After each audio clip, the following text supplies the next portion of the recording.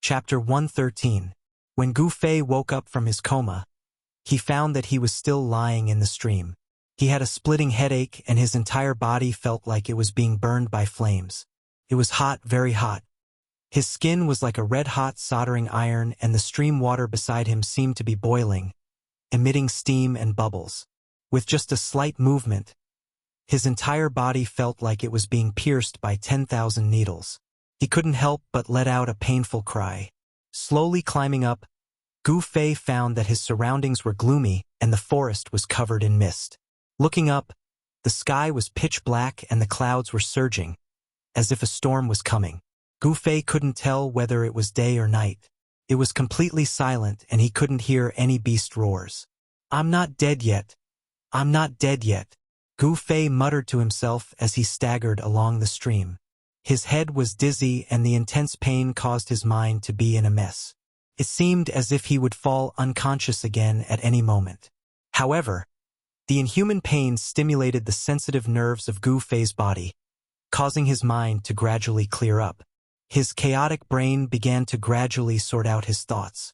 Walking along the stream for several dozen feet, Gu Fei was surprised to find that there were many beasts lying on both sides of the stream. There were also dead fish floating in the stream with their stomachs turned upside down.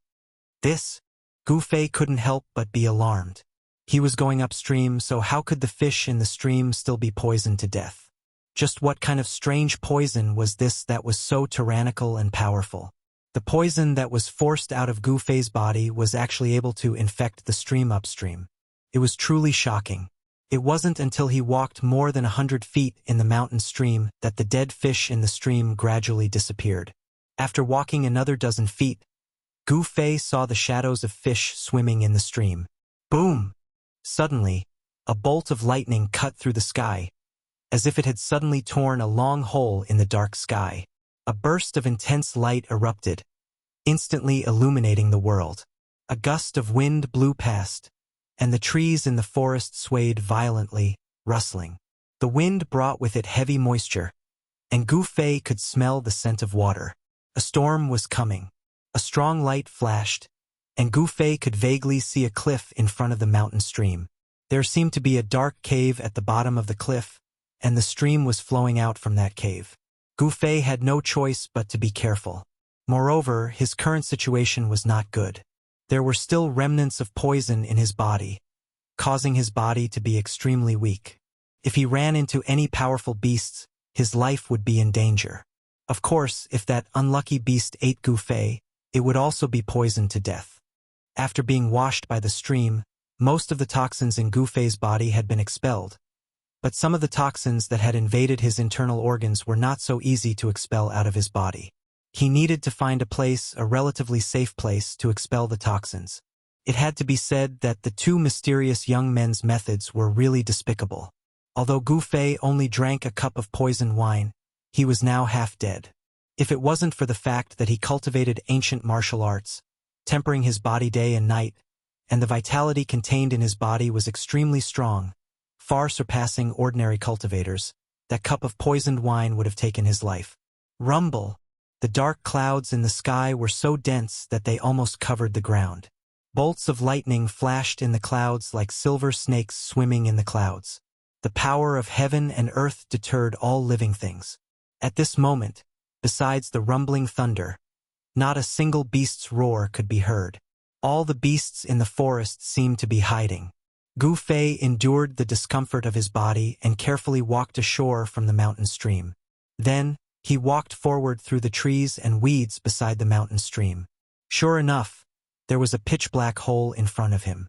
When the storm was about to come and the sky was dark, the hole at the bottom of the cliff was like a gaping mouth that could swallow any living creature that passed by at any time. Gu Fei felt a burst of pressure. Should he go in or not? Gu Fei pondered. Rumble! Another shocking lightning flashed across the sky, and the sound of thunder shook the world. Seeing that the storm was coming, Gu Fei weighed the pros and cons, and felt that it was better to enter the cave to avoid the storm. Carefully, his footsteps were light like a leopard cat, and without any movement, he came to the side of the cave. Gu Fei bent down to pick up a stone, threw it into the cave, and then quickly hid to the side. Plop! The sound of water came from the cave. Gu Fei carefully listened to the sound in the cave, and did not move.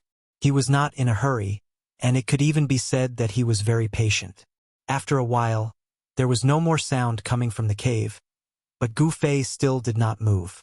He knew that when some berserk beasts were hunting, they would hide very well and would not easily attack. Although the intelligence of berserk beasts was far less than that of humans, hunting was their nature. In this aspect, humans were far inferior to berserk beasts. They were the most outstanding killers in the jungle. Sha sha! Heavy rain fell from the sky, covering the world with a layer of rain curtain. Lightning flashed, thunder roared, and the wind howled. The storm that had been brewing for a long time finally arrived. The rain drenched Gu Fei's clothes, blurring his eyes. He leaned against the side of the cave, motionless. Finally, after confirming that there was nothing strange in the cave, Gu Fei slowly walked into the cave. The cave was the source of the mountain stream. Through the flashing lightning from time to time, Gu Fei could vaguely see the water in the cave. After the lightning passed, the cave became so dark that he could not even see his fingers. He did not know where this cave extended to. Gu Fei did not dare to go too deep. Instead, he found a clean place near the cave entrance, leaned against the cave wall, and sat down cross-legged. He cut open his palms, and then operated the mysterious technique, slowly shaking his internal organs, muscles, and bones. Wave after wave of yuan qi began to gather in his dantian. The colorful light began to circulate, and then spread out from his dantian, spreading to his limbs and bones.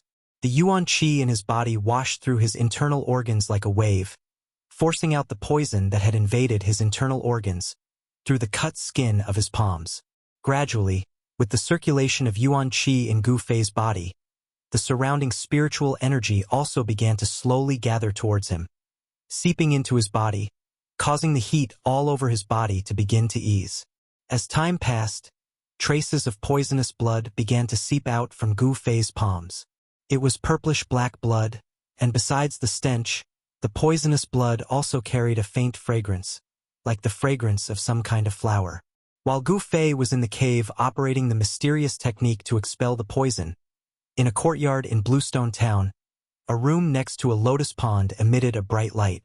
A black-clothed man wearing a straw raincoat and a bamboo hat braved the heavy rain and hurriedly walked in from outside the courtyard. He bypassed the lotus pond and went straight to the room that was still lit. When he came to the door, the man took off the bamboo hat and coat, put it aside, and then was about to knock on the door. "Come in." At this time, a calm voice came from inside the room. "Yes, young master." The man respectfully and carefully opened the door, and then flashed into the room. The furnishings in the room were very simple. There was a bed, a table, 2 tea tables, and several chairs. The 2 walls of the room and the table were burning with red candles. A young man was holding a book, reading under the candlelight. "Young master, this is information about those 2 people." The person who came in was a middle-aged man with yellow skin. This person's eyes were full of spirit, and his footsteps were silent. It was obvious that he was a smart and capable person. The young master put down the book in his hand, took a stack of papers from the middle-aged man, and then began to read. After only reading a few, the young man's face changed. Chapter 114. A storm enveloped heaven and earth. The lightning in the sky danced like silver snakes, and thunder shook the sky. The power of heaven and earth was irresistible. In the depths of the forest, the cave where Gu Fei was in had become a water curtain cave. The rainwater rushing down from the cliff almost covered the cave entrance. On a rock beside the cave entrance, Gu Fei sat cross-legged with his back against the cave wall. Faint rumbles of thunder could be heard all over his body, as if he was resonating with the thunder and lightning in the sky. The sound of the heavenly thunder drum forged his muscles and bones. At this moment, Gu Fei was using this divine ability to force out the poison. An endless amount of spiritual energy gathered around him, forming faintly discernible spots of spiritual energy outside his body. On his palm, The stinky, purplish-black poisonous blood with a faint fragrance flowed down, dripping onto the stone in front of him, and then flowing from the stone into the water below. The poisonous blood melted into the water and gradually spread. The fish in the cave gradually floated up from the water and were all poisoned to death. This kind of strange poison was really terrifying. A drop of poisonous blood could turn a body of water into poisonous water. All living things in the water would die and become lifeless stagnant water. Suddenly, whoosh! A green shadow rushed out of the water in front of Gu Fei and then landed on Gu Fei's right palm. It was a small green snake the size of a chopstick and less than a foot long.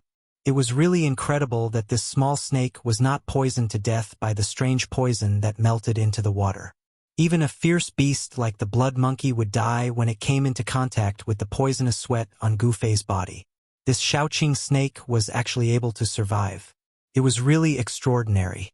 The small green snake actually bit the middle finger of Gu Fei's right hand. 2 sharp teeth protruded from its upper jaw, breaking the skin of Gu Fei's middle finger and piercing into his flesh. It actually pierced through Gu Fei's flesh. The 2 sharp teeth of the Shaoqing snake were obviously more powerful than divine weapons. All of this happened too suddenly and too quickly. By the time Gu Fei was alerted, the Shaoqing snake had already bitten his middle finger. Gu Fei's heart skipped a beat, but immediately after, the unvented heat in his body, the astonishing heat produced by the evaporation of the strange poison in his body, suddenly seemed to have broken through a gap and poured out from his middle finger. The bite of the Shaoqing snake seemed to have opened a gate, allowing the heat poison in Gu Fei's body to escape. Gu Fei immediately felt a cooling sensation throughout his body.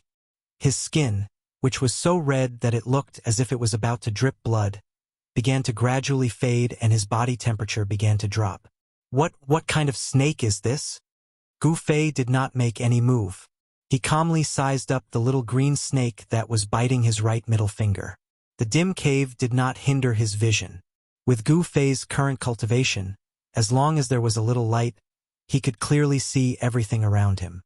He saw that the little snake was covered with small green scales, and there was a faint green luster flowing on the scales. The entire slender snake body seemed to be carved out of jasper, crystal clear. However, what surprised Gu Fei the most was that there were 2 small protrusions on the small head of the Shaoqing snake. The protrusions were not scales, and the color was not green, but a faint silver, which was not obvious. Could it be that it has grown horns? Gu Fei was extremely surprised. If it really had grown horns, then this Shaoqing snake was not an ordinary snake. It was said that there were some strange beasts in the world that inherited a trace of the bloodline of ancient holy beasts. If the trace of bloodline in their body could be stimulated, and if it was enlarged infinitely, the power of ancient holy beasts could be reproduced. Could it be that this Shaoqing snake was actually a holy snake with a trace of the bloodline of a real dragon? If that was the case, the potential of this Shaoqing snake was simply unlimited. Returning to its ancestry with the body of a snake, the holy snake with the bloodline of a real dragon. Even after thousands of generations, the bloodline of a real dragon was extremely thin, but there was still a chance of returning to its ancestry. Of course, the process of returning to its ancestry was definitely full of dangers, and it was bound to go through thousands of hardships. It was a magnificent feat that was 1 in a million. Although Gu Fei guessed so, it was only his wishful thinking in the end. No one knew whether this Shaoqing snake had the bloodline of a real dragon or not. However, even so, this Shaoqing snake also showed an extraordinary side. It was actually sucking the remaining poison in Gu Fei's body. Fine purple-black poisonous qi as thin as hair converged towards the 2 sharp teeth of Shaoqing snake, which pierced into Gu Fei's middle finger along Gu Fei's middle finger. Less than an hour later, as if the Shaoqing snake had been full of the poisonous blood, it slithered off Gu Fei's palm and coiled up on a stone beside Gu Fei, remaining still. This bizarre little snake seemed to be refining the poisonous blood as a wisp of vague spiritual source seemed to be flowing over its cyan body. Gu Fei was shocked to find that a small part of the remaining poison in his body had been sucked away by the Shaoqing snake. The bloody color over its body had faded away as it gradually recovered its strength. It seems that it will take me a few days to completely remove the remaining poison in my body. Dragon Emperor City, ruin Heavenly Realm. I'd better not waste time. Gu Fei couldn't help but worry about it. He didn't know whether Dan Xinzi had already arrived at Dragon Emperor City with Li Lingfeng, Ziyu, and the others, or whether they would wait for him. No matter what, he had to go to Dragon Emperor City. Gu Fei faintly felt that the trip to ruin Heavenly Realm might be an opportunity for him to break through his destiny. He would not give up until he was in despair. Among the 9 meridians of Taishan sect, Green Spirit Peak had been declining for hundreds of years. Not only were they ridiculed by their peers, but even few people in the top 3 Taoist sects mentioned Green Spirit Peak. It seemed that people in the cultivation world had forgotten about the existence of Green Spirit Peak in Taishan sect. Gu Fei had a heavy burden on his shoulders. Whether he liked it or not, as the only successor of Green Spirit Peak, the heavy burden of revitalizing Green Spirit Peak naturally fell on his shoulders. He couldn't avoid it even if he wanted to. The storm raged for several hours before it gradually weakened. When the clouds and rain dispersed, endless starlight sprinkled down from the sky. At this time, it was already night time. Dripping sounds could be heard everywhere, and the air was filled with water vapor. Gu Fei's body seemed to be rippling with a layer of the world's Yuan Qi, which was the power of water of the 5 elements. The essence of heaven and earth that Gu Fei absorbed mainly consisted of wood essence, earth essence, and water essence, while the fire essence and metal essence were much thinner. The 5 elements inside and outside resonated with each other. Using the 5 elements inside his body to guide the 5 elements of heaven and earth into his body, Gu Fei's body seemed to be injected with endless vitality. His injured body that had been ravaged by the strange poison gradually recovered its vigor. Gu Fei had already recovered some of his cultivation strength. If he didn't encounter any powerful fierce beasts, he could easily protect himself in this endless primeval woods. Gu Fei continued to agitate the essence in his body, gathering the spiritual yuan of heaven and earth to refine his injured body. He slowly forced the remaining poison out of his body like silk. It was not until the sun rose in the east that he woke up. The moment he opened his eyes, the Shaoqing snake on the rock sensed that something was wrong. It raised its head vigilantly and flicked its tongue. Gu Fei smiled indifferently. He didn't have any hostility towards the Shaoqing snake. Instead, he stood up and took off the tattered clothes on his body. Then he got down from the rock and walked into the water to wash himself. Chapter 115. At noon 3 days later, on the avenue leading to Dragon Emperor City in South Wilderness, a fleet of vehicles was moving forward while the horses were roaring. There were many boxes or bags of goods on the big carriages being pulled by 4 horses side by side. After counting carefully, there were 20 to 30 such big carriages. The carriages were guarded by over 100 mercenaries who were holding weapons in their hands with dumbfounded looks. On both sides of the avenue were dense primitive woods. Some fierce beasts might jump out of the woods at any time. Therefore, these mercenaries dared not be careless. There was a carriage in the middle of the fleet. Its window was covered with a cloth curtain. Nobody could see clearly who was sitting inside. That person inside was also very mysterious. Even when the fleet stopped for a rest and lunch, that person didn't get out of the carriage. What made those mercenaries confused was that this boss Zhang, a salt merchant from Central Plains, treated the person inside the carriage very respectfully. He always came back from the front of the fleet to greet the person inside the carriage. The leader of this group of mercenaries was a man with a full beard and a short stature. He was lean and strong, and wherever his skin could be seen, his muscles were like coiling dragons, full of power. This bearded man was clearing the way in front of the fleet with Boss Zhang, a salt merchant from Central Plains. With a pitch-black huge axe on his shoulder, the bearded man was humming a folk song, which made him look majestic. Heh, Boss Zhang, what's the background of that person in the carriage behind us? The bearded man smirked as he asked a slightly fat middle-aged man in brocade clothes who was riding a tall horse on his side. I can't tell you. Boss Zhang said mysteriously with a smile. Boss Zhang, we're old friends. Your goods have been escorted by this old Hu and a bunch of brothers over these years. As we're familiar with each other, Please tell me something. The bearded mercenary leader whose curiosity was aroused by Boss Zheng. This bearded man was the head of a mercenary organization among numerous mercenaries who were active between Bluestone Town and Dragon Emperor City. There were many such mercenary organizations in Bluestone Town. This bearded man was a bit famous in the circle of mercenaries. Merchants traveling from south to north, unless they were strong and had a large number of specially trained guards, they would have to hire mercenaries to protect their goods.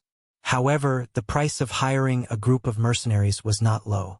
This trade route in the southern wasteland was not peaceful at all. No merchant dared to walk in the southern wasteland without hiring mercenaries.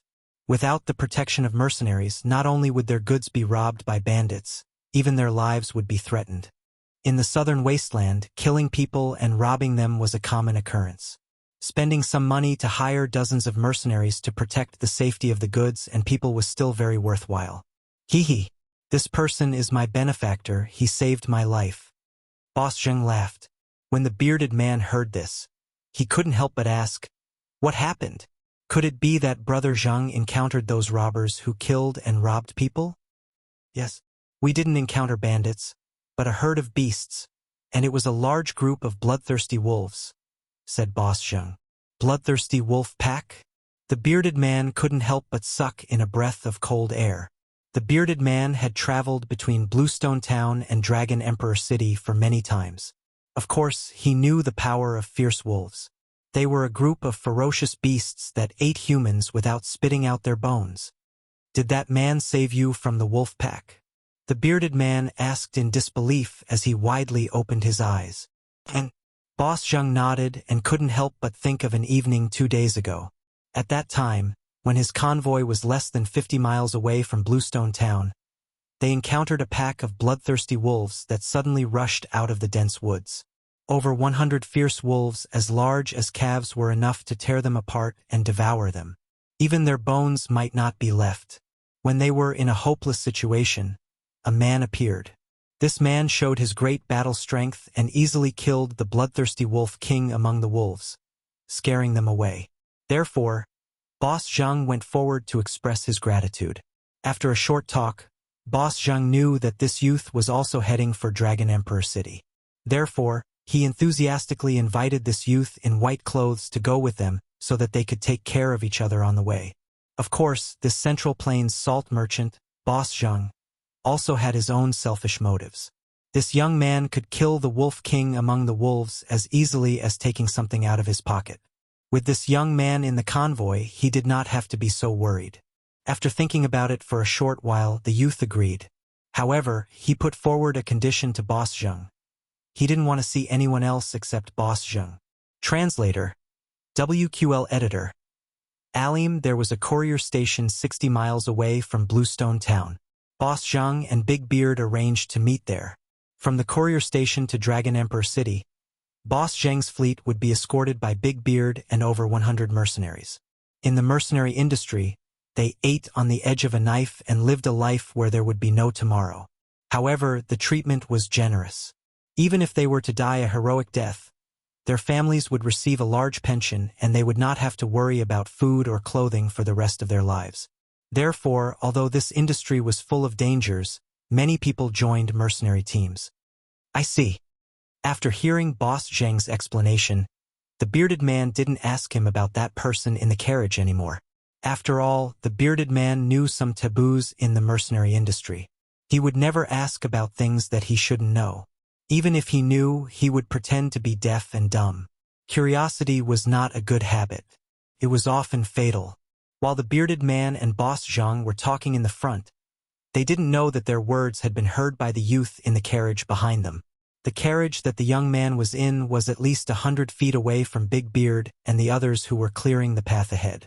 However, with the young man's cultivation base, any movement within 100 feet would not be able to escape his eyes and ears. Even if an embroidery needle fell to the ground, he would be able to hear it clearly. Humph! This guy surnamed Zheng is smart. He didn't expose my look. A youth was sitting in the carriage with legs crossed. A small cyan snake was coiling on his right hand. 2 tiny teeth holes could be vaguely seen on the middle finger of the youth's right hand. The carriage seemed to be filled with a faint fragrance of plants. The youth's eyes were like cold stars, his face was like a knife, and his black hair casually draped over his shoulders. Who else could it be but Gu Fei? You little guy, you actually swallowed a beast crystal. That's really surprising, Gu Fei said with a faint smile as he gently played with the Shaoqing snake on his hand. It turned out that when this little azure snake had entered Gu Fei's magic treasure pouch that day, it had actually gone for the beast crystal within the magic treasure pouch and swallowed the jade green beast crystal that was the size of a finger. The jade green beast crystal that looked like a pearl was something Gu Fei had obtained from the three-eyed divine mink that he had met by chance. However, it had now been swallowed by the Shaoqing snake. After swallowing the beast crystal, the Shaoqing snake's abdomen bulged. That beast crystal was not that easy to refine. After swallowing the beast crystal, the Shaoqing snake became listless. Only when Gu Fei used his power to expel the poison did the Shaoqing snake slowly crawl out of the magic treasure pouch and suck the poison in Gu Fei's body. 2 days ago, when Gu Fei came out of the primitive forest, he met Boss Zhang and his group who were surrounded by wolves. So he killed the Wolf King, scared off the wolf pack, and saved Boss Zhang and his group. He didn't like to deal with people, so he wanted to leave. However, when he talked with Boss Zhang, he found out that Boss Zhang was a salt merchant in the Central Plains. He was preparing to transport 10 carts of salt to the southern wasteland to sell. The southern wasteland didn't produce salt, so it was rare in the southern wasteland. Boss Zhang transported the salt to the southern wasteland in exchange for its rare products, and then transported it back to the Central Plains to earn the difference in price. Back and forth, Boss Zhang could net tens of thousands of gold with each trip. However, his strength was limited. He couldn't sell salt to the southern wasteland on a large scale. For big organizations like Haoyan Business Group and Rising Sun Trading Company, they could make more than tens of thousands of gold coins by traveling between the Central Plains and the southern wasteland. Boss Zhang's tens of thousands of gold coins couldn't even match the fraction of those organizations. This was the advantage of big business groups and big trading companies. With great wealth and power, they could always do big business. They could dispatch hundreds or even thousands of people. Additionally, they had their own guards. They didn't need to hire mercenaries at all. Boss Zhang invited them. Therefore, Gu Fei agreed to go to the Dragon Emperor city in the southern wasteland with Boss Zhang and his group. In a couple of days, the remaining poison in my body would be completely removed. Wait for me, those 3 guys. I will definitely take revenge for them. When Gu Fei thought about how he was almost poisoned by Chu Tian and those 2 mysterious young men and lost his life, he found it difficult to restrain the rage in his chest. These 3 people had already been on his must-kill list. Of course, he didn't know that Chu Tian was just used as a spear by others. Beitang Ao and Dongfang Long secretly tampered with the liquor that Gu Fei drank. Chu Tian didn't know this. Moreover, Chu Tian didn't know these 2 people either. However, even if Chu Tian knew that it was done by these 2 people, he didn't dare to denounce them. After all, the forces behind these 2 people were not small. The abdomen of that Shaoqing snake was still bulging. That beast crystal had not been completely refined. After sucking the poisonous blood, the green snake lazily crawled back into the magic treasure pouch on Gu Fei's waist. This little guy didn't seem to be shy with strangers and wasn't afraid of Gu Fei. This Shaoqing snake stayed with Gu Fei for the time being because there were 2 items in Gu Fei's magic treasure pouch that attracted this little guy. An egg-sized yellow beast crystal and a pitch-black bead. The bead was more advanced than the beast crystal. It was a beast core. Only demonic beasts could form beast cores inside their bodies. That bead was the inner beast core of that immature black water serpent that Gu Fei got from the mysterious cave at the bottom of the icy green pool. At this time, the speed of the caravan suddenly slowed down, and a clamor came from the front. Gu Fei peered through the curtain and saw a large group of people with flags fluttering in the wind a few dozen meters ahead. Rising Sun Trading Company, Chu? Gu Fei vaguely saw the following words on the flags. At the sight of these words, Gu Fei's pupils instantly contracted. Chapter 116. The scale of the Rising Sun Trading Company's caravan was very large. There were about 300 to 400 yellow-robed guards wearing soft armor and purple headbands on their foreheads, riding on tall horses. Furthermore, The horses that the yellow-robed guards rode on were not ordinary horses. They were black-armored war steeds, and they were all 1 in 1,000 excellent steeds. Only a great force like the Rising Sun Trading Company could possess black-armored war horses, which were comparable to the heavy cavalry of the three empires. Of course, the yellow-robed guards of the Rising Sun Trading Company did not dare to wear armor, boots, and helmets in public. This was because doing so would be a great taboo of the three empires. The empires could turn a blind eye to the training of guards in private. However, if they trained soldiers in private, it would be a different matter. They could be accused of conspiring at any time and be punished with the extermination of their entire clan. Even so, these 300 to 400 yellow-robed guards of the Rising Sun Trading Company could rely on the black-armored war horses to break up and defeat thousands of bandits in an instant, even if they encountered them. This was not an exaggeration. TSK. Look at their equipment. That's what you call excellent equipment. Big Beard, who was carrying a huge axe, licked his lips when he saw the black-armored war horses under the yellow-robed guards. The envy in his eyes was revealed without any concealment. Banners fluttered, carriages roared, and horses roared. This was simply a march, not a caravan.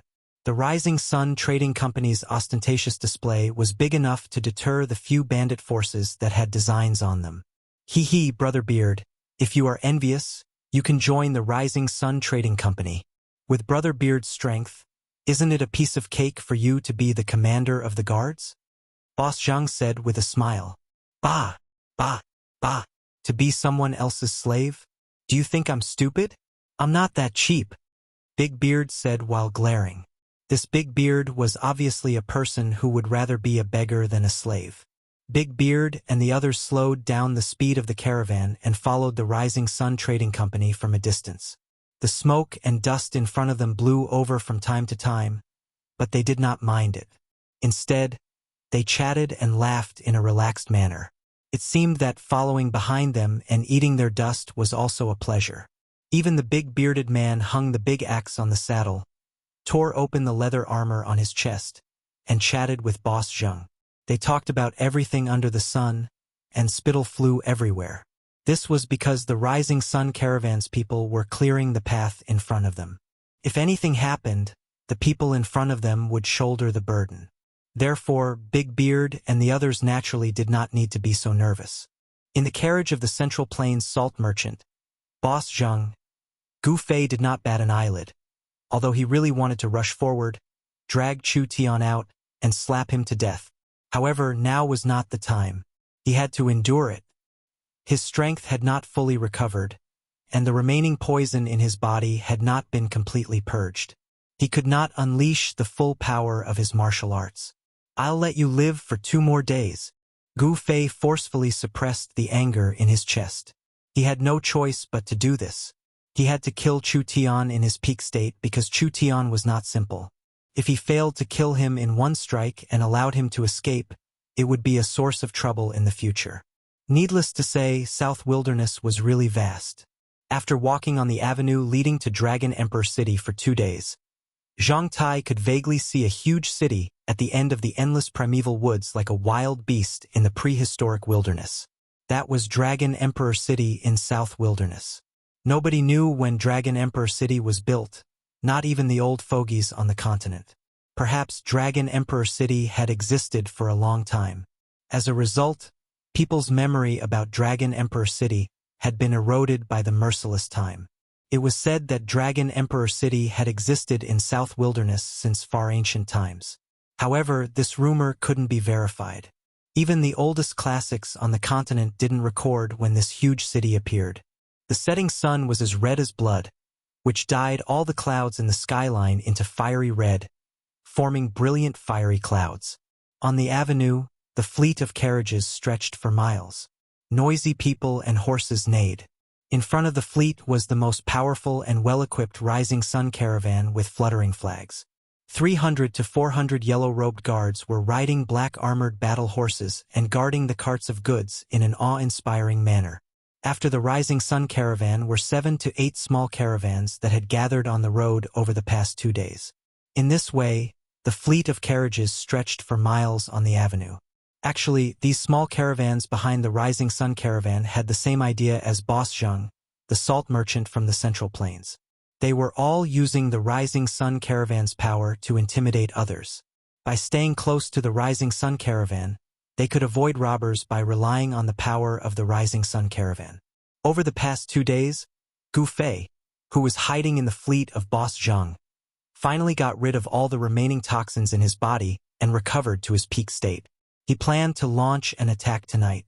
Chu Tian dared to use despicable methods to harm him. His actions were unforgivable. Only by using Chu Tian's blood could he quell his anger. The light between the heavens and the earth receded and darkness gradually descended. Night came quietly.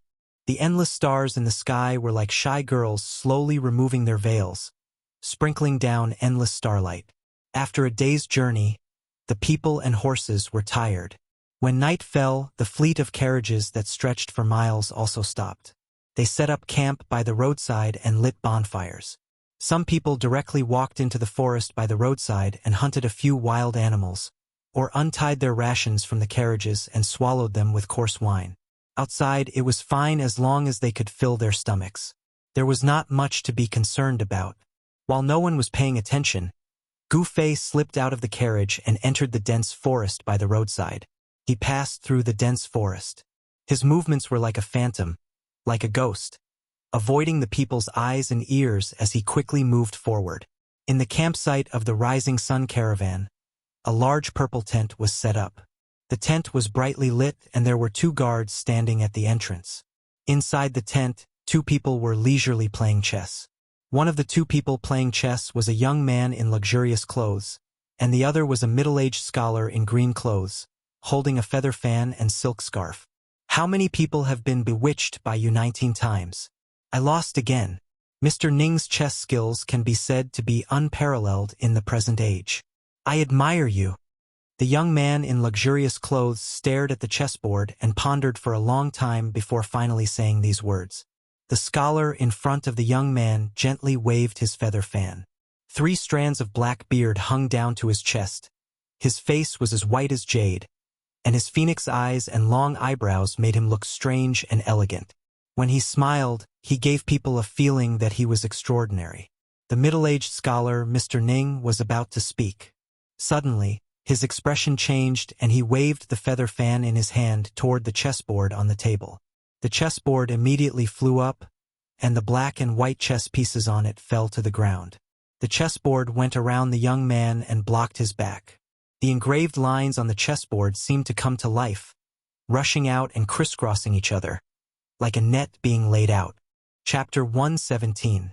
Under the curtain of night, the campsite of the Rising Sun caravan was very peaceful. The guards and workers were cooking and feeding the horses as usual.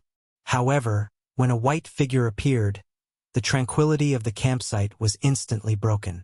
A white figure dashed out from the primitive jungle beside the main road like lightning. Before the guards could react, the white figure had already appeared beside the big tent in the center of the campsite. He directly broke open the tent and stepped into the tent. Boom! The campsite of the Rising Sun caravan was instantly in an uproar. The yellow-robed guards who had woken up turned pale with fright. They picked up their weapons and rushed towards the tent in the center from all directions. However, at this moment there was a scene in the tent. A cold-looking young man with long hair fluttering in the wind and a murderous aura was punching towards the young man in embroidered clothes who was sitting beside the table in the tent. The pneuma was vast and mighty, and the misty 5-colored aura surged forward like a surging river. Pong! The dust on the ground seemed to have been lashed by a whip, rushing up and spreading in all directions. All of this happened too suddenly. When the young man broke open the tent and entered, the young man in embroidered clothes was startled by the enemy's attack. He turned pale with fright and stood up from the chair. However, the response of the middle-aged scholar opposite the young man was extremely fast. When the young man broke open the tent, the feather fan in his hand swept across the chessboard in front of him. The chessboard immediately burst out with misty light, bypassing the young man in embroidered clothes and moving forward to block the young man in embroidered clothes.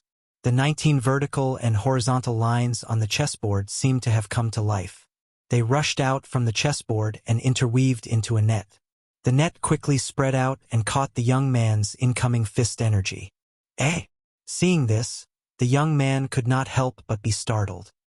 He seemed to have not expected that there was such an expert by Chu Tian's side. However, the young man's fist momentum did not change.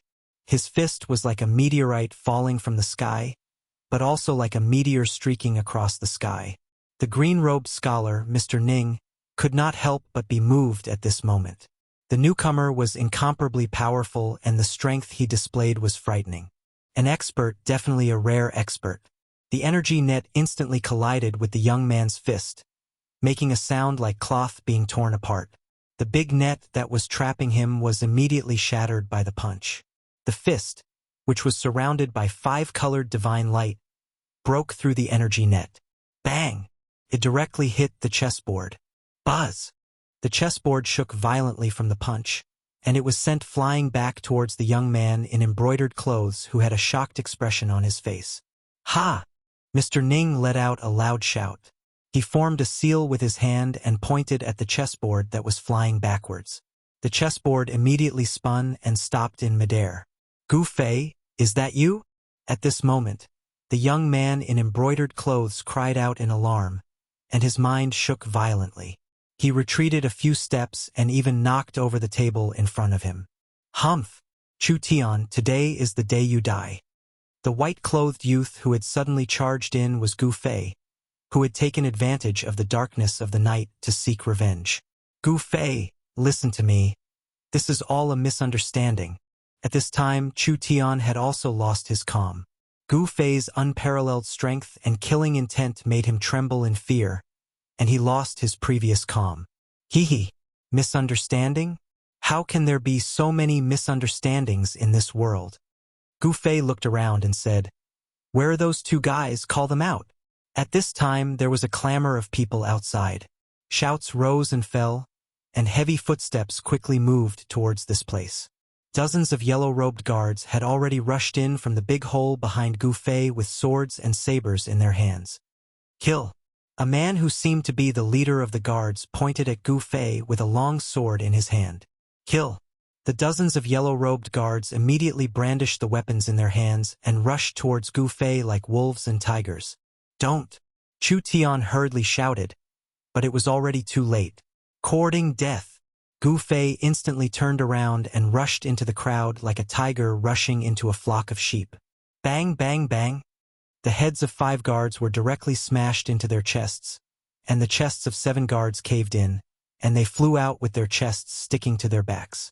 The leader of the guards had the worst ending. His weapon was directly smashed by Gu Fei's punch, and the broken pieces of the weapon were like thousands of sharp flying knives, shooting back. Puff, puff, puff, puff. The leader's body was full of holes. Even though he was wearing a soft armor inside, it was still pierced, like a water bag being pierced through, and blood spurted out from the leader's body. The inside of the tent suddenly became a slaughterhouse. Dozens of guards were instantly killed by Gu Fei in a flash, and the pungent smell of blood filled the tent. The middle-aged scholar with a feather fan and Chu Tian, the young master of the rising sun, both changed their expressions. Gu Fei's power immediately deterred the group of guards who were about to rush in.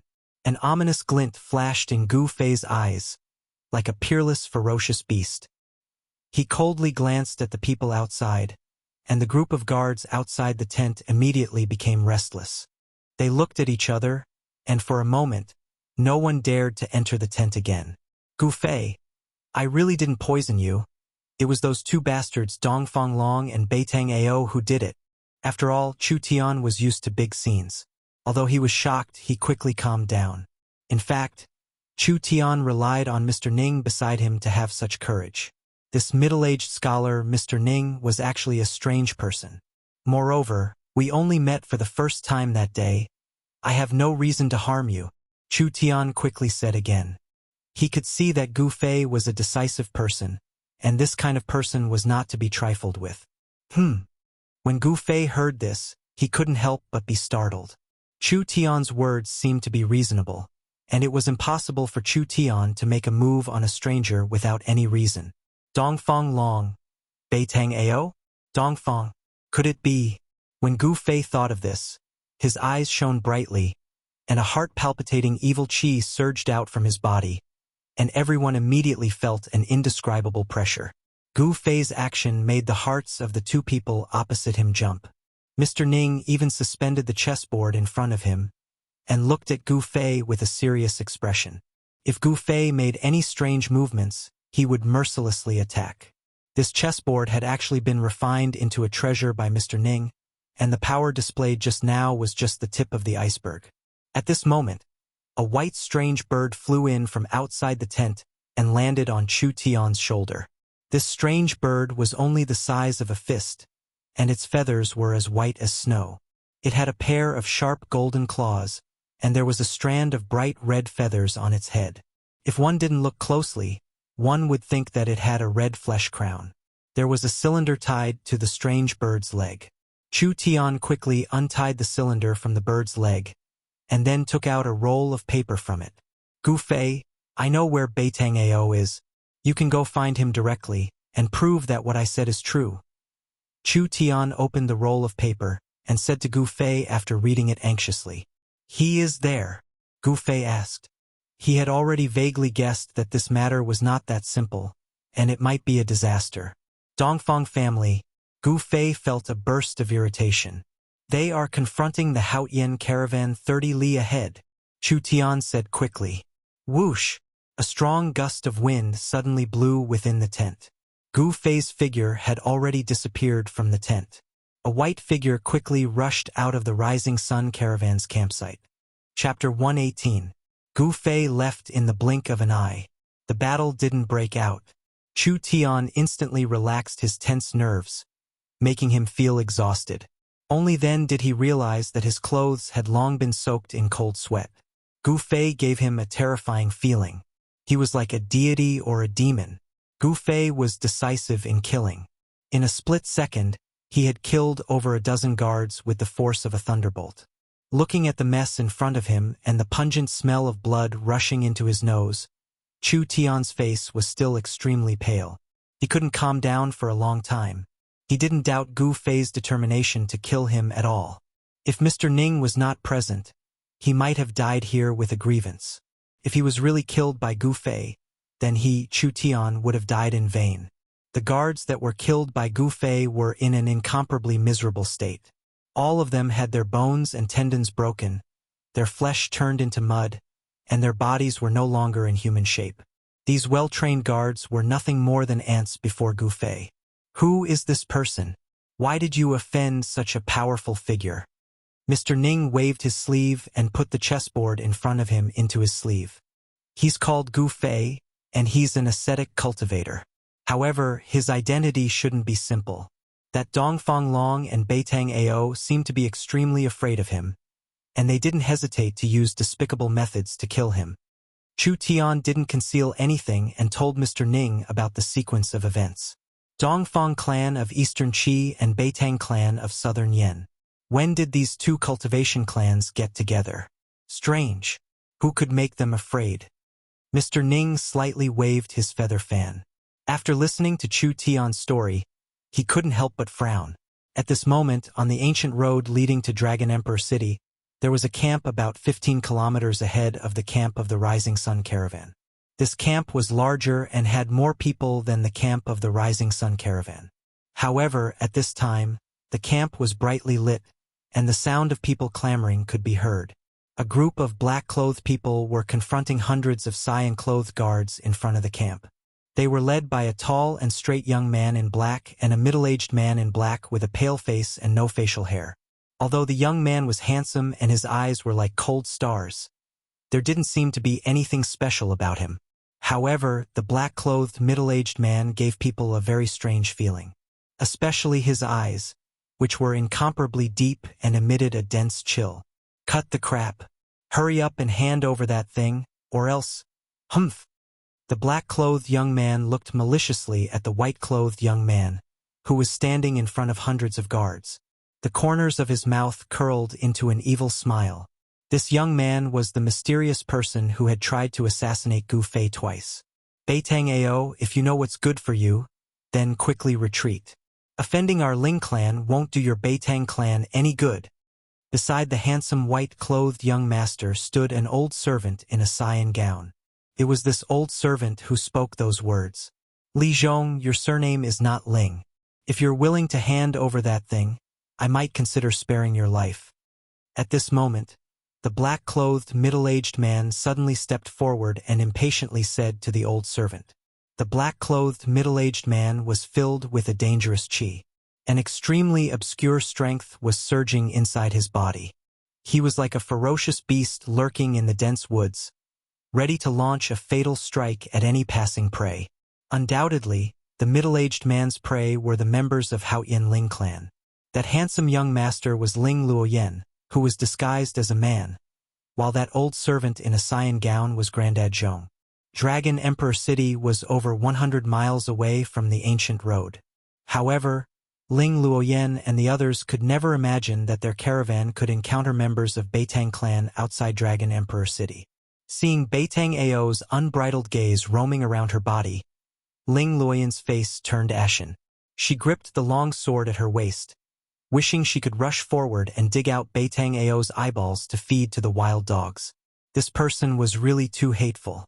As the beloved daughter of the head of Ling clan, nobody had ever dared to look at Ling Luoyen in such a blatant manner. She was extremely disgusted by Beitang Ao's gaze. I don't know what you're talking about. I don't have what you want. Grandad Zhong's aged words contained a kind of decisiveness. He looked straight at the black-clothed middle-aged man and emitted a majestic aura as he confronted the powerful enemy in front of him. Although he was old, his battle spirit was not. As a martial artist, Grandad Zhong displayed a kind of fearless spirit. Although the enemy was powerful, he would never hesitate in a battle. You don't know? I think you're just pretending to be crazy. The black-clothed youth, Beitang Ao, stared at Grandad Zhong and said coldly, Since you don't want to hand it over yourself, then I have to take it myself. The middle-aged man said with a cold expression as he stepped forward and wanted to attack Grandad Zhong. Clang! Hundreds of green-clothed guards immediately unsheathed their weapons and pointed them forward. The green-clothed guards of the Hao Yin merchant group were well-trained. Their movements were neat and uniform, and a fierce aura immediately spread out. Obviously, these guards were real martial artists who had seen blood and killed people on the battlefield. The killing intent of hundreds of people gathered together. Even a young expert like Beitang Ao could not help but be moved. So what if you have more people? In my eyes, you're just a group of ants. The middle-aged man looked at the hundreds of green-clothed guards in front of him and said indifferently. At the same time, a majestic and heavy energy fluctuation spread out from the middle-aged man's body. He was not being arrogant, nor was he speaking nonsense. This middle-aged man definitely had the strength to sweep away hundreds of green-clothed guards. Grandad Zhong's face was ashen. He knew that he was probably doomed tonight. This middle-aged man was definitely a rare expert in the Beitang clan, and he was not his opponent. The Beitang clan was one of the top cultivation clans in the Yen kingdom. It had a long history, and no one knew what kind of foundation this clan had. They only knew that this clan was definitely not simple. To be able to not be buried in history and continue to be passed down, such a cultivation clan must have something extraordinary. Uncle, why do you need to kill these people personally? It's better for me to get rid of these ants. Beitang Ao said disdainfully. He did not put the people of the Hao Yin merchant group in his eyes at all. All right, quickly bring the things over. I don't want to have any more problems. The middle-aged man nodded and retreated. This place was not far from the Dragon Emperor City. It would not be good if they attracted the attention of other experts. Humph! Die! Beitang Ao strode forward and stretched out his right hand. Pong! A green light burst out from his palm. A large amount of green silk threads immediately shot out from his palm. Like countless tentacles, they entangled towards Grandad Zhong. Those were not real silk threads, but energy threads condensed from energy. This was a kind of magical ability that Beitang Ao had mastered. It was an extremely powerful magical ability. The green energy threads could cut through anything. Xiao Cui, Xiao Yu, protect the young master and retreat. Grandad Zhong shouted in a deep voice. Then he took a step forward and shook the long sword in his hand. "OM!" A dragon-like sword cry resounded as a dazzling sword light suddenly appeared. The dazzling sword light, like a silver dragon, soared up to meet the entangling green energy strands.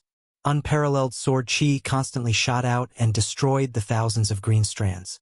Then, Grandad Zhong soared into the sky, turned around in the air, and waved the long sword in his hand. The tip of the sword turned into many cold stars and fell down from the sky, shrouding Beitang Ao under the endless starlight, blocking all of his escape routes. Grandad Zhong's sword move was very marvelous. "Heh!" Beitang Ao's face revealed a trace of evil smile. Reversal of heaven and earth. With a light shout, Beitang Ao waved his hands, and a wave of bizarre energy fluctuation suddenly surged out from his hands. In an instant, Grandpa Zhong felt like the world was spinning. It was as if the universe had turned upside down. In the next moment, a horrifying scene appeared in front of him. Chapter 119. Seeing his sword move being completely reversed by the opponent. Even if Uncle Zhong was a seasoned fighter with a mind as firm as iron, he was still shocked. This youth of the Beitang family is actually a divine arts practitioner? Uncle Zhong was overwhelmed with shock and couldn't help but feel a trace of despair.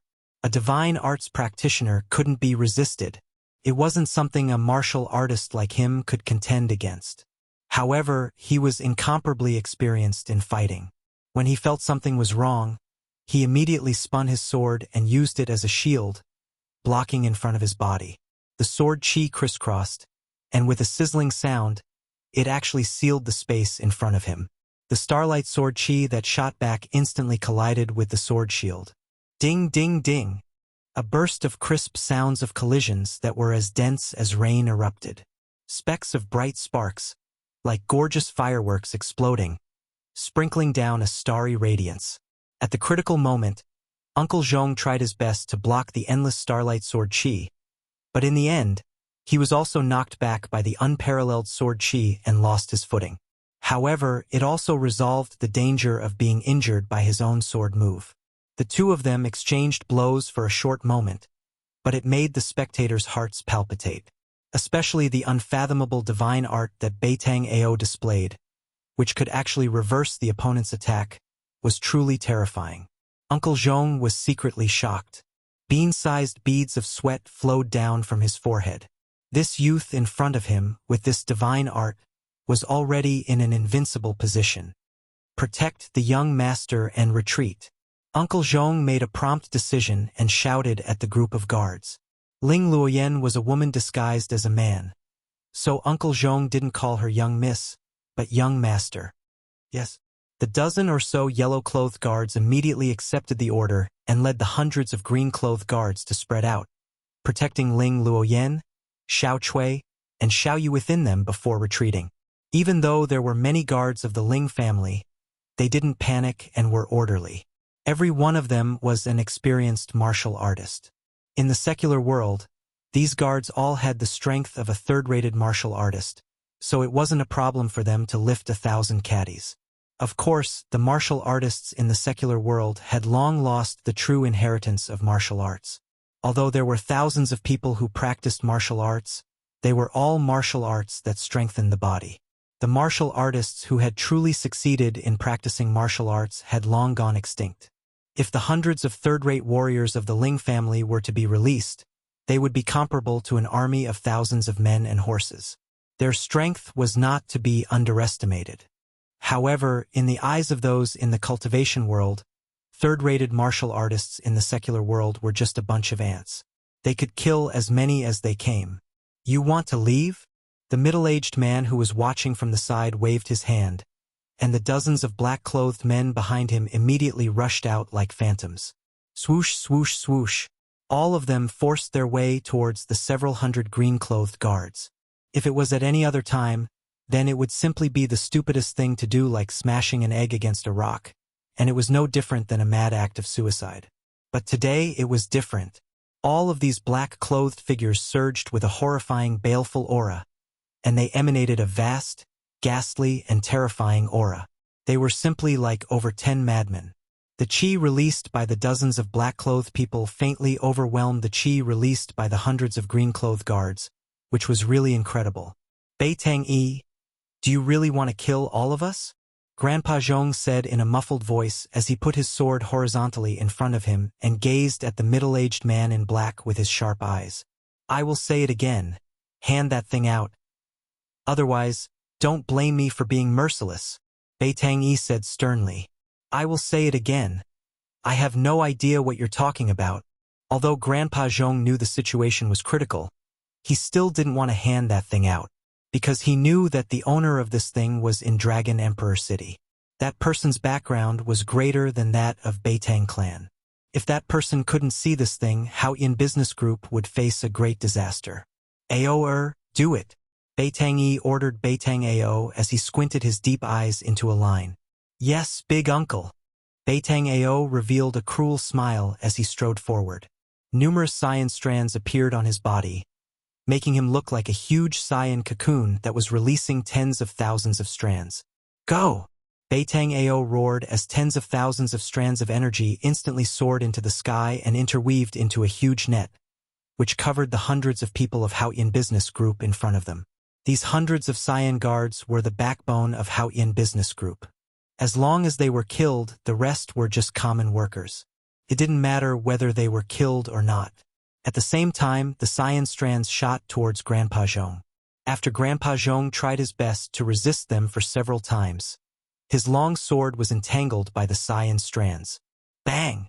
The long sword was instantly minced by the cyan strands, turning into thousands of pieces that fell on the ground. Wah! With a miserable shriek, blood burst out of the cyan light as an arm flew off. That arm was holding a sword hilt. A thin figure staggered backward. You old man, go to hell. Countless cyan strands of energy rushed forward. When hundreds of people were about to be killed, Beitang Ao's reckless words were like a bolt from the blue in the ears of the others. With such a remarkable ability, even a powerful army might not be able to defeat this terrifying youth. Beitang Ao. Just when everyone was in despair, suddenly, an earth-shattering roar came from the back of the camp. The rolling sound waves were like galloping horses. Hundreds of people's ears immediately buzzed, and the world became silent for a moment. Who is it? Everyone was shocked, especially Beitang-yi, whose face suddenly became incomparably solemn. As for Beitang Ao, his face even paled. Outrageous, that maleficent star actually didn't die. This is troublesome. Let's kill these people in front of us first. Beitang Ao's mind was shaken. The countless strands interweaved into a huge net and shrouded the hundreds of cyan guards. It's him. Ling Luoyan, who was protected by hundreds of cyan guards, was completely dumbfounded when she heard this voice. Everything in the outside world seemed to have nothing to do with her. The person she cared about appeared in her moment of crisis. On the ancient path, a white shadow rushed from behind like the wind and lightning. The speed of the person was so fast that he left a series of afterimages in the void as he passed. In an instant, he came close to them. A mountain-like fluctuation of yuan qi surged over. Even the people of the Beitang clan turned pale. The dozens of black-clothed men were forced to retreat, and their figures were unstable. Damn it! When the person saw the scene in front of him, he was instantly furious. He directly pushed his palm forward. An endless golden light swept forward like a golden wave. Beitang Ao's cyan large net was about to descend on the heads of the hundreds of cyan guards, but the countless strands were all shattered and dissipated under the golden light. Beitang Ao felt as if he was struck by lightning. His body shook violently, and he continuously retreated a few steps. His face suddenly flushed red, and the blood in his chest and abdomen were rolling up and down rapidly. When his divine ability was broken, he suffered a not small impact. The palm power that was like a surging golden wave canceled out the thousands of strands. Who? A gust of wind rose, and the white figure had already arrived in front of Beitang Ao in an instant. He directly punched out. There was no dazzling light, no terrifying yuan qi fluctuation. It was just an ordinary punch. However, this seemingly ordinary punch caused ripples to appear in the space in front of the fist. This was pure power that caused the space to shake. Chapter 120. His fist was like a landslide. Its momentum was extremely fierce. Beitang Ao only felt pain from the strong wind blowing against his face. Before the fist arrived, the wind had already risen. Furthermore, all of the power was gathered on the fist, not even a little bit leaked out. Beitang Ao had an unfathomable divine ability, but he had a kind of feeling of powerlessness. It was a pure martial skill, not a Dao technique or divine ability. The most frightening thing was that there was no power leaking out. In other words, there was no power for Beitang Ao to shift, block, or reverse. Beitang Ao was so depressed that he almost vomited blood. He was truly aggrieved. He had no choice but to retreat. However, he was shocked to find that if he didn't retreat, Gu Fei's fist suddenly accelerated and appeared in front of his chest in an instant. Under the pull of qi, Gu Fei followed him like a shadow, not leaving any leeway for Beitang Ao to retreat. The strong wind set off by the fist had already pressed a fist mark on the clothes on Beitang Ao's chest. It was as if a 10,000 gene boulder was pressing on his chest, making him unable to breathe. My life is over. Although he rapidly retreated, he still couldn't get rid of the fist that was smashing towards his chest. Beitang Ao was immediately scared out of his wits. He was so nervous that his heart seemed to have stopped beating. In an instant, he felt the aura of death. Seeing that he couldn't avoid it and was about to be hit by Gu Fei's fist, Beitang Ao suddenly felt the back of his neck tighten. After that, his body was pulled back by a powerful force. At the same time, a bright golden palm stretched out from his side and welcomed Gu Fei's fist. Boom! With a loud sound, the fist and the palm collided in an instant. A gust of wind suddenly appeared out of nowhere, and a glaring light burst out. Like lightning, it instantly illuminated the dark night. The terrifying power caused the heaven and earth to tremble. The remaining power swept out, and the surrounding people were all knocked to the ground, looking extremely embarrassed. Gu Fei retreated 7 to 8 steps in succession. Only then did he stop retreating. A series of footprints were left on the hard green brick floor under his feet. He was very surprised. Someone actually rescued this hateful Beitang Ao from under his fist. At this moment, Beitang Ao felt as if he was riding on a cloud. His collar was pulled by someone, and he quickly retreated. But the vast and mighty power released by the collision between Gu Fei and the person who saved him caused him to suffer a great impact. Not only is this Gu Fei not dead, but he seems to have become even more powerful. He is simply a monster.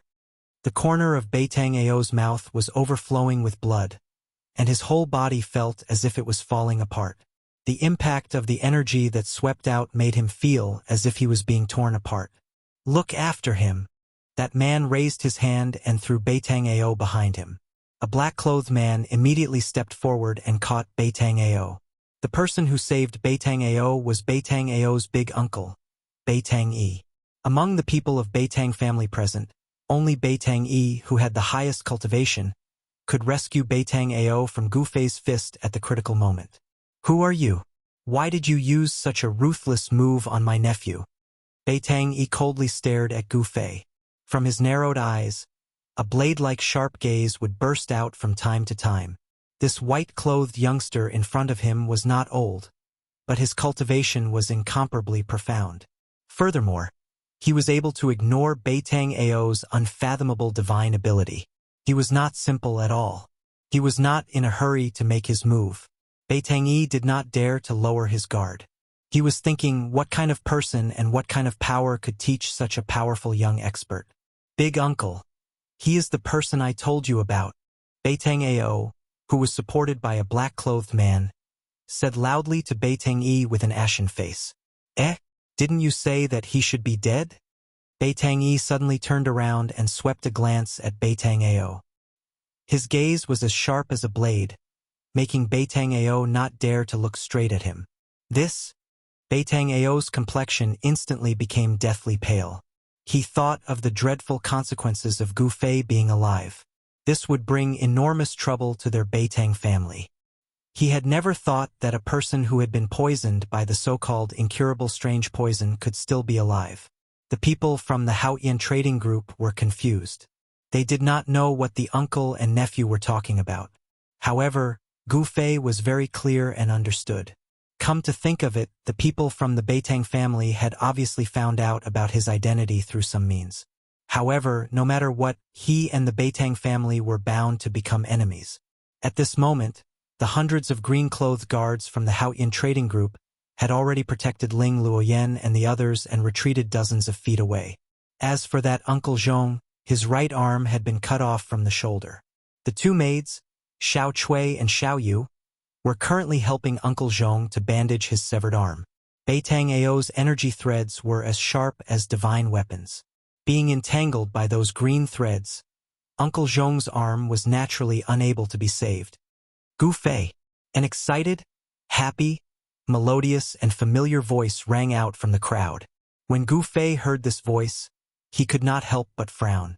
Of course, he knew who the owner of this voice was. However, he had a trace of complicated feelings towards the owner of this voice. He did not pay attention to Ling Luoyen. I really want to know why you want to kill me again and again. Gu Fei's face was expressionless and his voice was indifferent. However, everyone present could feel the killing intent in Gu Fei's words. Beitang Yi's expression changed. He then said, "This is all a misunderstanding. I hope that our two families can bury the hatchet. This is also a good thing for both of our families." Beitang Yi wanted to persuade Gu Fei and resolve the grudge between Gu Fei and Beitang Ao. You can treat it as if nothing happened just because of a misunderstanding? Do you think that's possible? Gu Fei could not help but feel that it was a little funny. He was also very disdainful of these people's faces. If the first ambush was a misunderstanding, Gu Fei could still reluctantly accept it. However, the second poisoning was absolutely unforgivable. He knew that if the other party did not know his background, he would definitely not be so humble. He was afraid that he would have already taken action against him. Then, how are you willing to resolve this misunderstanding? Beitang Yi's voice started to turn cold. He never thought that this matter would be resolved so easily. Resolve? Unless that Beitang Ao dies, Gu Fei said angrily. When he thought about how he almost died in Beitang Ao's hands twice, he could not help but be furious. Especially the second time, he actually used such a despicable and shameless method like poisoning. That means that there is no room for discussion. Very good. Beitang Yi's eyes flashed with killing intent. A terrifying fluctuation that was as heavy as a mountain spread out from his body. Since that's the case, I can only kill you. Beitang Ao took a step forward. His long hair fluttered without any wind. His right hand pressed towards Gu Fei. Metal divine ability, 1,000 blades. Along with Beitang Ao's cold words that seemed to have floated up from the 9 hells, a golden light burst out from his right hand that was pressing towards Gu Fei. It was as if the metal elemental energy between the heavens and the earth had been drawn by an unfathomable force at this moment, gathering from all directions.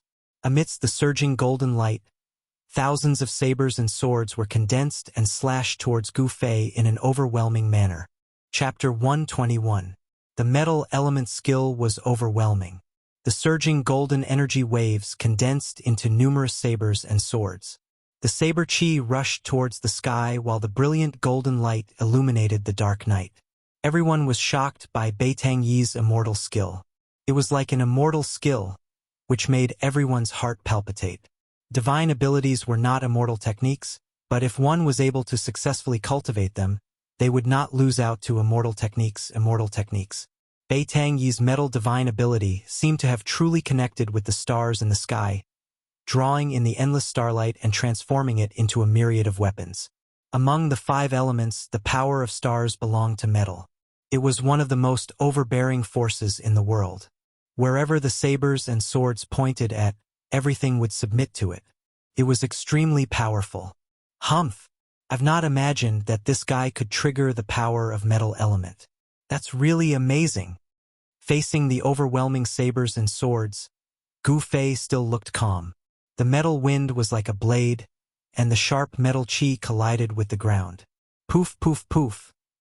The hard paving stones were instantly covered with countless slashes from swords and sabers. However, they were unable to injure Gu Fei. This ancient road leading to Dragon Emperor City was paved with extremely hard bluestones. Although it had existed for so many years, it could only leave some traces of carriages and horses on it. Among the 5 elements, fire can subdue metal. I'll use the fire elemental fist to break your divine ability. Gu Fei stood proudly. His long hair was blown backward by the surging metal wind. Fire movement fist. Gu Fei directly punched forward. His move was simple and direct. It was the embodiment of strength. Under the endless golden swords and sabers, his figure was incomparably tall. How dare you resist my 1,000 sabers and swords head-on?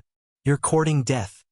Bei Tang-yi revealed a disdainful look when he found that Gu Fei didn't retreat.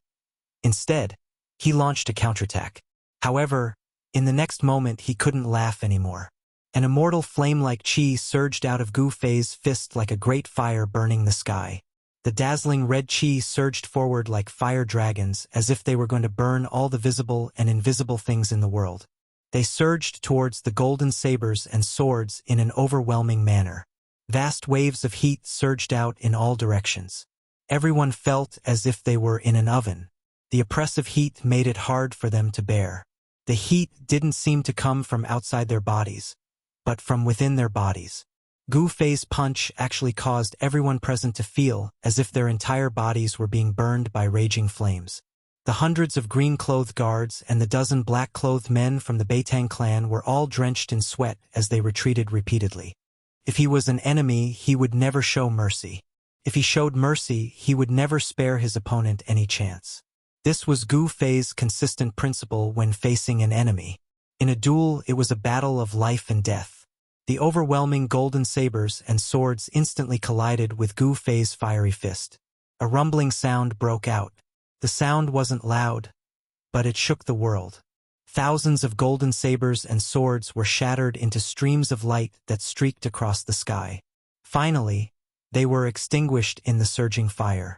There were flames everywhere and sharp edges everywhere. The strong light that erupted illuminated the world. Especially under the night sky, it was particularly eye-catching. Even hundreds of miles away, it could be clearly seen. Unparalleled strength was colliding, surging, and canceling each other out. A great pressure swept out and shrouded the nearby world. The thousands of sabers and swords formed by the metal element divine power were actually blocked. It wasn't a divine power or a Dao technique, but it was better than a divine power and a Dao technique. The martial arts and combat skills that Gu Fei displayed shocked everyone. When the light dissipated, Bei Tang-yi stood in the field without moving. At this time, he could no longer hide the shock in his heart. How was this possible? Gu Fei flew out. He was surprised to find that the black-robed middle-aged man was actually a powerhouse that surpassed the realm of awakening self. He was at the peak of the 8th level of heaven, but it was still difficult for him to contend and he was forced to retreat by the metal element divine power. Although the martial arts and combat skills were not weaker than any Dao technique, the strength of the other party was there. In this battle of combat skills and divine powers, Gu Fei was at a disadvantage. A vast amount of Yuan Qi rushed out of Gu Fei's body, enveloping his whole body in a bright aura. He tried his best to stop his retreat. At this time, behind him was already a dense forest. You are actually unimaginable. Bei Tang-yi looked at Gu Fei with a look of disbelief. He seemed to have thought of something, and his expression changed several times. This is Uncle Zhong, who was being protected by a group of guards, was speechless for a long time when he saw the scene just now. At this time, he trembled and muttered to himself, "I can't believe the legend is actually true. Martial arts are not inferior to divine powers and Dao techniques." "Uncle Zhong, what divine powers and Dao techniques? What are you talking about?" Ling Luoyan asked. Her gaze was still on the imposing figure in front of her. You wouldn't know even if I told you," Uncle Zhong said excitedly. His face, which was pale due to losing a large amount of blood due to his broken arm, now had a hint of redness. "I can't believe that I would be able to see true martial in my lifetime." Uncle Zhong seemed to have seen through Gu Fei's martial arts and seemed to know that it was another cultivation system that was different from divine powers and Dao techniques. You have surprised me too much. I can't believe that I, Bei Tangyi, am actually fighting with a true martial artist. You are a Dao sect's disciple, yet you cultivate martial arts. You are really unconventional. Bei Tangyi took large strides towards Gu Fei. At this time, anyone could see that Gu Fei seemed to be at a disadvantage. Ling Luoyan and the rest couldn't help but break out in cold sweat for Gu Fei. As for Bei Tangyi, who had retreated to the side, he looked at this scene excitedly. With his big uncle making a move, Gu Fei was definitely going to die this time. No one was clearer than Bei Tangyi about how terrifying his big uncle was. His big uncle had just broken through to the transcending mortality realm not long ago, and was a divine arts practitioner that could contend with martial cultivators. The Beitang family's 5 elements divine powers were rumored to be able to shake the heavens and move the earth, and kill immortals and gods. It was a supreme divine power. Of course, Bei Tangyi's cultivation was still far from the level of killing immortals and gods, but it was enough to show how extraordinary the 5 elements' divine powers were. Words are useless. Let's see who's the real deal. Gu Fei's expression was incomparably grave. The aura on his body was pulsating like a divine flame, and the muscles and bones in his body started to let out faint sounds of thunder. All the energy in his body was gradually being stimulated. Gu Fei felt a dangerous aura from Bei Tangyi's body, which made him feel slightly uneasy. Bei Tangyi's cultivation had probably broken through to the transcending mortality realm. Chapter 122. The thick earth chi surged violently and couldn't be resisted. Dusky dust covered half of the sky. That wasn't real dust. It was the great power displayed by the earth element divine art. What a powerful earth element divine art! Gu Fei was secretly astonished. This didn't mean that he was afraid of Bei Tangyi. On the contrary, Bei Tangyi's strength had stimulated Gu Fei's arrogance. Martial arts practitioners were natural warriors. They pressed forward with indomitable will and were fearless. Even if they knew blood would be spilled 5 steps away, they would still fight. They would rather die standing than live kneeling. Gu Fei's martial heart was extremely pure and untainted by any worldly concerns. His actions were all from the bottom of his heart. It was because Gu Fei had no distracting thoughts in his heart that he could advance bravely and cultivate his martial path to such a stage. He didn't retreat or give way. Facing the thick earth chi that was swallowing him, he instead took a step forward proudly. He was still incomparably powerful as he punched out fearlessly. Fighting force with force, so what if he was a divine arts practitioner of transcending mortality realm? He would continue to fight without hesitation. He wanted to borrow Bei Tangyi's hand to temper himself, to search for that sliver of opportunity to break through in his cultivation in the face of adversity. Gu Fei wasn't stupid to fight with a strong practitioner of the older generation like Bei Tangyi who was on transcending mortality realm. He was forcing himself into a dead end and then forcing himself to break through the barrier of cultivation. What Gu Fei executed was Wood Element Fist, using wood to subdue earth.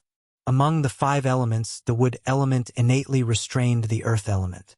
You have the divine arts of the 5 elements, I have the battle techniques of the 5 elements. Furthermore, Gu Fei still had something to rely on. It would be very difficult for Bei Tangyi to kill him. That indomitable punch seemed to have borrowed the endless power of the wood element in heaven and earth and communicated with the boundless primitive forest. The essence of the plants gathered and formed a green ocean in front of Gu Fei. The resplendent green light illuminated the entire sky and earth. Wood element fist versus earth element divine art. The 2 terrifying forces instantly collided together. Rumble. This was an intense collision that shook one's soul. Everyone paled and retreated further away in fear. They were afraid that they would be caught in the crossfire. Even if it was just the aftershock of their clash, it wasn't something they could withstand. Gu Fei, don't lose. Under the protection of a group of guards, Ling Luoyan retreated far away. She kept looking back at the scene, praying in her heart. However, Ling Luoyan's prayers didn't seem to have any effect. The heavy wood elemental fist force simply couldn't disperse the dust that filled the sky. Although the wood elemental energy innately restrained the earth elemental energy, if the earth elemental energy was too strong, it could also restrain the wood elemental energy. Dust filled the air. Gu Fei retreated with blood flowing out of the corner of his mouth. He had no choice but to retreat. The formidable power of the divine ability made it difficult for him to neutralize it. As for Beitangyi, he was following closely behind. Beitangyi's hands drew mysterious trajectories. Green light flashed between his hands. That was a sign that the wood elemental divine ability was about to be unleashed. As expected, the wood elemental fist force that Gu Fei had blasted out was actually guided and blocked by him in an instant. Then, it completely fused into his wood elemental divine ability and surged towards Gu Fei. Beitangyi cleverly made use of Gu Fei's wood elemental fist force. In addition to his own divine ability, he formed a majestic and unstoppable wood elemental divine ability. Amidst the dazzling green light, endless dark green shadows of trees were condensing. They stacked on top of each other endlessly. This was a terrifying scene. It was as if an endless forest had appeared in the light and was charging towards Gu Fei. The might of the wood elemental divine ability was truly terrifying. Pong! Gu Fei's fists emitted two balls of golden light that were as dazzling as the sun as they collided with the endless dark green shadows of trees that were charging towards him. The violent collision caused his sleeves to instantly turn into rags that filled the sky. He vomited blood once again as he retreated, as if he couldn't withstand the attack. The 5 elemental combat skill was no match for the 5 elemental divine ability. This seemed to be a foregone conclusion. Gu Fei directly crashed into the dense forest beside the ancient path. Soon after, the surging wood elemental divine ability instantly destroyed a large part of the forest. Broken wood and broken branches filled the sky. Haha! So what if you are a true martial artist? Under my divine ability, let's see how long you can last. A wanton laughter resounded on the ancient path. Beitangyi chased after Gu Fei like a gust of wind and lightning. Everyone present could feel Beitangyi's strength. Beitangyi was even more overjoyed. With his big uncle stepping forward, even if Gu Fei was killed, it wouldn't be a big deal. Because this was no longer a matter that concerned him alone. With the backing of the entire clan, Beitangyi's courage had also grown by a lot. And the instant Ling Luoyan saw Gu Fei being blasted away, she couldn't help but cry out in alarm. Unknowingly, Gu Fei's shadow had already been imprinted in the depths of her heart. You already have this kind of cultivation at such a young age. If I let you continue to grow, I will strangle you in the cradle even if I have to offend the power behind you. Beitangyi's words were so cold that it was suffocating. The pressure that he emitted was as heavy as a mountain. He was like an insurmountable mountain that made it hard for people to look up at him. In an instant, he caught up to Gu Fei, who was retreating, and executed the divine ability of the water elemental divine ability. Boom! Gu Fei was sent flying by the huge water dragon that was formed by the endless power of the water elemental divine ability. He smashed through dozens of huge trees. A gush of hot blood surged up his throat, but he swallowed it back down. Traces of blood flowed out from the corner of his mouth. He didn't feel dejected because of this, nor did his heart turn cold because of this. It was very normal for someone at the peak of the 8th heaven to be unable to contend against a divine ability practitioner of the transcending mortality realm. This was the embodiment of absolute strength without any tricks. His defeat wasn't unjust. After the divine ability of the water elemental divine ability, it was the divine ability of the fire elemental divine ability. Thousands of fireballs smashed towards Gu Fei like meteorites with raging flames. The terrifyingly high temperature seemed to even evaporate the air, causing Gu Fei to be unable to breathe. Boom! Boom! Boom! Boom! Boom! One after another, the huge fireballs exploded in the primitive ancient forest, ruthlessly destroying the forest one after another. Gu Fei used the 8 desolate steps to dodge the fireballs. Although he dodged the majority of the fireballs, he was still hit by dozens of fireballs, sinking his body into the sea of raging flames. However, Gu Fei wasn't an ordinary person after all. His muscles, bones, and flesh were tempered like a magic treasure. The terrifying flames that could smelt iron couldn't injure him in the slightest. Even though he had rushed out from the sea of raging flames, the violent energy that burst forth when the fireballs exploded also caused a huge impact on Gu Fei. The arms that he used to protect his body felt like they were about to break, causing him to break out in cold sweat from the pain. Even so, Gu Fei still attacked Bai Tangyi, who was chasing after him with many dazzling blade lights, attacking Bai Tangyi. The chi of divine weapon in his body was condensed on his hands. His hands were equivalent to an indestructible divine weapon. His hands struck out destructive lights that were like the edge of a knife. They had great power that tore through the void and destroyed everything. Even Bai Tangyi didn't dare to take them head-on and could only retreat in anger. Divine arts practitioners were the same as martial cultivators.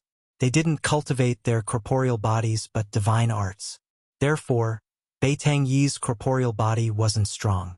If he was hit by the lights from the chi of divine weapon in Gu Fei's body, he would still die. Using desolate steps and relying on the extreme speed of 8 steps and the technique of weapon refinement, Gu Fei was firmly suppressed by Bai Tangyi. However, Bai Tangyi couldn't kill Gu Fei in a short period of time. The two of them rushed into the primitive ancient forest and chased each other in the forest. In an instant, they were far away. On the ancient path, only the hundreds of guards and workers of Haoyin caravan, as well as Bai Tangyo and the rest of Bai Tang family were left. Kill! Don't leave a single one alive.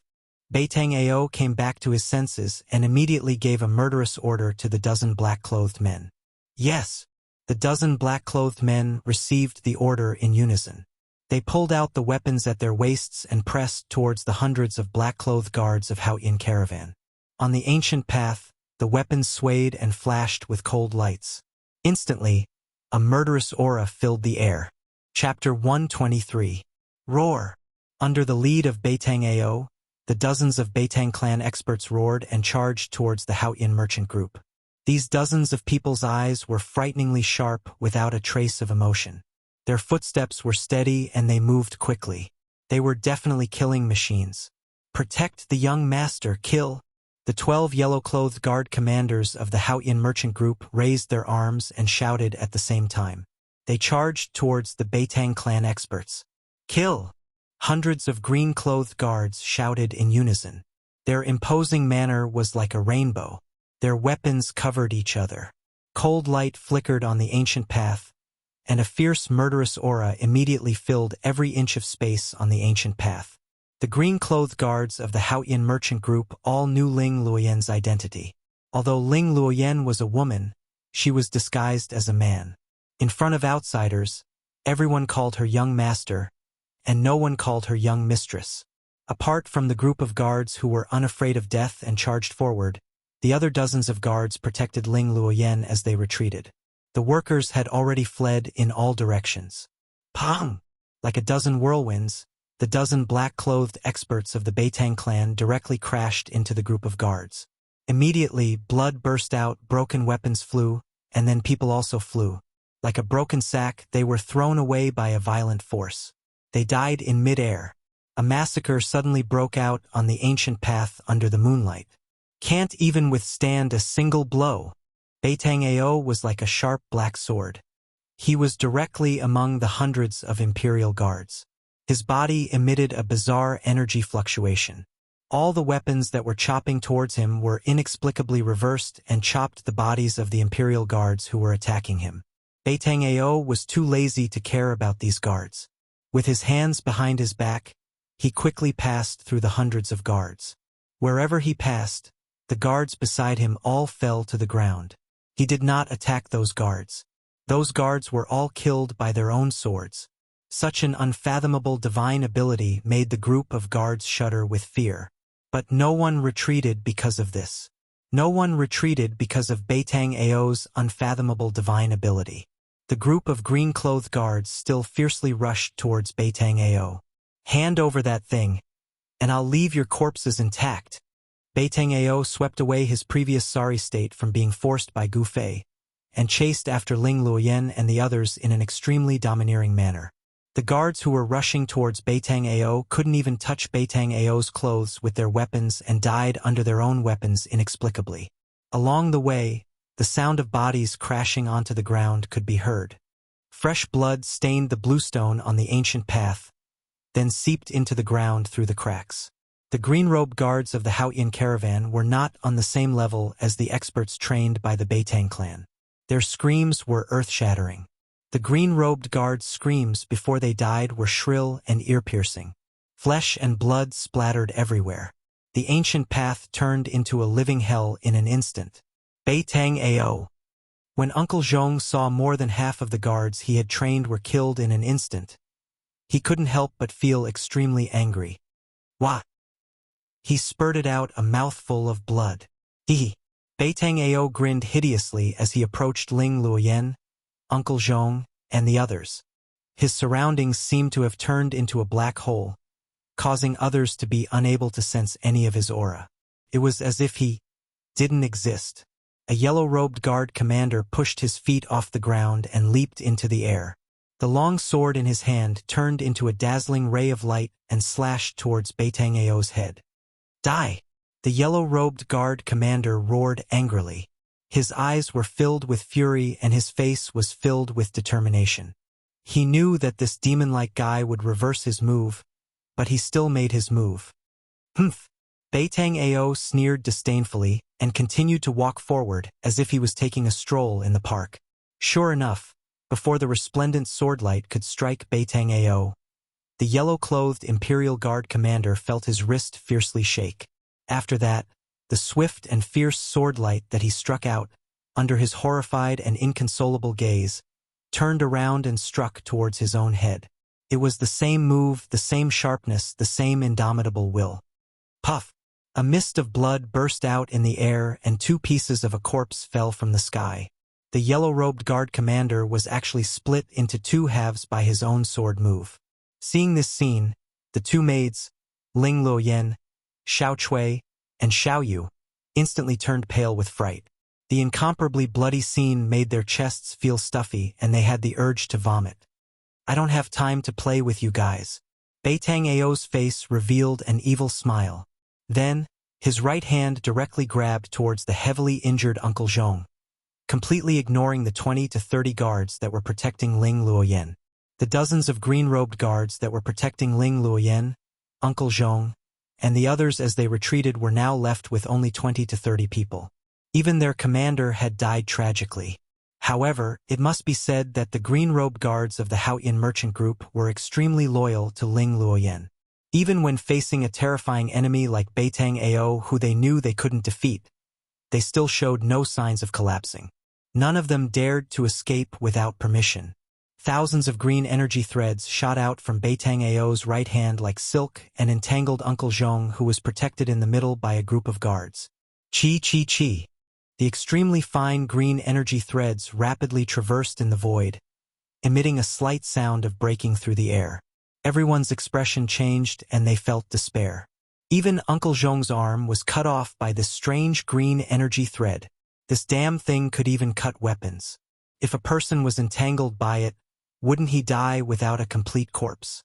Just when Ling Luoyan and the others thought that they couldn't escape death, a tiny purple shadow suddenly shot out from the dense forest beside the ancient path. That purple shadow's momentum was very fast. It actually rushed into the midst of the guards in an instant before Beitang Ao's green energy silk fell on everyone. Everyone only saw a purple shadow flash before their eyes. A large hole was torn in front of Uncle Zhong's chest, revealing the clothes-fitting clothes inside. Not good. A thought flashed in Uncle Zhong's mind. He spread open the 5 fingers of his left hand and immediately grabbed towards the purple shadow in front of his chest. Although he had lost an arm, his reaction was fast and extremely fast. However, that purple shadow had already used its claws to push against Uncle Zhong's chest and was sent flying. At this moment, everyone could clearly see that this little thing that was moving quickly was actually an extremely cute purple sable that was only the size of a fist. This little sable was different from an ordinary sable. It was much smaller than an ordinary sable, and it had a pair of ruby-like big eyes that were filled with incomparable intelligence. On its forehead, there was a deep purple vertical line that looked like a closed eye. Three-eyed divine sable. When Beitang Ao saw this little beast, he couldn't help but be moved. What shocked him the most was that this little beast was actually holding a small box in its claws. This was a brocade box that was 3 fingers wide and less than half a foot long. It was covered with talismans that were circulating with spiritual power and seemed to emit a misty radiance. Obviously, this was a box that was sealed by a talisman. The little beast holding this box looked extremely comical, as if it was a child carrying a big stick. It was very awkward. The movement speed of the little beast holding the box had obviously slowed down, but it was still extremely fast. It was like a purple shadow that was rapidly leaping through the crowd, wanting to pounce into the dense forest beside the ancient path. Quickly catch that sable. How could Beitang Ao still care about Ling Luoyan and the others? He waved his right hand, and the thousands of green threads immediately changed direction and enveloped the 3-eyed divine sable. Chapter 124.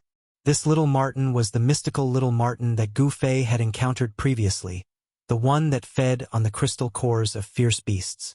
That night, the mysterious woman used her great divine ability to seal the heaven and earth with a fire net. She did not hesitate to destroy a part of the forest and slaughter thousands of beasts in the forest, all for the sake of subduing this 3-eyed divine marten. However, what was unimaginable was that this little beast actually appeared here and snatched away the mysterious box that Uncle Zhong kept close to him. As a result, Beitang Ao's target immediately shifted to the little marten. To be exact, it shifted to the small box that was sealed by the talisman. Quickly catch that purple marten. Don't let it escape into the forest. Beitang Ao roared and waved his hands continuously. A large net formed by interweaving green energy threads immediately appeared in the air in front of him and enveloped the little beast that was leaping and escaping below.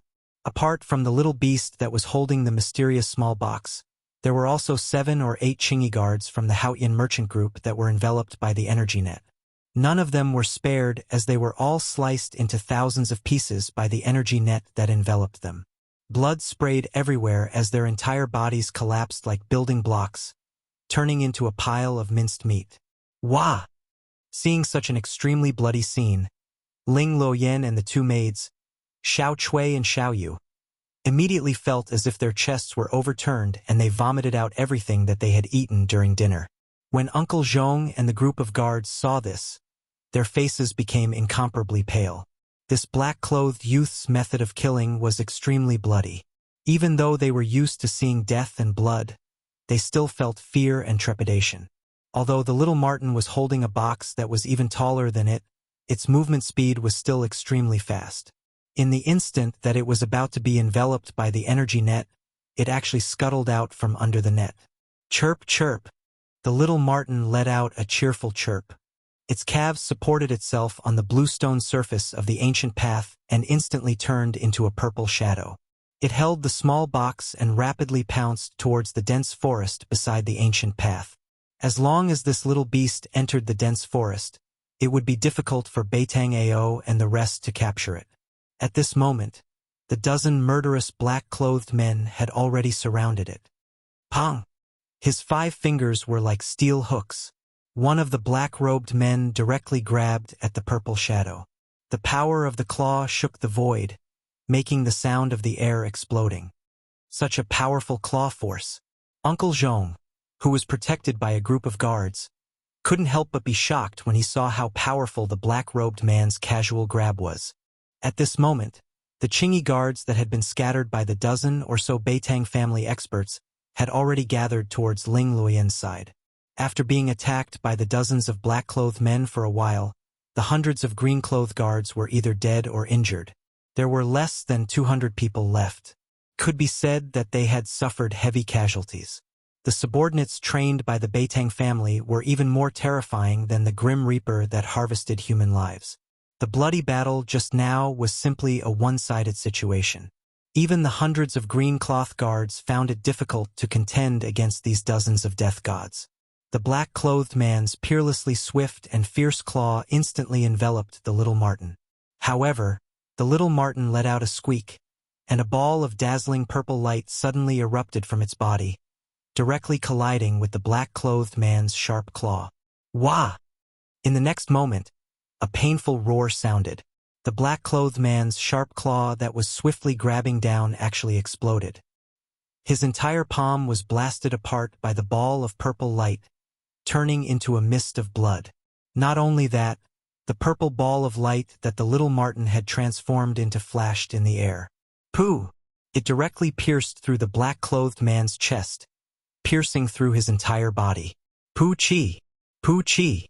Fresh blood spurted out from the pierced chest, and the black-clothed man fell stiffly backwards. Even in death, he couldn't believe that the one who killed him was actually a little beast. Everyone who saw this scene couldn't help but be stunned for a moment. This was simply too unbelievable. Everyone was flabbergasted, and even thought that their eyes were playing tricks on them, especially those green-clothed guards that had exchanged blows with the black-clothed man. That fellow was simply as terrifying as the Grim Reaper. An undefeatable and powerful enemy had died just like that. This made the group of green-clothed guards feel as if they were in a dream. Whoosh! Taking advantage of the moment when everyone was absent-minded, the little Martin instantly rushed into the dense woods beside the ancient road, leaving a purple trace in the air. However, the moment the little Martin rushed into the dense woods silently collapsed. Someone had secretly made a move, and a vast force had fixed the little Martin in the air. Beitang Ao, who was about to make a move, immediately stopped. He knew that the movement here had alarmed the powerhouses of Dragon Emperor City. Beitang Ao hurriedly looked around. As expected, there were mysterious figures flashing in the surrounding dense woods. However, Beitang Ao couldn't identify who was the one who had secretly made a move. Squeak, squeak! Little Martin, who was confined in the air by an unfathomable force, let out a sharp and anxious cry. Waves of enormous force erupted from little Martin's body, and a glaring purple light dyed the surroundings purple. However, no matter how the little Martin struggled, it couldn't break the unpredictable force. The little Martin and the small box that it was holding were about to be taken away by someone's great ability. Right at this moment, a huge fire broke out on a hillside several miles away. A part of the woods was instantly burned into ashes by the terrifying flames. A figure wrapped in black chi rushed out of the flames in an embarrassed manner. Then, it directly turned into a ball of demonic chi and soared into the sky, trying to escape. At this moment, the force that confined the little Martin disappeared. The little Martin immediately uttered a squeak and rapidly darted towards the flames. "How dare you touch the belongings of our demon race? You deserve to die." A slender figure walked out of the flames. Her clothes were whiter than snow. Under the illumination of the flames, it was as if her entire body was dyed with a layer of fiery red brilliance. She was like a fairy of fire. As her sleeves fluttered, it seemed as if she would soar into the sky at any time and ride the wind. No one could see her face clearly. Her face was covered with a layer of veil. With a rumbling sound, she lightly raised her right hand and a fire net flew out from her hand.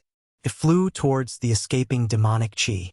The fire net instantly spread out and enveloped a part of the world. Just like that, it wrapped around the demonic chi in the sky, as if casting a net to catch fish. Roar! Within the fire net, the demonic chi surged. The person who was caught in the net roared again and violently tried to break the net. However, everything was futile. It was impossible to break the fire net. The fire net emitted a faintly discernible, transparent flame that burned in all directions. The surging demonic chi in the net was immediately burned into green smoke and dissipated. The mysterious woman who was surrounded by the monstrous flames waved her hand towards the fire net that trapped the demon cultivator. The fire net immediately flew back to her. After the mysterious woman revealed this move, the people who were secretly watching began to retreat. Some mysterious figures began to retreat, but there were still people who were watching from the side. "I am a demon general under the command of the Devil Domain's great demon sovereign. If you know what's good for you, then quickly release me." Seeing that he couldn't break the fire net, the demon cultivator couldn't help but roar in a stern voice. "Noisy!" The mysterious woman only lightly said these two words. Then she pointed at the fire net that was flying back to her. The fire net suddenly emitted an endless colorless and transparent flame. The demon cultivator only had time to let out a terrified scream before he was refined into ashes along with the demonic chi in the net. The raging flames that enveloped the entire hillside immediately retreated like a tide and entered the mysterious woman's body. With a wave of her hand, she killed a demon general from the devil domain. The mysterious woman's lightning-fast methods deterred all the experts who were secretly watching the treasure box that needed a talisman to suppress. No one dared to attack the little beast again. Just as the mysterious woman withdrew the fire net, a purple shadow quickly rushed out of the dense forest in front of the mysterious woman. It was the three-eyed divine mink. Squeak, squeak! The little beast happily cried out a few times. With a few leaps, it threw itself into the mysterious woman's arms. Little mink is so obedient. This is your reward. The mysterious woman smiled as she took down the small box that the little beast was holding. Then, she took out a crystal that was as clear as jade and agate and handed it to the three-eyed divine mink. The little beast held the crystal that looked like a pearl and began to chew on it. The incomparably hard crystal was easily bitten to pieces and then swallowed. This was the little beast's food. It was a crystal the size of a thumb. It was a beast crystal that contained spiritual yuan. Boom! Just as the mysterious woman was about to leave, a loud explosion that shook the heaven and earth suddenly burst out from a valley in front of them. Boundless vital chi suddenly burst out and immediately disturbed the vital chi of heaven and earth. After that, astonishing golden rainbows shot out from the valley. Those golden rainbows seemed to be connected to the boundless power of the stars in the sky. They emitted a wave of energy that made people's heart palpitate. And the mysterious woman immediately stopped her footsteps. She stared at the valley and muttered to herself, "I didn't expect there to be such a powerful martial arts practitioner in this world. His opponent seems to be a divine arts practitioner." Whoosh! The mysterious woman's figure disappeared in an instant. No one was able to see how she disappeared. The demon race has appeared again. After the mysterious woman disappeared, these words faintly came out from the darkness. "Let's go." When Beitang Ao saw the mysterious woman taking away the treasure box, he immediately brought his subordinates and rushed into the dense forest.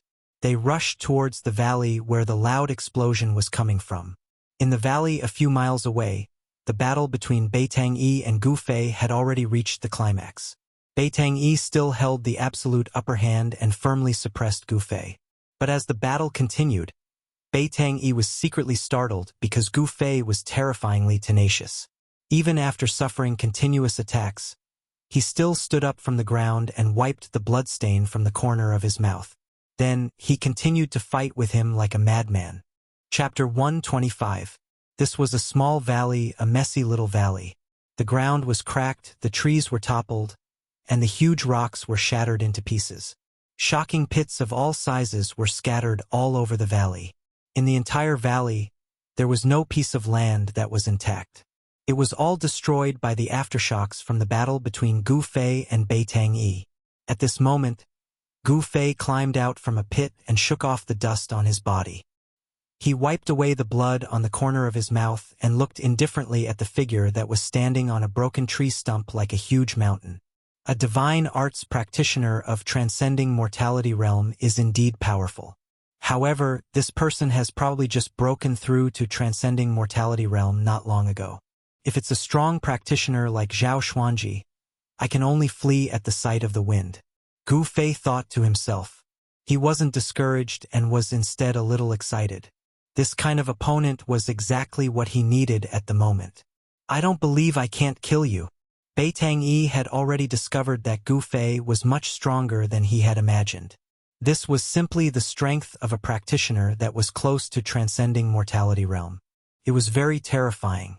A youth, a martial arts practitioner, a young martial arts practitioner that only had the cultivation of awakened mortality realm could actually display strength that was infinitely close to transcending mortality realm.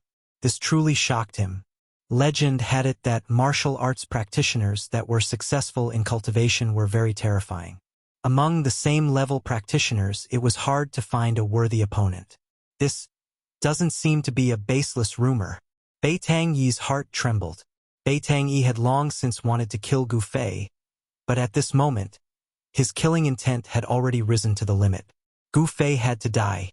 Otherwise, if he was allowed to grow, he would become a great enemy of Bei Tang family. What other ultimate moves do you have? Show them to me.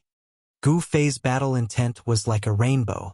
His eyes flickered with anticipation. He really wanted to know how strong a practitioner that had just entered transcending mortality realm was. Humph!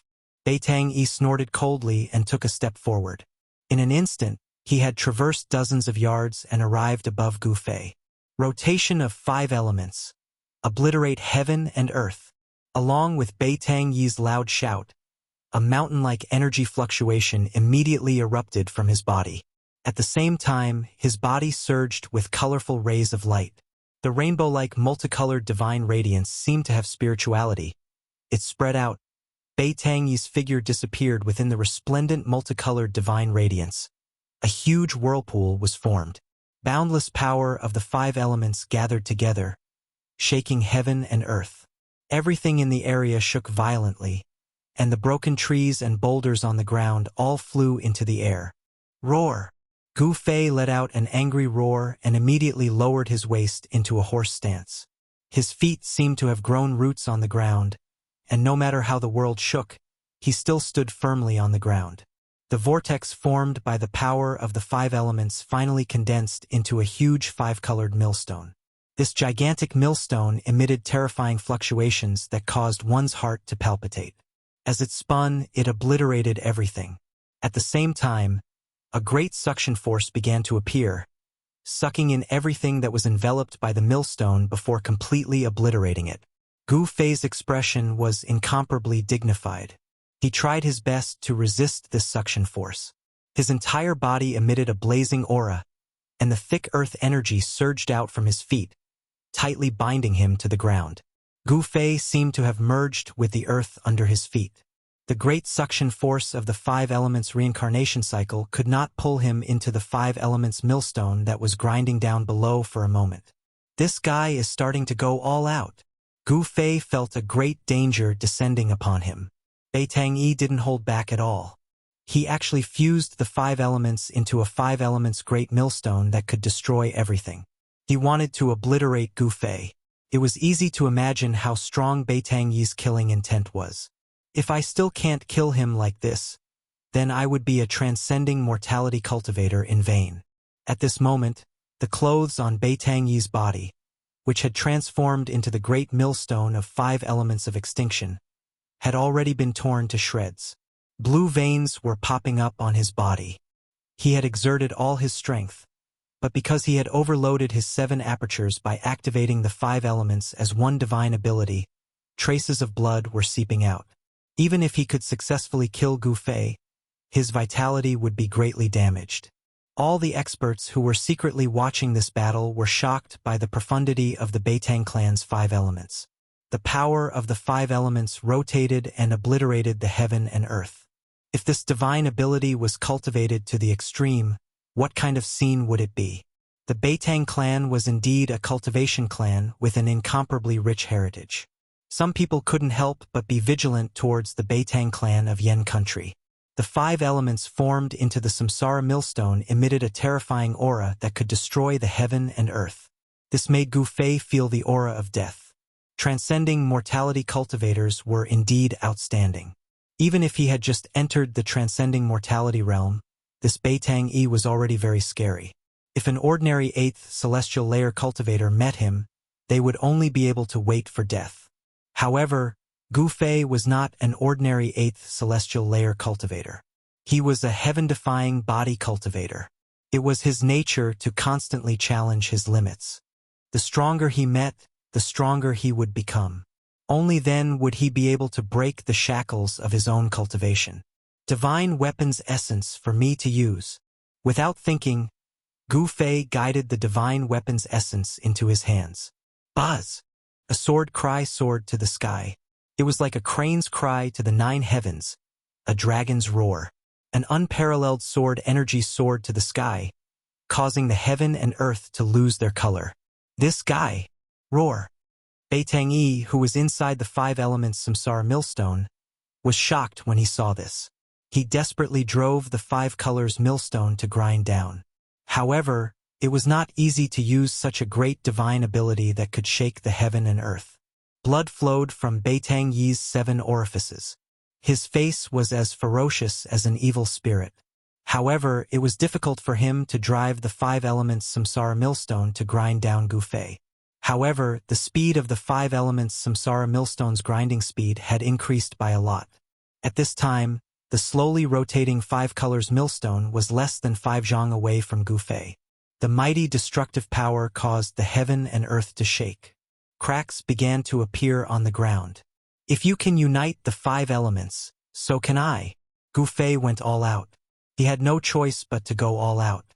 The five elements samsara millstone could only be used with the cultivation of the transcending mortality realm. However, he didn't care so much. The Xian Qi in his body rapidly circulated. Yuan Qi surged in his flesh and bones like a river. The five elements Yuan Qi in his body were all stimulated by him and gathered towards the essence of the divine weapon in his hands. He was overdrafting the strength of his body. The consequences of doing so were terrifying. His body would probably suffer irrecoverable injuries. The vast five elements Yuan Qi fused with the purple essence of the divine weapon. 100 zhang long sword light sword from Gu Fei's hands. The extremely sharp sword Qi seemed to be able to pierce through the void. Within a dozen li, any sword cultivator that had cultivated their sword to become spiritual felt the sword Qi in their body tremble at this moment. It resonated with the shocking sword Qi that erupted from Gu Fei. Break for me! Gu Fei's long hair fluttered in the wind. His eyes emitted a dazzling divine light. He held the sword with both hands like an invincible god of war. He waved the 100 zhang long five colors sword Qi and fiercely slashed at the five colors millstone in the sky. Qi! A light sound, like a piece of cloth being suddenly torn apart, emitted an ear-piercing sound. Wherever the sword light passed by, space split. The destructive power of the five elements that descended from the sky was immediately split in half by the sword Qi that was like a waterfall. Chapter 126. Beitang and Gu Fei both attacked with all their strength, no longer holding anything back. One was a strong practitioner of the older generation who had just entered transcending mortality realm, while the other was a young martial arts practitioner who was at the peak of awakening mortality realm. No one thought that Gu Fei could win. Jumping levels to challenge a cultivator of a higher realm than oneself wasn't something that didn't happen in the cultivation world. However, challenging a strong practitioner that was a realm higher than oneself was something that had never happened before. No one would be so stupid to challenge an opponent that they couldn't defeat. This was no different from a suicidal action. Five elements divine arts were said to be able to destroy heaven and earth. When executed by a divine arts practitioner of transcending mortality realm like Beitang, it was naturally impossible to destroy heaven and earth. However, with the cultivation of transcending mortality realm, he had the upper hand. Boundless power of the five elements gathered together, and the huge millstone of five elements gave off a terrifying aura as it crushed down on Gu Fei. That imposing manner was also extremely terrifying. In front of Beitang's ultimate move, Gu Fei had no choice but to risk it all. The divine weapon's essence that had been refined in his body fused with the five elements and 5 Qi in his body before transforming into a shocking sword rainbow that was 300 yards long and slashed upwards in defiance of the heavens. Pang! Gu Fei's clothes were instantly shattered into thousands of pieces by the sword Qi that burst out, revealing his body that seemed to be cast from iron. His dragon-like muscles flowed with a five-colored luster, giving people a feeling of pressuring strength. The unparalleled sword light was like a beam of divine light that sliced through the void, tearing apart heaven and earth. It directly broke through the destructive storm of the five elements annihilation millstone and collided with it. Everything between heaven and earth seemed to have stopped. In that instant, there was no sound. It was terrifyingly silent. In the next moment, a terrifying light that could tear apart heaven and earth burst forth. Boom! The sky seemed to have collapsed and the earth seemed to have caved in. The power of the five elements surged violently and the destructive energy storm swept out in all directions. The entire valley was like a wave as the ground undulated up and down violently. Everything on the ground, the flowers, the trees, the rocks, everything turned into dust, completely turned into dust. Then, this layer of dust was blown into the air by another gust of wind. It covered the sky and covered the sun as it surged outwards, turning the entire place into a grayish haze. It actually created a sandstorm that was absolutely impossible to appear in the southern wasteland in the middle of an endless primitive forest. It was really shocking. The millstone of destruction that could shake an entire region of the world had shattered, and so had the astonishing sword light.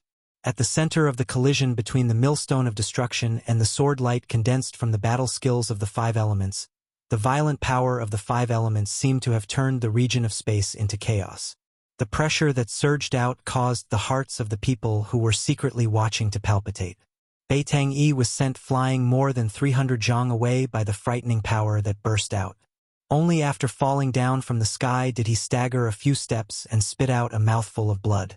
After forcefully executing the five elements unification great divine ability, Beitang-yi appeared to be very tired, and his expression was weary. It was obvious that his vitality had been injured. A warrior of the self-awakening realm had actually injured his vitality. Beitang-yi was so depressed that he wanted to vomit blood. His face was gloomy, and there was not a trace of happiness on his face, because defeating Gu Fei was a matter of course. He knew that there were people spying on him in the vicinity. In this battle, it could be said that he was bullying the weak, and it would damage his reputation. And Gu Fei's ending had already been decided. Defeat was a given. The gap of a realm seemed to be an insurmountable chasm. He was defeated miserably. He had already been seriously injured in the battle with Beitang-yi. He was merely relying on his unyielding fighting spirit to contend with Beitang-yi. The violent impact had broken both of his arms. He spat out a mouthful of blood and was sent flying by the energy storm. Like a withered leaf falling from a tree, he rolled and flew out, rolling and rolling until he was sent flying out of this small valley. Only then did he fall down from the sky, passing through the dense branches. With a pong sound, the withered leaves rushed up, and Gu Fei smashed into the jungle below. Not only were his arms broken, but his sternum had also cracked, as if an exquisite porcelain had been struck by an external force and had shattered. His bones, which had been tempered to be as hard as fine iron, were already covered with a layer of multicolored luster. But now there were actually cracks on them. Could be imagined how fierce the impact just now was. The moment his back hit the ground, Gu Fei turned over and stood up. Enduring the pain, he staggered into the depths of the jungle. He knew that this place was very dangerous, and he had to leave. The danger did not only come from the Beitang family, but also from those people spying on him in the dark. No one knew whether or not those people would make a move on him. Leaving was the best option. He could no longer fight. That sword strike just now was already his limit. That sword strike had almost drained all the true qi in his body. He was powerless to fight again. However, just when Gu Fei felt that he was about to collapse, a warm current suddenly came from his chest. An extremely powerful force overbearingly rushed into his almost exhausted body, causing his entire body to be shrouded in a hazy black and white light. Just like a dry land welcoming the sweet dew from the heavens, Gu Fei's feeling of collapse suddenly disappeared. His body seemed to have been infused with an inexhaustible strength, causing his spirit to rise. The yin-yang jade pendant, at the critical moment of his life and death, once again showed its extraordinariness. The mysterious jade pendant surged with a huge amount of yin and yang power, nourishing Gu Fei's injured body and suppressing the surging qi and blood in his chest. Swish, swish, swish. The yin and yang power rapidly circulated inside his body. Although it was an external force, it still temporarily suppressed Gu Fei's internal injuries, enabling him to perform 8 desolation steps and leave quickly. Sure enough, when Gu Fei rushed into the depth of the primitive forest, over 10 shadows appeared where he had fallen just now. The one in the front was Beitang-ao. Beitang-ao swept his gaze around, and his complexion was so gloomy that it was practically dripping water. Gu Fei had escaped right under his nose. How could he still have the ability to escape? Beitang Ao couldn't help but feel his heart palpitate. This Gu Fei is simply too powerful. Chase him. Soon, Beitang Ao found the traces of Gu Fei's escape. He immediately led his subordinates to chase after him. If Gu Fei didn't die, I wouldn't be able to eat or sleep in peace. Among those people who were secretly peeping at Zhang Tai, some people also followed Beitang Ao and his subordinates. The gray dust gradually dissipated. Under the night sky, a figure surrounded by golden light rushed towards the battlefield from the direction of Dragon Emperor City, like a meteor chasing after the moon. The terrifying pressure of the ninth heavenly layer of ascending mortality had already spread here from dozens of li away. Those who were secretly peeping at Zhang Tai all changed their expressions and some directly retreated. That person seemed to be flying in the wind and soon came close. Where's Beitang Yi? The person's voice seemed to come from the prehistoric times of the universe. It was vast and mighty, and the endless primitive forest seemed to be echoing with his cold voice. The person was a middle-aged Taoist with black hair and a long beard. He wore a green robe with fluttering sleeves. This green-robed Taoist was Dan Qinzi, who was responsible for leading the top 10 young experts of the Taishan sect to the ruined sky. Chapter 127. With a cultivation base at the ninth heavenly layer of the transcending mortality realm, other than those great cultivators at the royal void stage, no one would dare to underestimate an expert who was only a step away from becoming a great cultivator. Dan Qinzi's words reverberated in the air above the endless ancient forest, but no one responded. Turning into a golden rainbow, Dan Qinzi arrived on the moon. He was extremely powerful, and for a moment he shocked everyone, whether it was those spying in the dark or those ordinary people on the ancient path. A slender figure surrounded by golden light stood at the top of the tree and looked around. Dan Qinzi's body emitted a majestic aura, and the aura of a powerful cultivator who looked down on the world was fully displayed at this moment. On the ancient path, the people of the Haotian caravan were all indescribably shocked. Ling Luoyan and the others looked at the figure at the top of the tree, shocked. This kind of immortal-like figure was absolutely rare. Dan Qinzi did not pay attention to Ling Luoyan and the others, but instead looked in several directions deep in the forest.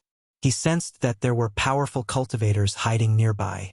However, those people were not Beitang Yi who he was looking for. He was originally in Dragon Emperor City, but suddenly received the news and immediately rushed over. But he seemed to be a step too late. The battle had already ended. How could Beitang Yi dare to face an expert like Dan Qinzi? The moment he sensed Dan Qinzi's aura, he immediately chose to retreat.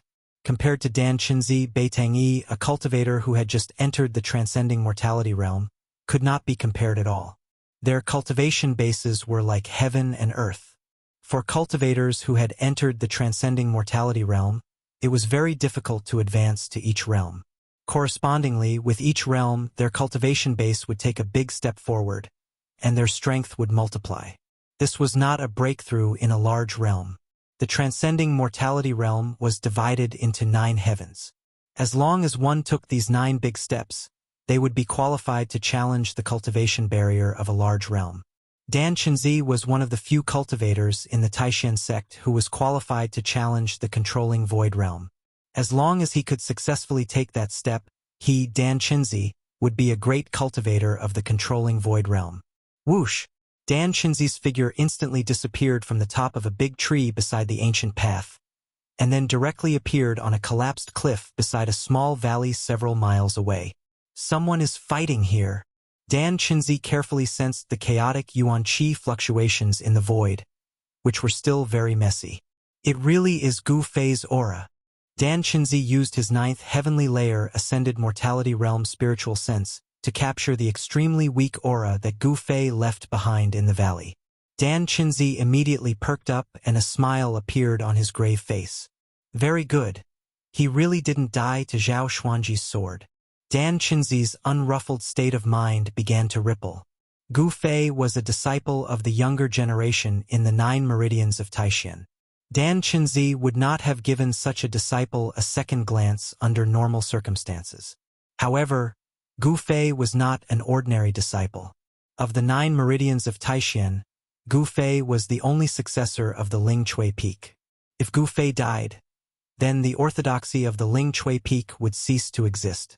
The sect leader, Taoist Shantian, would absolutely not allow such a thing to happen. Therefore, Gu Fei had long been in Taoist Shantian's sights and attention. That was why Dan Chenzi was so happy when he found out that Gu Fei was not dead. After all, if Gu Fei was killed in front of his eyes, he would not be able to bear the responsibility. People of the Beitang clan, listen to me. If anything happens to Gu Fei, Dan Chenzi, will definitely kill the Beitang clan. Dan Chenzi said loudly. His voice spread far and wide, echoing in the ancient forest. But other than Dan Chenzi's own voice, there was a terrible silence. No one responded. Dan Chenzi was a cultivator of the Taishan sect. His arrival was already known to the higher-ups of the various forces in the southern wasteland. No one was willing to offend the Taishan sect, one of the three great Taoist sects. The three great Taoist sects were like birds of a feather. Although in the southern wasteland, there were forces that could rival any of the three great Taoist sects in the whole world, there were not many forces that could compete with the three great Taoist sects. Dan Chenzi glanced around, and then with a schwa sound, his body directly disappeared from the cliff. He turned into a golden shadow and quickly disappeared under the night sky. Gu Fei quickly moved through the dense forest. He was very careful, trying not to leave any traces in the places he passed. He knew that the people of the Beitang clan would not let him go so easily. But even so, Beitang Ao and his dozen or so men in black still followed the traces and followed him from behind. These people were all dressed in black, and like ghosts, they moved through the dense forest that was so dark that one could not even see their fingers in front of them. These people were obviously very familiar with tracking enemies in the ancient forest. It was very obvious that this group of people had received training in this aspect. In the middle of the night, walking in the ancient forest that was filled with danger, moreover, their movements were nimble and graceful, and they almost didn't make any sound.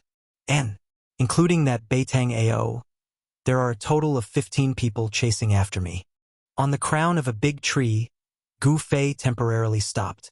He carefully identified, and very quickly, he confirmed the number of people chasing after him.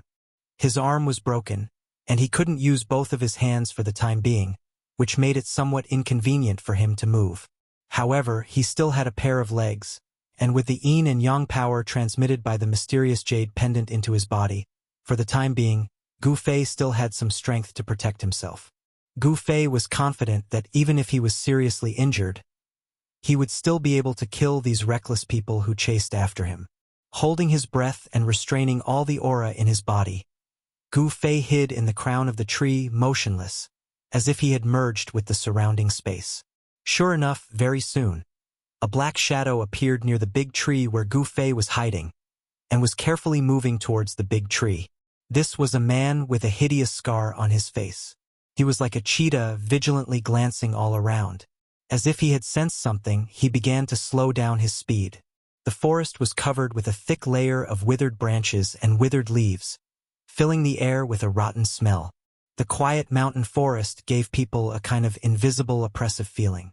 From other directions came a very light sound, which was practically negligible.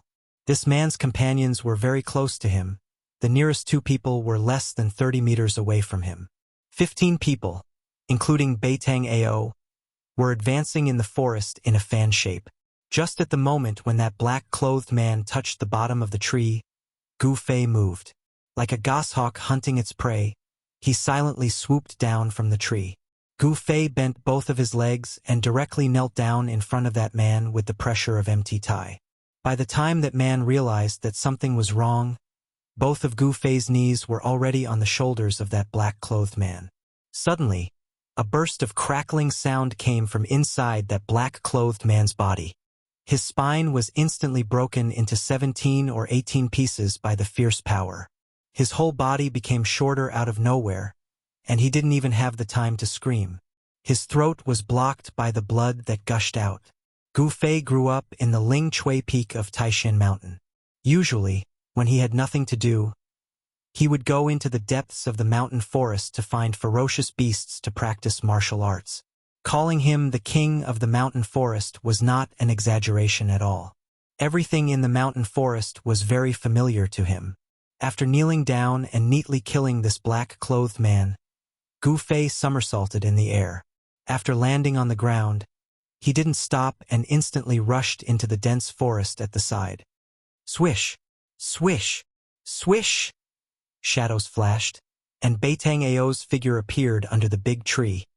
He looked at the corpse on the ground that no longer had a human shape, and his complexion became extremely ugly. Soon after, 13 black shadows also walked out. Seeing this scene, these people's complexion couldn't help but change. Chapter 128. The two black-clothed men carefully and cautiously covered each other as they searched in the dense forest. Their foreheads were full of sweat due to nervousness. They couldn't help but be nervous because there was a very dangerous person hiding in this forest. Even if this person was seriously injured, he still had the ability to easily kill them. The scar-faced man who was killed by that person was the best proof. Thinking of the scar-faced man's corpse, no one would not be frightened. Even if these Beitang family's men were used to seeing blood and didn't know how many people died in their hands, it didn't mean that they were willing to see their own blood. It didn't mean that they weren't afraid of death. Carefully searching forward for less than 20 feet, suddenly, one of the black-clothed men felt his feet go soft. The place where he landed did not seem to be covered with dead branches and leaves. Not good. In that instant, the black-clothed man felt goosebumps all over his body, and his hair stood on end. "Achoo!" sound came from beside his ears, and a huge black shadow suddenly shot up from the ground under his feet, like a foot stepping on the body of a giant python. This shadow suddenly wrapped around the black-clothed man's body with lightning speed. Kacha, kacha, kacha. The black-clothed man's body immediately issued a creepy sound of bones breaking. This sound was especially terrifying in the dark forest. In the next moment, the black-clothed man vomited blood. He only felt that all the bones in his body were broken, and then his vision went black. His consciousness fell into the endless darkness, and he didn't know anything. Gu Fei suddenly sprang up from the dead branches and leaves on the ground. With a python coiling around his body, he immediately crushed all the bones in the unlucky black-clothed man's body. This sudden action was simply too fast. After strangling the black-clothed man, he didn't wait for his companions to react. His feet landed on the ground and fiercely pushed against the ground. Pong!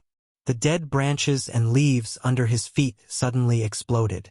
At the same time, Gu Fei's body, like lightning, crashed into the arms of another black-clothed man.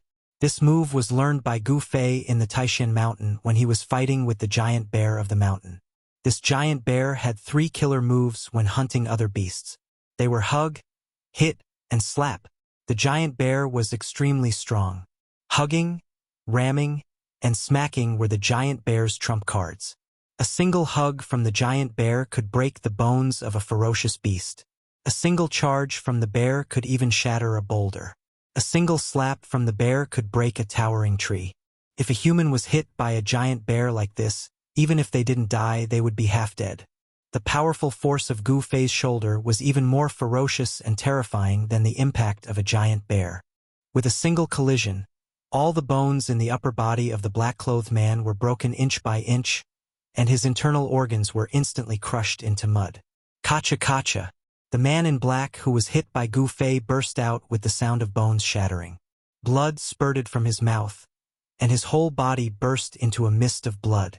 He flew off the ground, and before he hit the ground, he was already dead. At this time, the other people of the Beitang family in the vicinity had already noticed the strangeness here, and they quickly rushed in the direction of Gu Fei from all directions. There were 4 people rushing in from the front, 3 on the left, 3 on the right, and only 2 behind. In just a moment, Gu Fei was able to distinguish the number of people rushing in from 4 directions. Swoosh! He immediately retreated. His body only turned around in the process of retreating. Pong! Broken branches and leaves swirled in the air as Gu Fei's body rushed into the thicket behind him. Gu Fei could clearly see the panic on the faces of the 2 black-clothed men who were rushing in front of him. His body moved like the wind and lightning, and the strong wind rolled up the fallen leaves on the ground, fluttering in the air. 8 desolate steps, 8 steps, 8 kills. With 1 step, Gu Fei crushed the head of a black-clothed man who was rushing in front of him. With the 2nd step, the body of the other black-clothed man was immediately torn into pieces, and a mist of blood burst out in the forest. The experts trained by the Beitang family were simply unable to withstand a single blow from Gu Fei. Under his combat skills, they simply didn't have the strength to fight back. Gu Fei instantly broke out of the encirclement, leaving behind 2 mutilated corpses. The forest was filled with an extremely strong smell of blood. Roar! Gu Fei! Beitang Ao rushed out, and he was extremely furious. 9 figures flashed behind him, but they didn't even see Gu Fei's shadow. Gu Fei had already gone far away. Gu Fei had already killed 5 people, 5 experts that the Beitang family had spent countless efforts to train. These experts were comparable to ordinary cultivators. Even when fighting against hundreds of well-trained Haoyan caravans Tsing-Yi guards, they were still able to reap the lives of the Tsing-Yi guards as if they were cutting melons and vegetables. At this time, Beitang Ao was very angry and very depressed. The death of his 5 underlings made him feel endless heartache, and Gu Fei's cunning made him even more furious. Beitang Ao knew that Gu Fei was intentionally avoiding him and making a move on his underlings. In front of the already seriously injured Gu Fei, only Beitang Ao could pose a threat to him. As for the others, Gu Fei simply didn't put them in his eyes. In this primitive ancient forest, Gu Fei was like a fish in the sea, a bird flying in the sky. Wanting to kill him in the forest? This seemed even harder than ascending to the heavens. You 3 form a group and look after each other. This guy was seriously injured in the battle with Uncle. He won't be able to hold on for long. Beitang Ao said to the remaining 9 underlings in a deep voice. Although the 9 black-clothed men were frightened, they didn't dare to disobey Beitang Ao's order. They nodded towards Beitang Ao and walked into the dense forest in front of them in a group of 3. Beitang Ao looked at the headless corpse and the scattered flesh and blood on the ground. His expression was terrifyingly gloomy. He gritted his teeth and said, "Gu Fei, you better not fall into my hands. If you fall into my hands, I will definitely make you beg for death." Swish! Beitang Ao was extremely hateful and immediately rushed into the dense forest. Just as Beitang Ao was unresigned and continued to command his underlings to chase after Gu Fei in the endless primitive ancient forest, in Dragon Emperor City 200 to 300 li away, in a room of an inn, 2 people were restless. "Big brother, you really made a move against that person?" In the room, a handsome teenager in white clothes asked a young man in white clothes in front of him with a shocked look. The teenager in white clothes and the young man in white clothes looked similar. The young man in white clothes had a quaint long saber on his waist. The scabbard of the long saber was engraved with mysterious runes. Faintly, an extremely sharp chi seemed to be emitting from the scabbard. This young man in white clothes was the mysterious person who poisoned Gu Fei together with Beitang Ao. This person was the Dongfang Long that Chu Tian had mentioned. Chapter 129. Dongfang Chun had already followed Dan Qinzi to Dragon Emperor City in South Wilderness. When Dan Qinzi left Taishan sect with Gu Fei and the others, he wanted to go to South Wilderness by air. However, in the sky above Yunmeng Mountain, they were intercepted by Demon Monarch of 6 realms. Fortunately, Taoist Chaoyang, the head of Shaoyang Peak, secretly followed them and stopped Demon Monarch of 6 realms at the critical moment. Therefore, they survived. However, after a fierce battle with the demons led by Li Ruohai and Zhao Xuanji, Gu Fei was struck into the bottomless abyss by Zhao Xuanji and was separated from the others.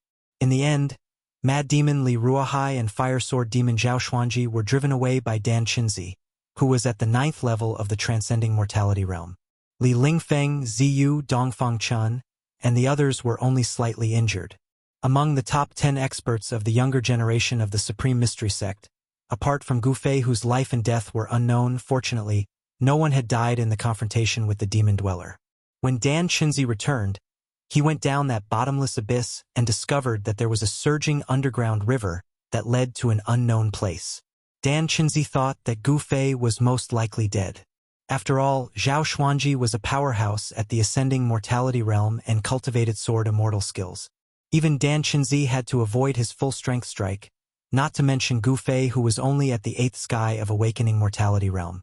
Additionally, even if Gu Fei didn't die under Zhao Xuanji's sword, he was swept away by the undercurrent. His chance of survival was very slim. Dan Qinzi had no choice but to continue to Dragon Emperor City with the other 9 people. However, tonight, someone sent a message that Gu Fei didn't seem to be dead. Instead, he was being chased by Beitang clan and was in great danger. After receiving the news, how could Dan Qinzi sit still in Dragon Emperor City?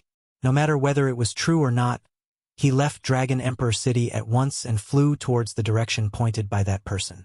Canvassing Moon Pavilion was one of the best inns in Dragon Emperor City. Although it was an inn, it could be compared to the Emperor's mansion. In Dragon Emperor City, the king's mansion was not the most magnificent mansion. This was the southern wilderness, not the central plains. As the saying goes, the mountains are high and the emperor is far away. The forces of the southern wilderness did not really respect the Yen kingdom's royal family. Indeed, some forces in Dragon Emperor City could despise the imperial households of Yen country. In Dragon Emperor City, there were many mansions which were more magnificent than the king's mansion. This canvas lunar pavilion was not inferior to the regional king's mansion.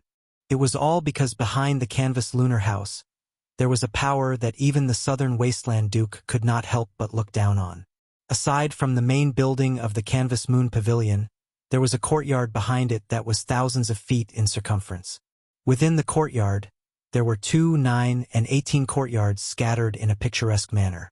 In each courtyard, there were 18 suites. The person who built the canvas moon pavilion actually used the number 9 by 9. This was enough to show that the person didn't care about the human emperor at all. Between the courtyards, there were lakes and mountains. There was a lotus pond so clear that the bottom could be seen. Weeping willows stood by the side of the pond, and the pond water was so clear that the bottom could be seen. Occasionally, birds would fly low over the surface of the pond, startling the koi in the pond and causing some ripples. Half a year ago, someone had booked 3 of the 18 courtyards of the Canvas Moon Pavilion. In the past half a month, people started to move into the 3 courtyards one after another. The people who were able to stay in the Canvas Moon Pavilion all had extraordinary statuses. Moreover, the person who reserved 3 courtyards was even more extraordinary. At this moment, Dongfang Chun and Dongfang Long were in a superior guest room in one of the 18 courtyards of the Canvas Moon Pavilion. Humph! I did attack Gu Fei, so what?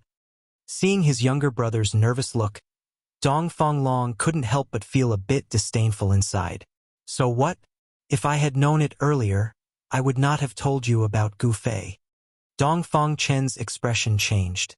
This matter could be big or small. If Gu Fei didn't die and pursued this matter, then he, Dongfang Chun, wouldn't be able to get away with it. I say, little brother, what are you afraid of?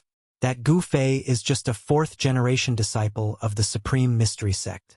Moreover, he actually defeated you in the 9 Peaks competition. I am also helping you vent your anger. Dongfang Long said indifferently.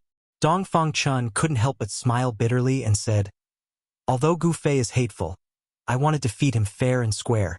I don't want to use such a despicable method to deal with him. You are wrong.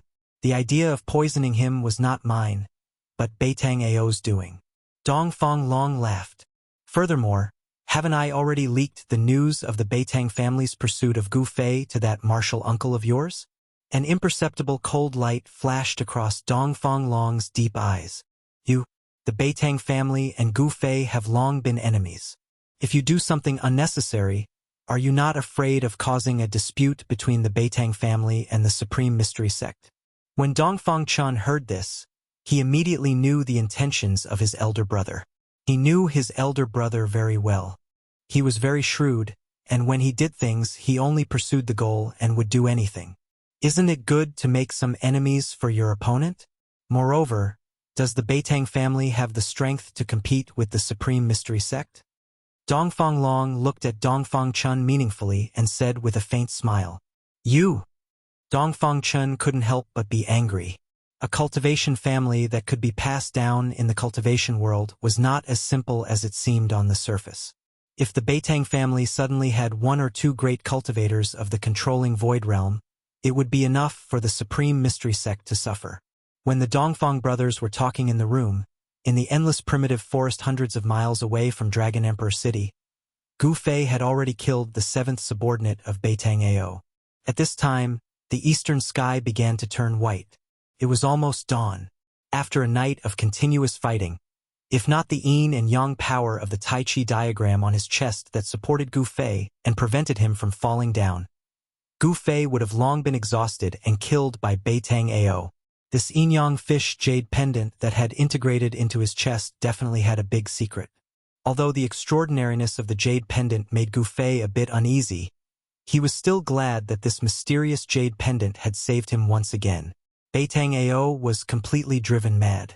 Seeing his subordinates being killed by Gu Fei one after another, he couldn't do anything to Gu Fei, which made him furious.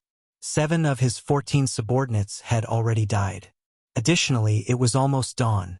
In the dark, he couldn't do anything to Gu Fei. When dawn came, Gu Fei would have nowhere to hide. "You 7 don't scatter," Beitang Ao directly ordered. He wanted to persist until dawn. In the dark environment, Gu Fei could take advantage of it. In the daytime, he wouldn't be so lucky. However, things often didn't develop according to people's ideas. No one could predict what would happen in the next moment. When Beitang Ao was thinking about how to kill Gu Fei, an unexpected person suddenly appeared and directly took Beitang Ao away. The 7 men in black were suddenly shocked and at a loss, because the person who took Beitang Ao away was his uncle, Beitang Yi. "Uncle," Beitang Ao said in shock. "Be quiet," Beitang Yi said in a low voice. His expression was a bit flustered. He didn't care about the life and death of his 7 subordinates. He took Beitang Ao and like a ghost, they passed through the jungle and quickly went far away. Right when Beitang Yi brought Beitang Ao away and disappeared into the boundless primitive forest, a myriad of thread-like golden lights suddenly descended from the sky. The 7 black-clothed men who were at a loss of what to do in the forest were instantly penetrated by the golden threads, and they didn't even have the time to let out a blood-curdling scream before they instantly died miserably on the spot. After the thousands of golden threads killed the 7 men of Beitang Ao, they didn't dissipate. Instead, they soared into the sky and converged towards an azure-clothed Taoist who was slowly descending from the sky. Then, all of the golden threads entered the Taoist's fluttering sleeves. Chapter 130. Standing at the top of the tree, Dan Chinzi glanced around and couldn't help but frown as he sensed that there were some extremely obscure auras nearby. Not all of the people who were peeping in the dark left. Some of them followed him. At this moment, a figure silently walked out of the woods. "Greetings, Uncle Master." The man came under the tree and bowed towards Dan Chinzi. Dan Chinzi lowered his head and looked at the man under the tree. He was in rags and had messy hair and a dirty face. It was almost impossible to identify his appearance. How dare they? Dan Chinzi couldn't help being furious at the sight of Gu Fei's appearance. Beitang clan is too much. How dare they hunt down a disciple of my Taishan sect? After the incident in the ruined Sky Realm, I will definitely demand an explanation from the Beitang clan. Although Gu Fei was in an extremely sorry state, he was still alive. As long as he was alive, Dan Chinzi could not help but inwardly sigh in relief. "Follow me." Dan Chinzi waved his sleeve as a ball of golden light rushed towards Gu Fei. It wrapped Gu Fei and flew to Dan Chinzi's side. Then, a golden light burst out of Dan Chinzi's body and flew towards Dragon Emperor City with Gu Fei. In one of the 18 courtyards of Canvassing Moonlight Pavilion, Gu Fei was sitting in a superior independent guest room with legs crossed and regulating his breath. The one who built Canvassing Moonlight Pavilion had really invested a lot in it. There were 18 guest rooms in 18 courtyards. Each guest room was independent and not connected to the others. Gu Fei found that his internal injuries were more severe than he had imagined. The battle with Beitang Yi had caused him an unimaginable impact. The bones in both arms were broken, the sternum and even the ribs had cracks. If it was a normal shoja that received such heavy injuries, they would have fallen to the ground already. How could they have killed 7 experts trained by the Beitang family? His powerful physical body, which had been tempered day and night, displayed its extraordinary side at this moment. The terrifying regenerative ability caused Gu Fei's injuries to gradually heal. Of course, this self-healing process was not as terrifying as being able to recover in an instant. On the skin in the middle of his chest, a looming pattern of yin-yang fish was emitting a warm current that nourished Gu Fei's flesh, tendons, and bones, accelerating his recovery speed. Yin and yang were the 5 elements, and the 5 elements combined to create everything in the world. The yin-yang qi from the yin-yang fish jade pendant was 1 level higher than the 5 elements.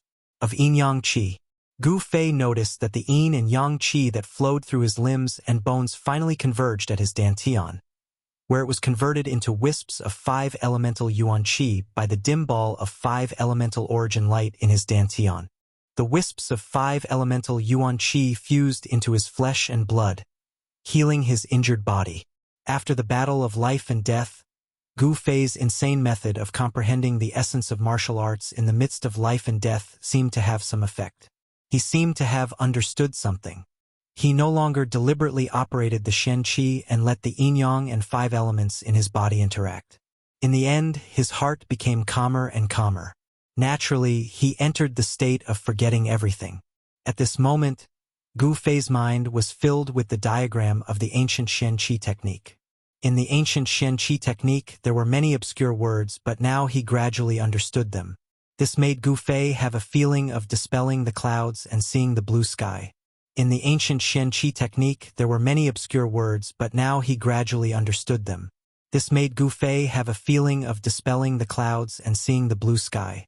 A life and death battle had deepened his understanding of the martial Tao.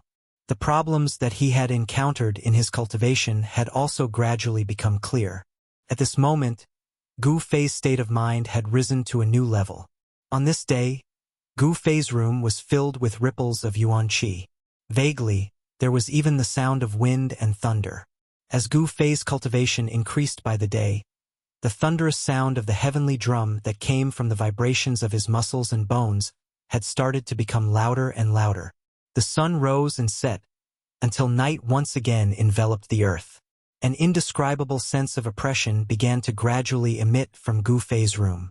In the same courtyard, there lived Li Lingfeng, Ziyu, Dongfang Chun, and the other 9 most outstanding people of the Supreme Profound Sect's younger generation. They had long sensed the strangeness of Gu Fei's room, and the great master Dan Qinzi, who was at the 9th level of the transcending mortality realm, sat directly outside the suite where Gu Fei was. He knew that Gu Fei was in the middle of a breakthrough, and Dan Qinzi did not want anyone to disturb Gu Fei. The 18 independent rooms were actually equivalent to 18 pavilions. In the other pavilions in the courtyard, Li Lingfeng, Ziyu, and the others all came out of their rooms and leaned against the railings to look. There were also people watching from the other courtyards, and in the other 2 courtyards that were adjacent to the disciples of the Supreme Profound Sect, there were people directly walking into the courtyard where the disciples of the Supreme Profound Sect were.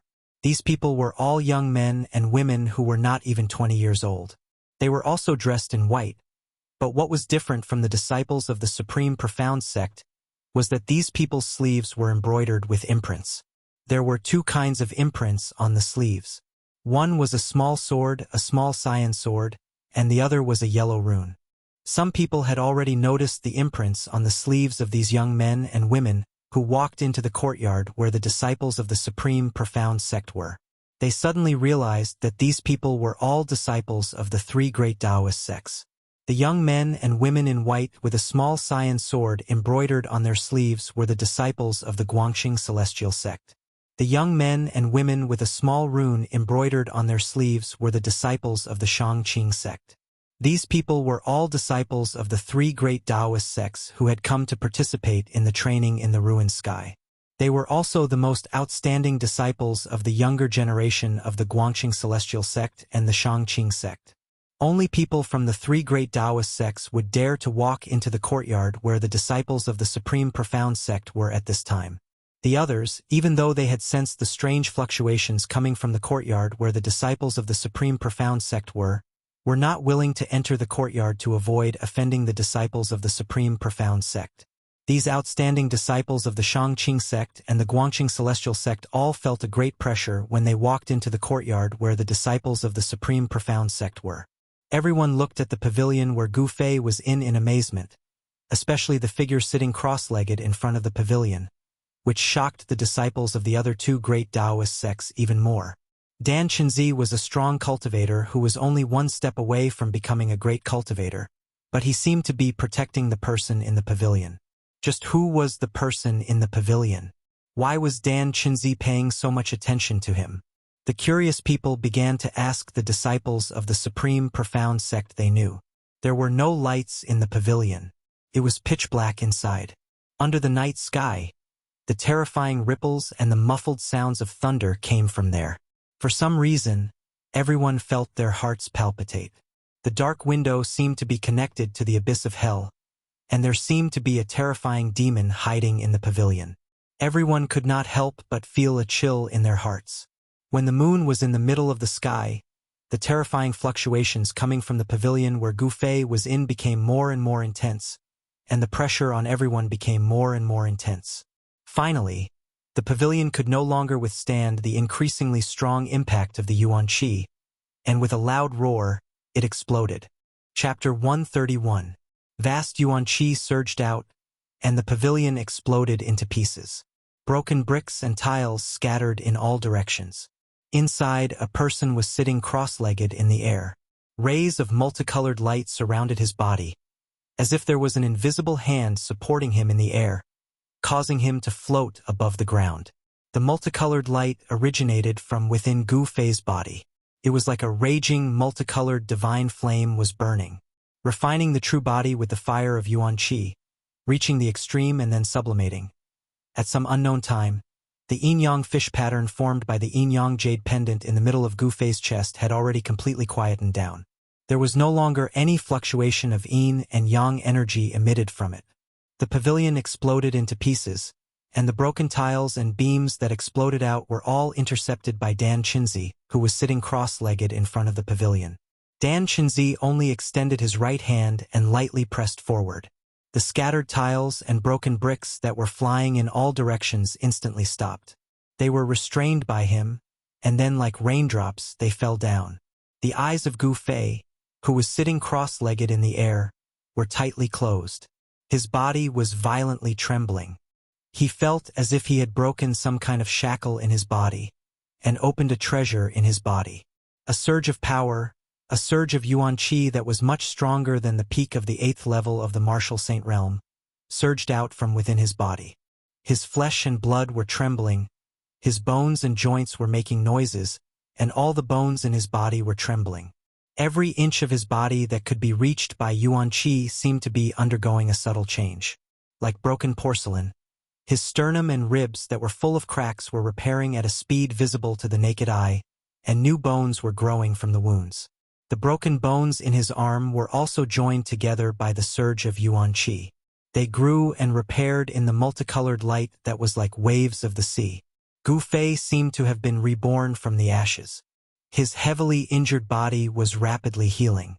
The battle of life and death last night had allowed him to take another step forward on the road of martial arts. He was undergoing a metamorphosis. This transformation could be said to be a transformation that paved the way for the final breakthrough to the transcending mortality stage. Gu Fei walked step by step on the road of martial arts and finally reached the end of the realm of self-awakening. He stood in front of the screen wall of another great realm. The thunderous sound of the sky drum had strengthened his bones and muscles. Faint thunderous sounds could still be heard coming from Gu Fei's body. Along with the frequency of the thunderous sounds, the natural energy around his body began to vibrate rhythmically. Visible ripples spread out from Gu Fei's body. In the nearby pavilions, the outstanding members of the younger generation from the three great Taoist sects couldn't help but exclaim in admiration. Among them, the eyes of the female cultivators shone brightly. However, not everyone was happy to see Gu Fei make a breakthrough in his cultivation. In a nearby pavilion, a white-robed youth and a white-robed youth looked coldly at the five-colored figure floating in the air. "I really want to unsheath my saber and behead him," the white-robed young man said in a deep voice. His voice was so low that it was almost inaudible. It was obvious that he had some misgivings. "Don't act rashly," The handsome youth standing beside the white-robed youth said in a low voice. He looked at the figure in front of him with an extremely solemn expression. His eyes flickered as if he was thinking about something. Humph. I'm just saying. With your martial uncle Dan Chinzi protecting him, who in Dragon Emperor City dares to attack him? The youth looked at the other figure in the cyan robe in front of him. Big brother, I hope you don't attack him anymore. Gu Fei is mine, Dongfang Chun said calmly. Dongfang Chun said calmly. Seeing that Gu Fei had made another breakthrough on the path of cultivation, the urge to surpass Gu Fei in his heart became even stronger. Dongfang Long glanced at his younger brother with disdain and said, You're really stubborn. If we let this person grow up, it will be a disaster for us, even for our Dongfang clan. Since we've already offended this person, we should cut the weeds and eliminate the roots. We should nip the disaster in the bud. That's the wise thing to do. Dongfang Chun remained silent. He didn't agree with his elder brother Dongfang Long's words. He didn't agree with his elder brother's words. Perhaps only Dongfang Chun himself knew that Gu Fei had already left an indelible shadow in his heart when he defeated him in front of the public in the Nine Peaks competition. If he couldn't surpass Gu Fei and defeat Gu Fei, he couldn't erase the shadow in his heart. He, Dongfang Chun, would lose the qualification to aspire to be the strongest. It would be very difficult for him to make great achievements in cultivation. At this moment, Gu Fei certainly didn't know what the Dongfang brothers were thinking about. His body was surging with incomparably powerful energy. Every inch of his skin contained extremely terrifying energy, flowing with brilliant light. His body was like a fine gold and immortal iron that had been tempered thousands of times. It contained endless essence of heaven and earth as it flickered. Suspending in the air, Zhang Tai sensed the essence of the 5 elements in his body, causing his blood, flesh, tendons, and bones to release powerful life essence one after another. The sound of muscles and bones gradually weakened. However, Gu Fei's chi field didn't weaken. Instead, it became more powerful. As the old saying went, great sounds were silent. In the end, the sound of muscles and bones could barely be heard. The abnormal movement in Canvas Moonlight Pavilion gradually aroused the attention of more and more cultivators. Many cultivators were shocked by the fact that someone could break through the cultivation barrier in Dragon Emperor City. Dragon Emperor City was not a good place. Without a powerful background, nobody would like to carry out deep cultivation here, especially breaking through the cultivation barrier, because nobody hoped to see a person who was more powerful and uncontrollable than himself. In the cultivation world, Shouja of the younger generation with unlimited potential like Gu Fei were people that all the major factions wanted to rope in. However, there were also many people who were jealous of talents in the cultivation world. If they couldn't rope him in, they would destroy him, instead of joining other forces. Because of this, Dan Chinzi protected Gu Fei when he sensed that Gu Fei was going to break through his original realm. With Dan Chinzi's help, nobody could harm Gu Fei in front of Dan Chinzi unless those old monsters in void-controlling realm attacked Gu Fei. Additionally, anyone who harmed Gu Fei was equal to challenging the entire Taishan sect. Given Dan Chinzi's cultivation base at the 9th heaven of Ascended Mortal Realm, he could frighten some people in Dragon Emperor City. Of course, the real powerhouses disdained to attack Gu Fei. Gu Fei is really a monster. In a pavilion about 60 m away from Gu Fei, Li Lingfeng sighed with emotion as he watched the colorful figure in front of him. 2 teenagers were standing on Li Lingfeng's side. One was a handsome teenager who was so beautiful that even women would be jealous of him. Of course, he was Ziyu, who looked like a girl. The other teenager was carrying a long sword on his back. His robe fluttered in the wind as he gave off a sharp chi field like the edge of a sword. Chapter 132. At some unknown time, Gu Fei's hands were able to move. His muscles and bones surged, rapidly healing his injured body. His broken arm had already been completely healed. Miraculously, at this time, the life essence energy within Gu Fei's body was flourishing to the extreme. Gu Fei floated in the air around 20 feet above the ground. Endless heaven and earth origin energy constantly gathered around him. Spiritual light flashed and spiritual energy surged in a 100-foot radius. His eyes were closed and his hands were constantly moving. It seemed as if he was making random movements. Everyone was confused, but Dan Chinzi's calm eyes began to shine. As time passed, the canvassing moon pavilion was strangely quiet. It was so quiet that it caused one to feel an indescribable pressure. Who knew how many pairs of eyes were watching the canvassing moon pavilion? In the latter half of the night, the darkest period before dawn, Gu Fei's hands began to move in a seemingly chaotic manner. These seemingly untraceable movements began to reveal a somewhat mysterious flavor. Turn disorder into order. Turn the impossible into the law. The 3,000 great Daos all lead to the same destination. Dan Chinzi looked at Gu Fei's dancing hands and his eyes shined with a brilliant light. From Gu Fei's movements, he could feel the aura of the Tao. Although Gu Fei's movements seemed casual, the truth was that this was a manifestation of the Tao. From the mundane to the simple, Gu Fei was immersed in a mysterious martial realm. That complex martial intent was slowly peeled away by him, and he began to simplify it. Then he began to practice it with his hands. It could be said that at this moment, Gu Fei had touched upon the edge of the Tao. Martial skills were also part of the Tao. Gu Fei's comprehension of martial had already touched upon the threshold of skill nearing the Tao. By this point, even the disciples of the younger generation from the three great Taoist societies could tell that Gu Fei was extraordinary. However, they didn't have a cultivation base like Dan Chinzi's. Gu Fei gave them a mysterious and unfathomable feeling. Although Li Lingfeng and the others seemed to have noticed something from Gu Fei's waving hands, they couldn't tell what it was exactly. They couldn't tell what it was, nor could they grasp it. Gu Fei's hands began to simplify the complicated movements. Then, a series of mysterious hand seals began to appear between his hands. As the hand seals appeared, terrifying waves began to emit from his fingers. It wasn't the wave of magic power, and it wasn't the power of divine arts released by divine arts practitioners. Among the experts of the younger generation, no one knew what kind of power the madra that Gu Fei had displayed represented. After all, the true meaning of martial arts had long disappeared. The path of martial arts had long declined in the Tunglong continent. Even though they didn't know what the madra represented, everyone could sense the terrifying power of the madra. It wasn't a Taoist method, but it was better than a Taoist method. It wasn't a divine art, but it was better than a divine art. At the sight of this scene, everyone was extremely shocked. Perhaps, in Dragon Emperor City, besides some old monsters, only Gu Fei knew that this was a manifestation of the martial arts. The mysterious madra was a battle skill that was one level higher than the Five Elements Fist, the Five Elements Extermination madra. The true martial arts have reappeared. Such words came out from Dragon Emperor City.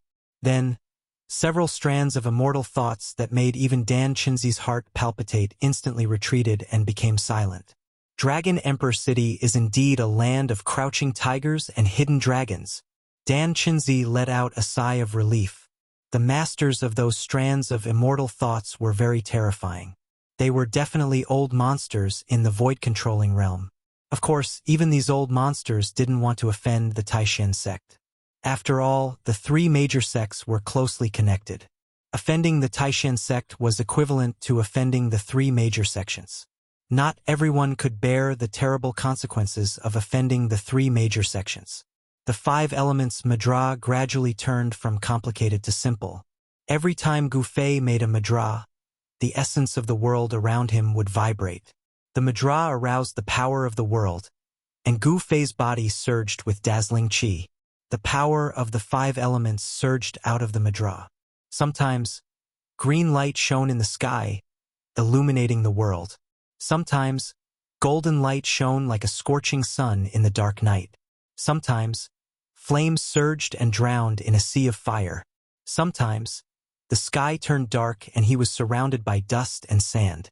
Sometimes, water vapor surged and his body seemed to be surrounded by towering waves.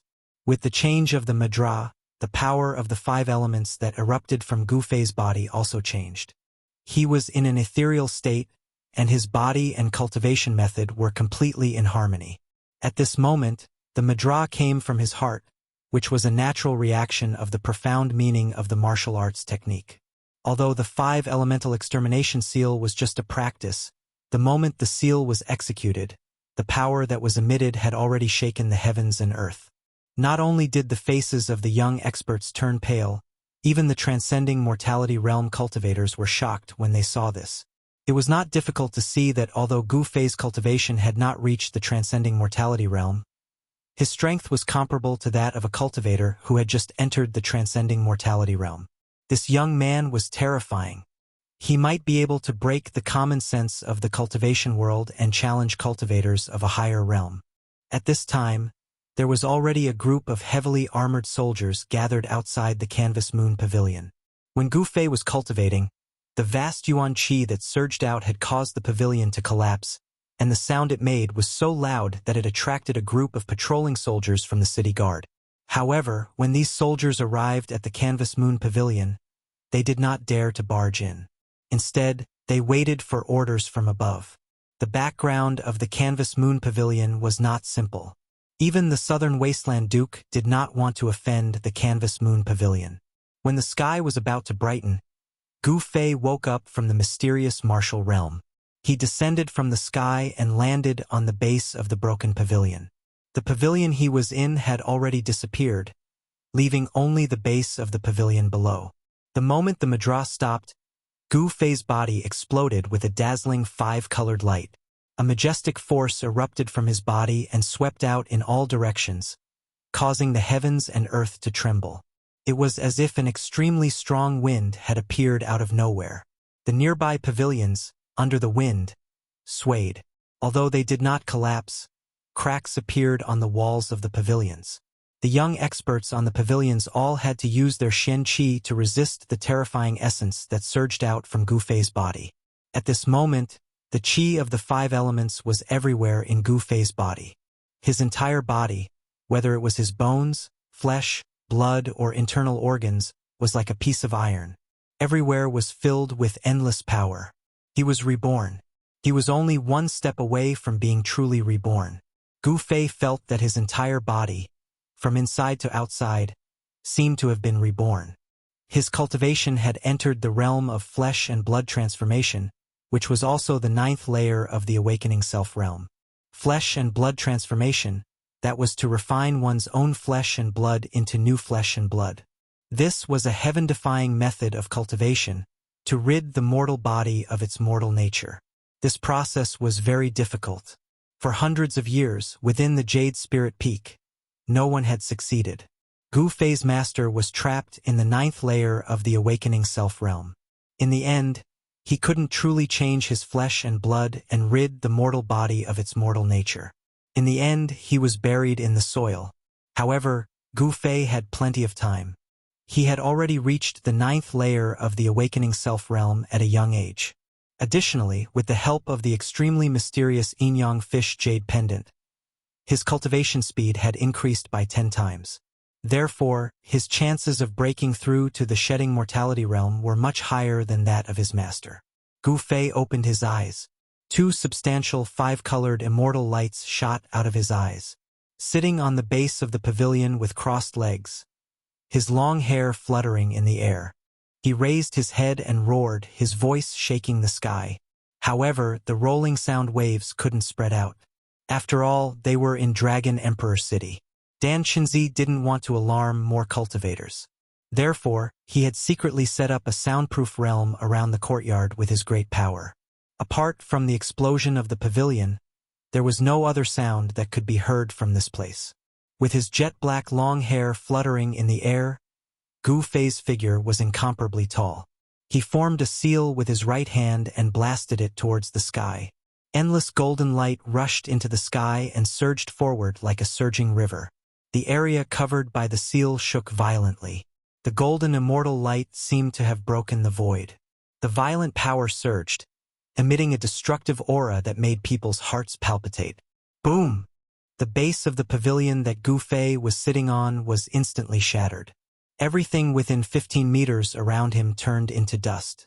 The courtyard instantly became chaotic, causing sand and pebbles to fly. Shwa! With a sound, Dan Qinzi, who was sitting in front of Gu Fei, directly moved back. He didn't make any move to stop Gu Fei. Even if this courtyard of the canvassing lunar pavilion was demolished, it was nothing.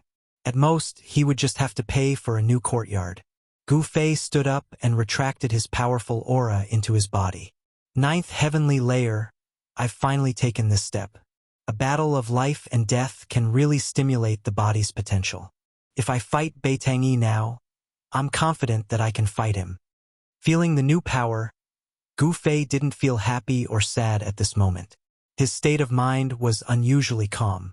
On another pavilion in the courtyard, Dongfang Chun and his elder brother Dongfang Long's expressions were rich and colorful. They changed again and again, but in the end, Dongfang Chun still revealed a brilliant expression. He jumped down from the pavilion and walked towards Gu Fei. Chapter 133. Gu Fei, I didn't expect you to break through at this time. Very good. Dan Chinzi said with a faint smile as he walked over to Gu Fei. Gu Fei's breakthrough was definitely a good thing for the trip to the ruined sky realm. Thank you for protecting me, Uncle Master. Gu Fei bowed to Dan Chinzi. Although his mind had been immersed in the mysterious martial realm, he could still vaguely feel what was happening in the outside world. Ha ha! Dan Chinzi laughed, which was rare for him. He waved his hand and said, Congratulations! The Green Spirit Peak has finally produced an amazing disciple. I remember that no one in the Green Spirit Peak has been able to cultivate to the 9th layer of awakening heaven before the age of 20. You are the first. Although Dan Chinzi looked middle-aged, he had actually been cultivating on Taishan Mountain for 200 or 300 years. Moreover, he was a disciple of the sect leader, so he definitely knew a lot of secrets. Uncle Master, you flatter me. Gu Fei still looked indifferent, as if he was not very happy because of the improvement in his cultivation. Or perhaps it could be said that, in front of Dan Chinzi, he was a little reserved and a little restrained. Swish! Swish! At this time, there was a flash of figures, and two people suddenly appeared beside Dan Chinzi. Ha ha! Brother Dan Chinzi, your Taishan sect is indeed full of talents. Among the two middle-aged Taoists who suddenly appeared, one of them holding a horsetail whisk and looking like an immortal said with a smile. This Taoist was no stranger to Gu Fei. It was the senior cultivator of the Shangxing sect, Ding Yangzi, who had once visited the Taishan sect with Lin Shuer. The other Taoist was empty-handed, but Gu Fei sensed a familiar aura from him. This Taoist's aura was very fierce. He stood there like a divine sword that had been unsheathed, making it difficult for people to look at him directly. A swordsman? Looks like this person must be a senior cultivator of the Guangxing Immortal sect. Gu Fei thought to himself. So it's fellow Taoists Ding Yangzi and Lu Ruhai.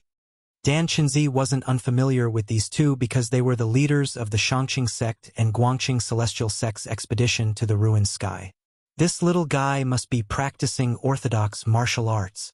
I didn't expect your Taishan sect to have this long-lost cultivation method.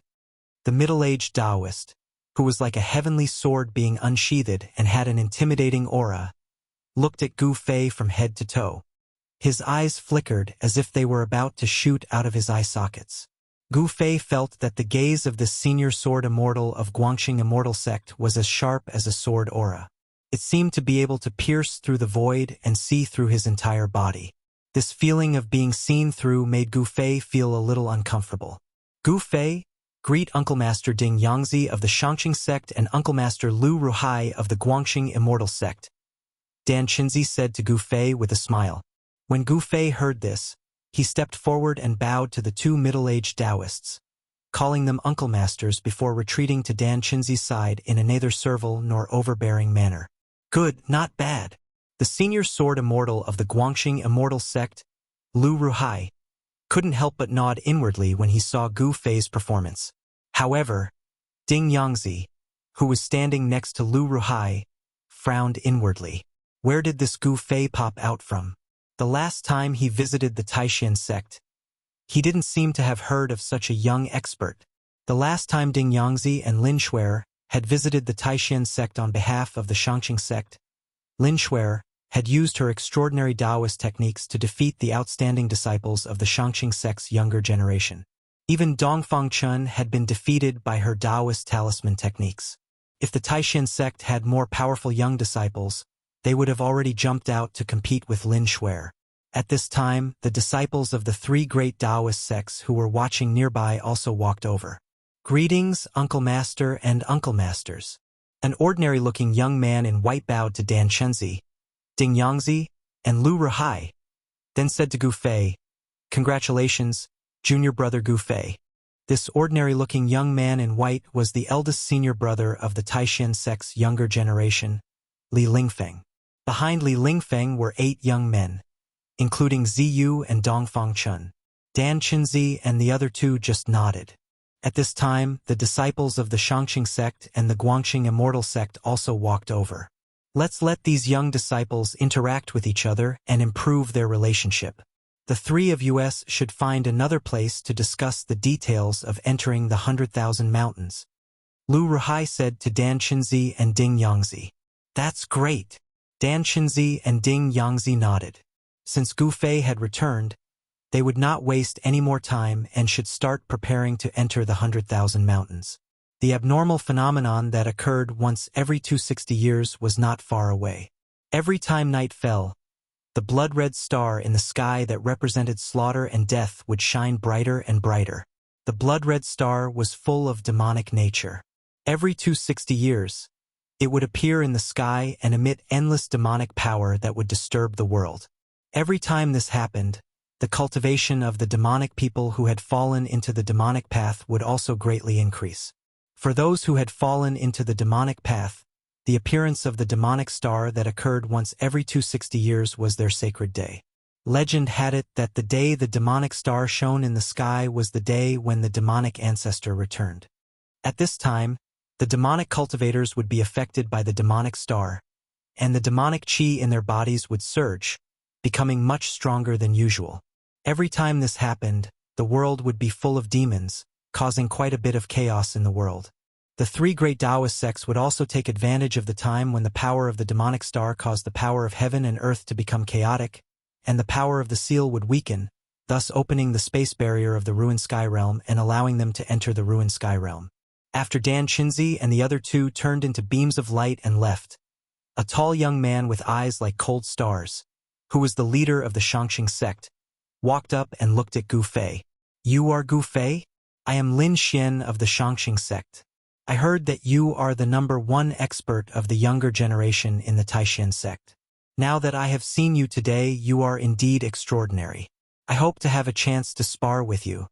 Lin Xian's words were full of power. "When the time comes, I will not disappoint you."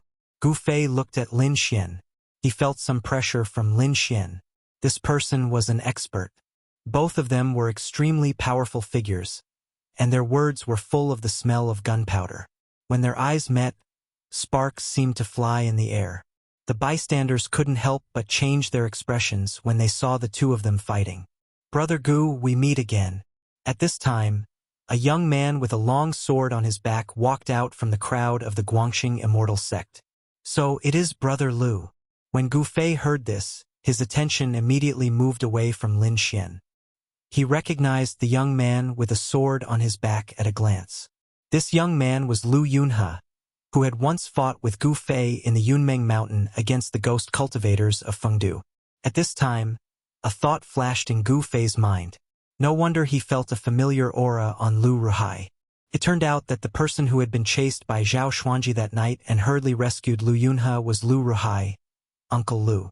"Brother Gu, come, let me introduce you. This is our eldest senior brother, Ren Wuming. This is our little junior sister, Li Mengyao. This is..." Lu Yunhe introduced the disciples of the Guangxing Immortal sect who had come to participate in the trial in the ruined sky to Gu Fei. Chapter 134. A group of promising young cultivators gathered together. The atmosphere was not that harmonious. No one was willing to admit that they were not as good as others. They were all young shouja who stood out among their peers. Youthful vigor, youthful frivolity, these were the strong points of youths, but also the weak points of youths. Young people had a drive and were not afraid of anything. It was a good thing to be courageous in cultivation. However, if this drive was used elsewhere, it would become arrogance. In the eyes of some people, Gu Fei's behavior was a bit arrogant. Although they witnessed the process of Gu Fei breaking through the cultivation barrier, it did not mean that the Shangqing sect and Guangxing Immortal sect would be afraid of him. After chatting for a while, Lin Xian left with the Shangqing sect.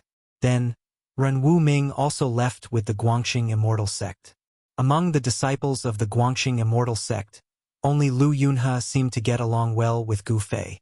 After a short meeting, Gu Fei remembered a few outstanding figures from the Shangqing sect and the Guangxing Immortal sect. Lin Xian from the Shangqing sect, Ren Wu Ming from the Guangxing Immortal sect, and Li Mengyao. These people were all geniuses. Among the younger generation of their respective sects, it was hard to find a worthy opponent. It was not hard to imagine that in 20 or 30 years, they would become powerful figures in the cultivation world. After the people from the Shangqing sect and the Guangxing Immortal sect left, only Gu Fei and the other 9 people from the same sect were left. Dongfang Chun? Do you know someone called Dongfang Long? After the people from the Shangqing sect and the Guangxing Immortal sect left, Gu Fei directly questioned Dongfang Chun. Gu Fei stared at Dongfang Chun. His gaze was as sharp as a knife. It made Dongfang Chun feel a strong sense of oppression, as if there was a knife on his back. He did not deliberately reveal a powerful force. It was a natural aura. Junior Martial Brother Gu Yu? Li Lingfeng and the others could feel the tense atmosphere between Gu Fei and Dongfang Chun and couldn't help but change their expressions. They knew that the Dongfang Long that Gu Fei mentioned had a great relationship with Dongfang Chun. He was Dongfang Chen's elder brother. Moreover, Dongfang Long was probably in Dongfang Chen's room. It had been 7 or 8 days since Dan Chenzi took Li Lingfeng and the others to Dragon Emperor City. Dongfang Long, Dongfang Chen's elder brother, didn't appear in Dragon Emperor City until 2 days ago. Dongfang Chen's face changed, and then he met Gu Fei's gaze, looked directly at Gu Fei, and said in a deep voice, "Dongfang Long is my big brother?" "What? Gu Fei? Do you know my big brother?" Bang! Gu Fei took a step forward, and the entire ground suddenly trembled. Without any warning, an incomparably powerful aura swept out from Gu Fei's body. The oppressive aura was as heavy as a mountain, surging like a surging river, and surging like the sea. Everyone was shocked. They didn't expect that Gu Fei would be so hostile to Dongfang Chen. The surging aura made everyone feel like they were in a storm. They couldn't help but step back. Is this the power of the 9th heavenly layer? Except for Li Lingfeng, who was also in the 9th heavenly layer, everyone else was frightened by Gu Fei's aura. Dongfang Chun, who bore the brunt of it, felt like he was struck by lightning. His body shook violently, and he retreated 7 or 8 steps in a row. Each step left a deep footprint on the ground. This was not a physical attack, but it was equivalent to Gu Fei's attack. A great pressure directly acted on Dongfang Chen's heart, destroying his will. It was as if a 1,000-pound boulder was pressing on his chest, making him almost unable to breathe. "Humph!" Gu Fei sneered. He looked at Dongfang Chun with undisguised anger in his eyes. Anyone could see Gu Fei's anger towards Dongfang Chun. "How could I not know your good big brother? Not only do I know him, I am also very familiar with him," Gu Fei said while gritting his teeth. When he thought that he almost died in the hands of Dongfang Long, his anger burned to the 9th heavenly layer. At this time, he already knew the ins and outs of the matter. Sure enough, as Chu Tian said, the people who wanted to borrow Chu Tian's hand to poison him with wine were Beitang Ao and Dongfang Long. They were really despicable and shameless, unforgivable. An incomparably tyrannical pressure enveloped Dongfang Chun, making him like a weak grass in a storm, as if he could be blown away at any time. Just when Dongfang Chun was about to fall back again, a hand was placed on Gu Fei's shoulder, and an incomparably dignified voice sounded in Gu Fei's ears. "Junior brother Gu, don't hurt the harmony between fellow disciples." Gu Fei couldn't help but be startled. The person who spoke was Li Lingfeng. Among the people present, only Li Lingfeng could still stabilize his body and put his hand on his shoulder. Gu Fei frowned. Then, the terrifying pressure that enveloped everyone immediately retreated like a tide. Everyone let out a sigh of relief. "Tell your big brother. I will find him to reminisce about the past," Gu Fei said in a deep voice, then turned around and walked straight to another pavilion. Killing fellow disciples was a taboo in the sect, and Gu Fei had some scruples. In the 18 courtyards of the Canvas Moon Pavilion, each courtyard had 18 independent pavilions, and each pavilion was equivalent to a set of superior rooms. And the people of the Supreme Profound Sect, including the leader Dan Chinzi, were only 11 people. In other words, in the courtyard, there were 7 pavilions that no one lived in. Gu Fei easily found a locked pavilion, then directly cut open the lock and walked in. Dong Fangchen gasped for breath.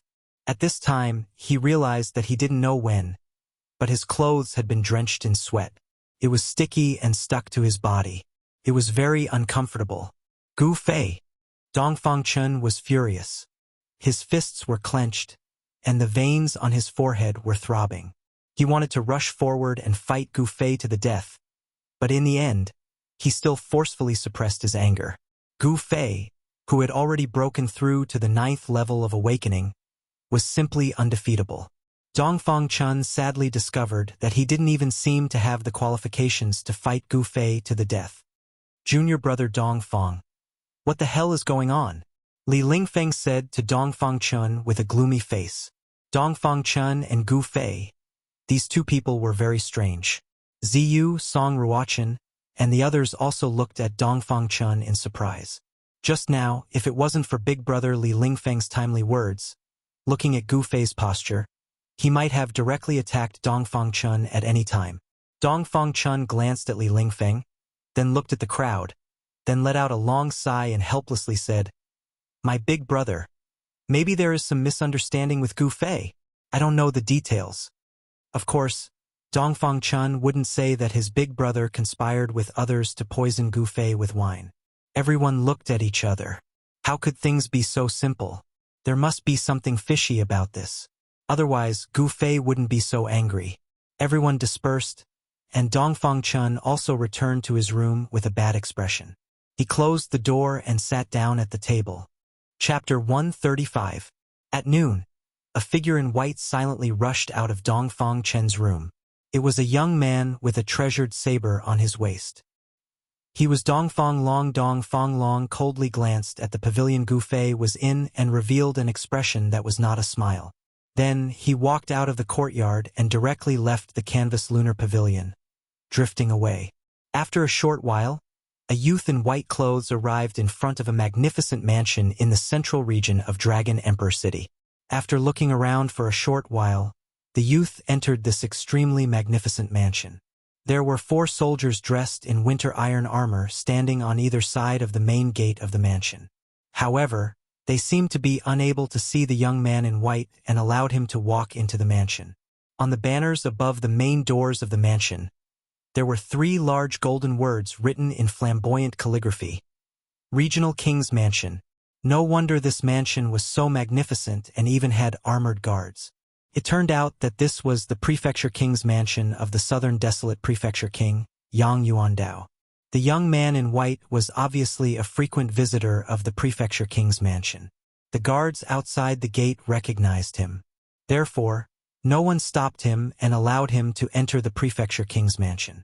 In the evening, in the Canvassing Moon Pavilion, 9 young disciples of the 3 great Taoist sects received invitations from the Southern Desolate Prefecture King's mansion at the same time. The Prefecture King's Crown Prince, Yang Sun, would invite them to a banquet in the Prefecture King's courtyard. Among these 9 people, including Gu Fei, were the top 3 most outstanding disciples among the young disciples of the 3 major Taoist sects. Inside the pavilion, Gu Fei looked at the invitation in his hand and couldn't help but frown. He didn't know this Prefecture King's Crown Prince. Why did he invite him?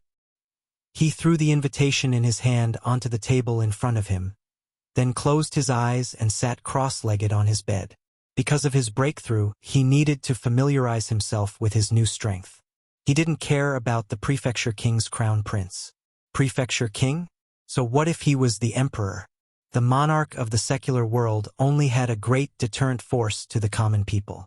In the eyes of powerful cultivators, there was no difference between the monarch and the common people. Even these large empires with thousands of miles of territory had to pay tribute to some of the large sects within their borders. The state of Qi, where the Supreme Mystery Sect was located, had to pay tribute to the Supreme Mystery Sect every year. In the early evening, tens of thousands of households in Dragon Emperor City had lit up their lights. If someone watched Dragon Emperor City from afar, he would find that Dragon Emperor City was like a bright lamp in the endless primeval woods in the night. The pitch-dark, high city wall of Dragon Emperor City isolated the two different worlds. Outside the city wall, it was an endless wilderness covered with dense primitive woods. Inside the city wall, it was a prosperous human world. Of course, there were also foreign cultivators in Dragon Emperor City. Although humans occupied the majority of the population, it was not the southern wilderness prefecture conferred by the royal households of Yen country, but the hundreds of clans in southern wilderness. Actually, it was more appropriate to call them the Southern Wasteland Barbarians. The Southern Wasteland Prefecture King's Palace was located in a courtyard in the west of the city. It occupied a vast area, and the layout was very particular. There were pavilions, terraces, small bridges, flowing rivers, strange rocks, fake mountains, and verdant trees. It was completely in the style of the Central Plains. After passing through the garden, there was a small lake at the back of the courtyard. Although it was a small lake, it had a circumference of several hundred mu. In the middle of the lake, there was a pavilion and a white jade bridge that spanned across the surface of the lake, connecting both sides. At this moment, melodious music drifted out from the pavilion in the middle of the lake. In the hall on the second floor of the pavilion, the ground was covered with a thick golden silk carpet. There were 9 tables on both sides of the hall. Each distinguished guest had his own table and sat cross-legged. As the host, Yang Sun, the son of the Southern Wasteland Prefecture King, was sitting at the head of the hall. In the middle of the hall, there were glamorous singers singing and dancing. There were only a few people sitting on both sides of the hall. Most of the seats were empty. Those sitting on the seats were all young men with dignified qi and strong vitality. As they looked around, their eyes flickered with shrewd light.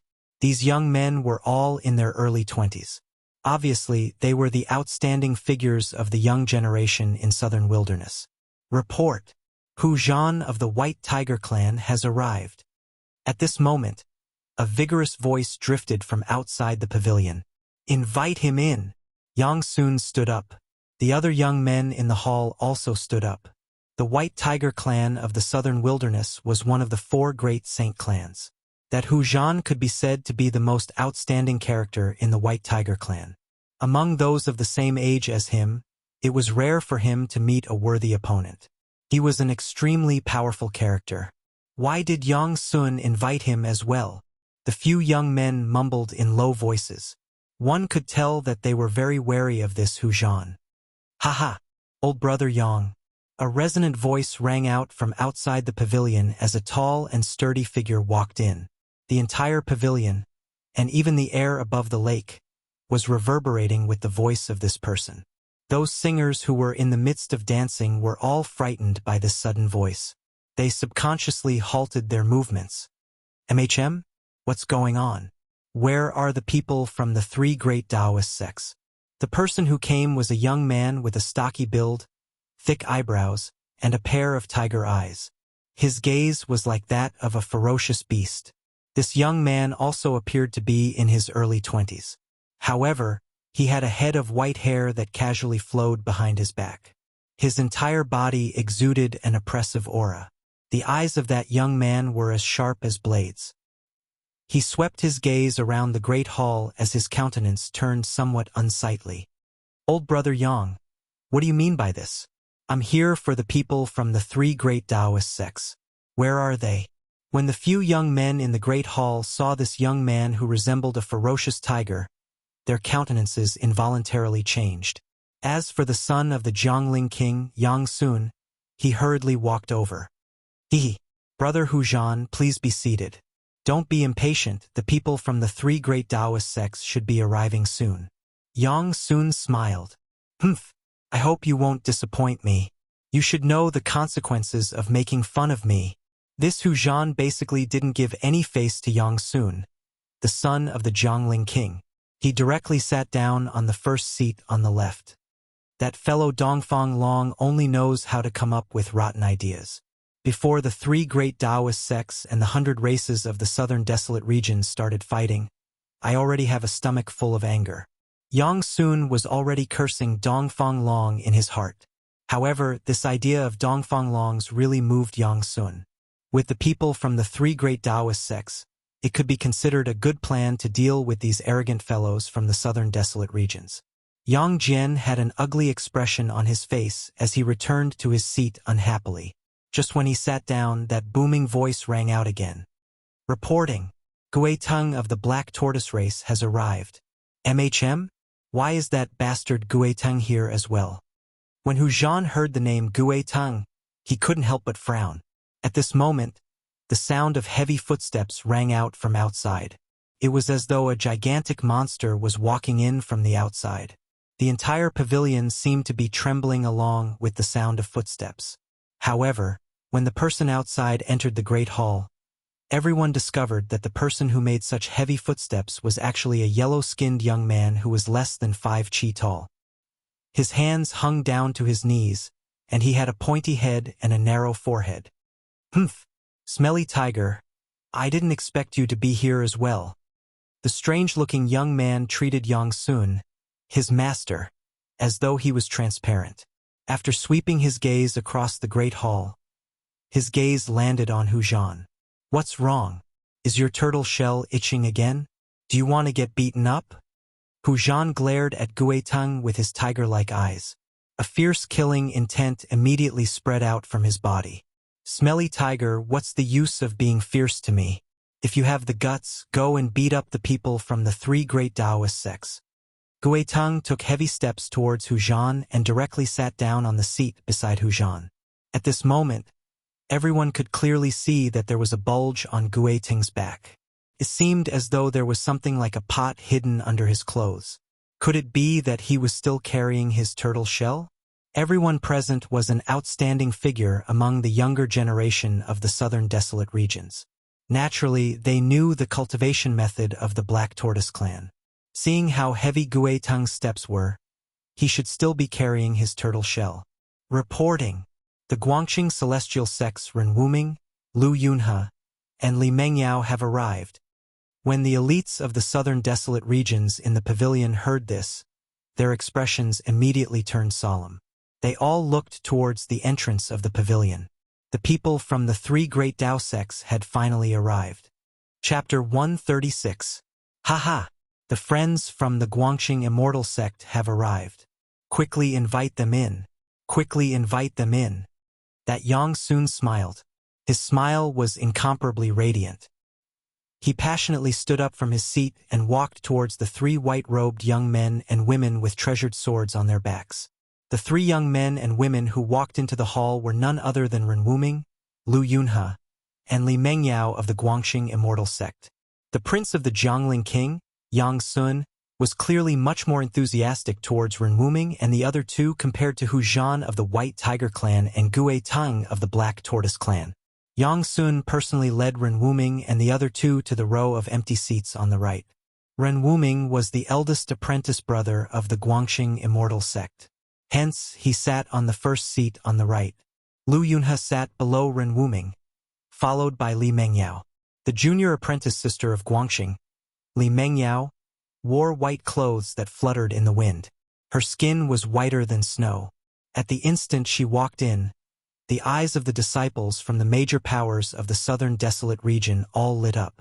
She had a pair of clear and spirited eyes, long eyelashes, rosy and sexy lips, and a head full of jet-black long hair that was like a black waterfall cascading down her back.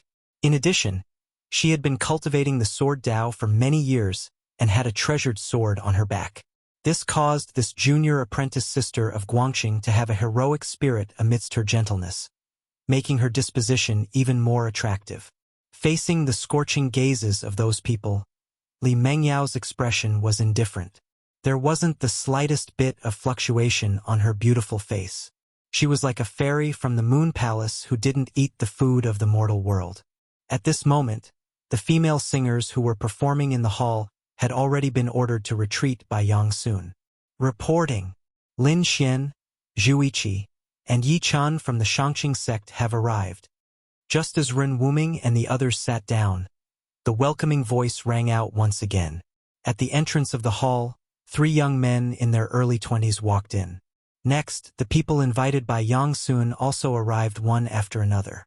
As the owner of this place, Yang Sun entered and exited the hall, standing up to welcome the distinguished guests. At this moment, everyone could see that Yang Sun, the Royal Highness of Duke Xing, wasn't that enthusiastic towards the young talents of the major local forces in South Wilderness. Instead, he treated the young disciples of the 3 major Taoist sects who had temporarily settled in Dragon Emperor City warmly and considerately. When Hu Zhan saw Yang Sun treating him so lightly, he couldn't help but feel angered. As for Gue Tung of the Black Tortoise clan, he didn't treat it as a big deal. His beady eyes would occasionally roam about the Dao sect's disciple. In the end, out of the 9 elites of the southern desolate regions, only 7 people came. There were 2 empty seats. Evidently, the 2 people Yang Sun invited didn't come. Perhaps those 2 did not even deign to come. After all, the one who ruled the southern wasteland was not the southern wasteland duke, Yang Yuandao, who was conferred the title of the southern wasteland duke by the Yen kingdom. Instead, it was the various great powers behind the southern wasteland elites. Additionally, these forces were not limited to Dragon Emperor City. Even the entire South Wilderness was their world. The southern wasteland was an ancient hell filled with legends. According to legends, the southern wasteland had already existed since the ancient times. In the depths of the southern wasteland was the 100,000 mountain range. The 100,000 mountain range was even more mysterious. Even the barbarians of the southern wasteland weren't willing to step into it easily. The barbarians of the southern wasteland didn't obey the Yen Empire at all. Although the great Yen Empire was powerful, its power lay in the territory of the Central Plains. In this boundless wilderness, even the whip of the empire couldn't touch it. The real rulers of the southern wasteland were the clans of those people on the left in the hall of the pavilion. From a certain perspective, these people were on the same level as Duke Yang Yuandao of the southern wasteland. In the eyes of these people, Yang Sun, the Royal Highness of Duke Xing, was nothing. If it was in normal times, these elites of the southern wasteland would simply ignore Yang Sun's invitation. The reason why Hu Zhan and the others came was actually because of the people of the 3 major Taoist sects. Of the 9 seats on the right in the hall, only 1 was empty. In the end, Li Lingfeng and Zi Yu still came to keep the appointment. After all, nominally, the southern wasteland Duke Xing's palace was the administrator of the southern wasteland. Therefore, they couldn't refuse the invitation of the Royal Highness of Duke Xing. However, other than cultivating, Gu Fei didn't care about the affairs of the outside world. He directly ignored the invitation of the Royal Highness of Duke Xing. Hence, it seemed that Dongfang Long's scheme was about to fail. Yang Sun didn't see the arrival of the person Dongfang Long spoke of. A trace of disappointment involuntarily flashed in his eyes. He heard that within the 3 major Taoist sects, only that person might be able to suppress the elites of the southern wasteland. After everyone sat down, Yang Sun, the host, didn't even say anything when Hu Zhan already spoke. What a great reputation the 3 major Taoist sects have. I, Hu Zhan, have long wanted to experience the innate techniques of the Taoist sects. As he spoke, Hu Zhan's tiger eyes gleamed with sharpness as they swept past Ren Wuming, Lin Xian, and Li Lingfeng. Hu Zhan had long been itching to fight, wanting nothing more than to have a great battle with the people of the 3 major Taoist sects. From his point of view, among the elites of the 3 major Taoist sects, only these 3 were worthy for him to fight. As for the others, he had no interest at all. When Yang Sun saw that Hu Zhan's words were filled with the smell of gunpowder, he couldn't help but feel joy in his heart. He couldn't be bothered to say anything and was more than happy to watch the show from the side. As expected, the countenances of Li Lingfeng and the others instantly changed when they heard this. Hu Zhan's actions were undoubtedly a naked challenge to them. The southern wasteland is filled with crouching tigers and hidden dragons. We also wish to experience the innate techniques of the experts of the southern wasteland. Although Ren Wuming's words were calm, everyone present could feel his battle intent. The path of the sword Immortal was a branch of the Taoist sects. They cultivated the Tao of the sword, and their methods were to slay demons and exterminate devils. It was very different from the Tao techniques of the Supreme Mystery sect and the High Clarity sect. Ren Wuming cultivated the sword day and night. He was like a sword, and the sword was like him. Not only was the aura from his body like an unsheathed divine sword, incomparably sharp, but his temperament was also extremely sharp, unwilling to show weakness. Hee. I invited everyone here because I wanted to create an opportunity for the elites of the Southern Wasteland to spar with the outstanding successors of the three great Taoist sects. If you all wish to spar here, I have no objections. Yang Sun didn't forget to add fuel to the fire from the side. None of the people present were fools. They naturally knew that Yang Jian's invitation was definitely not that simple. However, regardless of whether it was the elites of the Southern Wasteland or the outstanding successors of the three great Taoist sects, although they knew that this might be a trap, they still came. This was because the elites of the Southern Wasteland were very interested in the successors of the three great Taoist sects who came from the Central Plains. As for Li Lingfeng, Ren Wuming, and the others, they also wanted to spar with the outstanding characters of the Southern Wasteland. Very well. My name is Hu Zhan. From today onwards, my name will be imprinted in your heart. Even if you want to forget it, you won't be able to. Hu Zhan stood up, and a terrifying force erupted from his majestic body. The table in front of him instantly shattered, turning into sawdust. Gui Tang, who was next to Hu Zhan, dodged to the side like a startled rabbit the moment Hu Zhan stood up. At this moment, his footsteps were even lighter than a leopard's, landing on the ground without a sound. Compared to the heavy footsteps he had when he came, it was the complete opposite. I am Ren Wuming of the Guangxing Celestial Sect. If you have any skills, bring it on. Ren Wuming also stood up, and an incomparably sharp sword chi spread out from his body. Whoosh, whoosh, transparent and invisible sword chi seemed to surround his body, and in the void, there was a slight sound of something breaking through the air. Chapter 137. A dangerous aura instantly enveloped Ren Wuming. In the next instant, Hu Zhan, who was as ferocious as a tiger, directly leaped up. Tiger stripes appeared on his body as his right palm directly slammed towards Ren Wuming. There were no excessive words, no apprehension. Even if the Southern Desolate Prefecture King's crown Prince Yang Sun was present, and this was the side courtyard of the Prefecture King's manor, Hu Zhan acted when he wanted to, completely treating Yang Sun as transparent. His white hair fluttered wildly, ferocious, wild, and full of bestiality. This was the portrayal of this expert from the white tiger race. Hu Zhan, who looked like a ferocious tiger, had a ferocious glint in his eyes. When he struck out with his right hand, tiger stripes instantly appeared on his entire palm. A sharp tiger claw shot out from his hand, and the sound of wind instantly rose within the hall. It wasn't a true white tiger claw, but the ferocious might of the white tiger caused the heavens and earth to tremble. Under the tiger claw, the astral wind was like blades. Before the claw arrived, Ren Wuming already felt as if he was being slashed by thousands of blades. Bzz. The sword energy in Ren Wuming's body circulated.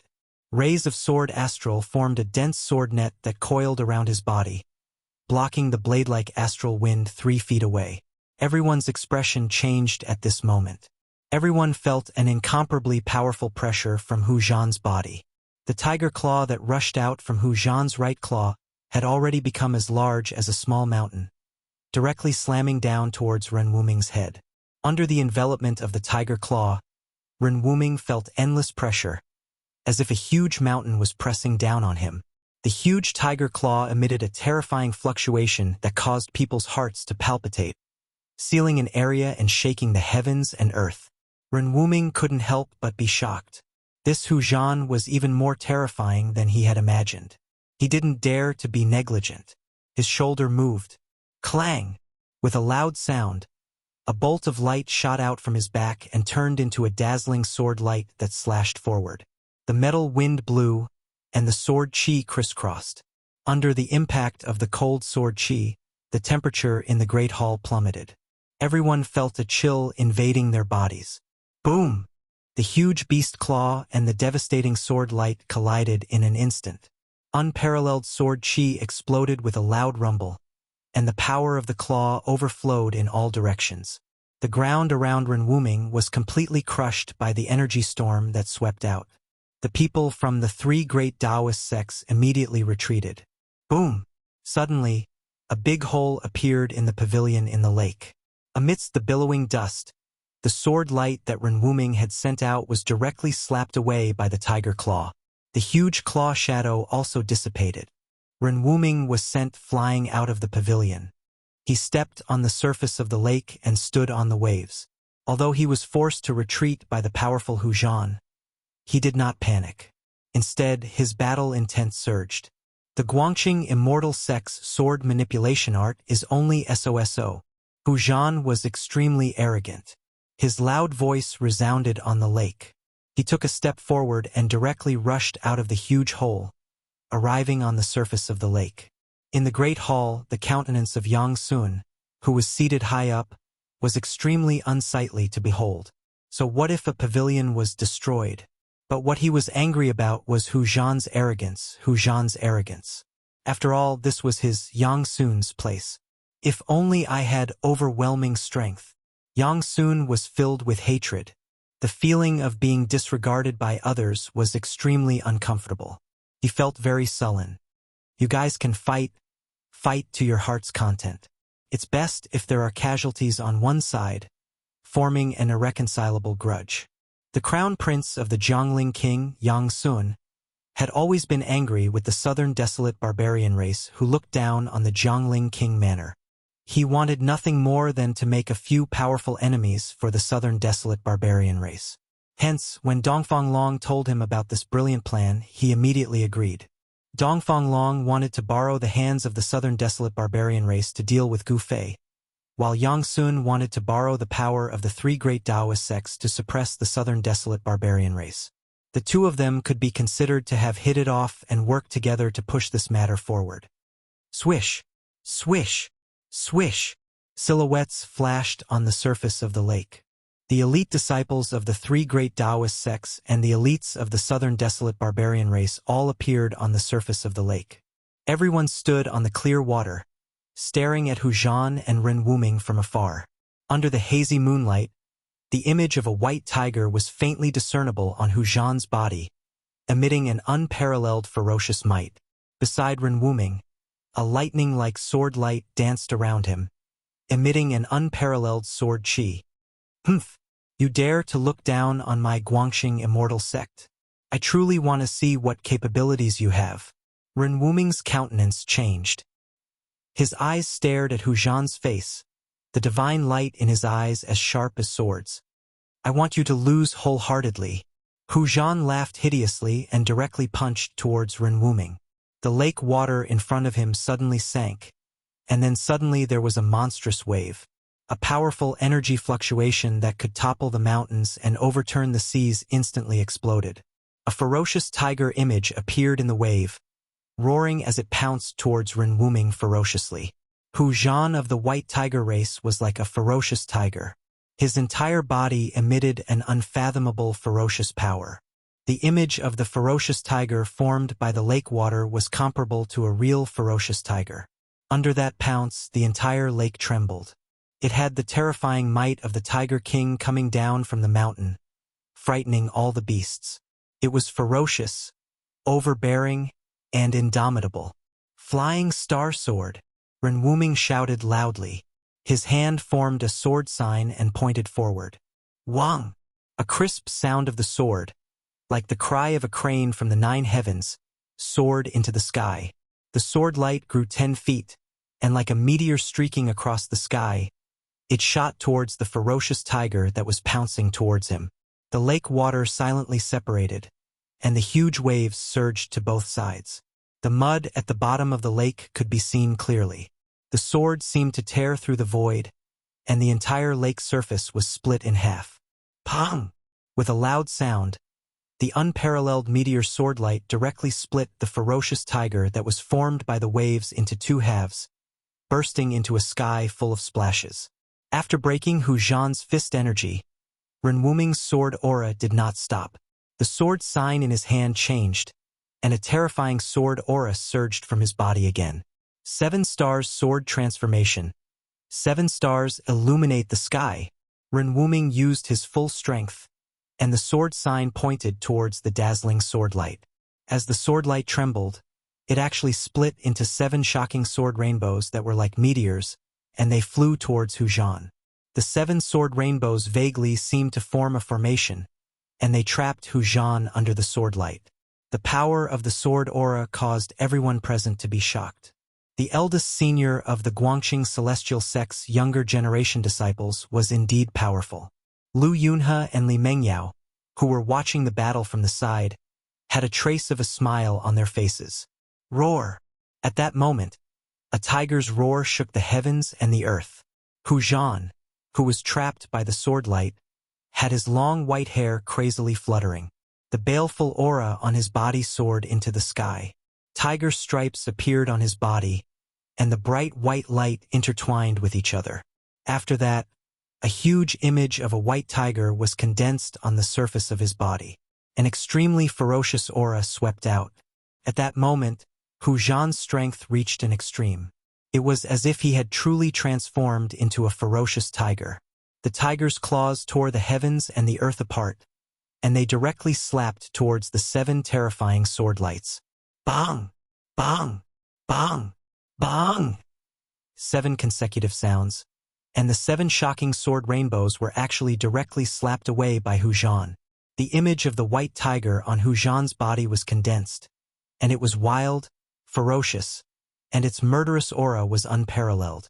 The ferocious might of the white tiger shook the heavens and the earth. Renwuming's body violently shook, and he retreated 7 steps on the surface of the lake. With every step he retreated, he spat out a mouthful of blood, as if those 7 heavy blows had directly landed on his body. Li Lingfeng, Lin Xian, and the others only then saw how terrifying the outstanding figures of the Southern Wasteland barbarian tribe's younger generation were. Chapter 138. Without a doubt, Renwuming had suffered a heavy blow. Out of the 7 destructive sword lights that were like shooting stars, 6 of them had been shattered. Only 1 sword light hadn't been shattered. That was because it was a flying sword light that had been transformed from a real sword. That dim sword light was recalled by Renwuming. With a clang, it entered the scabbard on his back. At this moment, his face was deathly pale as he looked at the roaring white tiger image in front of him in disbelief. Unfortunately, he was only 1 step away from the transcending mortality realm and couldn't completely become one with the sword. Otherwise, he would be able to display an unparalleled sword formation. No matter how powerful Hu Zhan was, he would be able to defeat him. Boom! The peerless white tiger soared into the sky. The surface of the lake under its feet instantly exploded. A vast and unparalleled power burst out, causing water to splash all over the sky. The entire lake shook violently. This Hu Zhan definitely had a terrifying strength that surpassed the awakening self-realm. A horrifying aura surged out in all directions in an earth-shattering manner.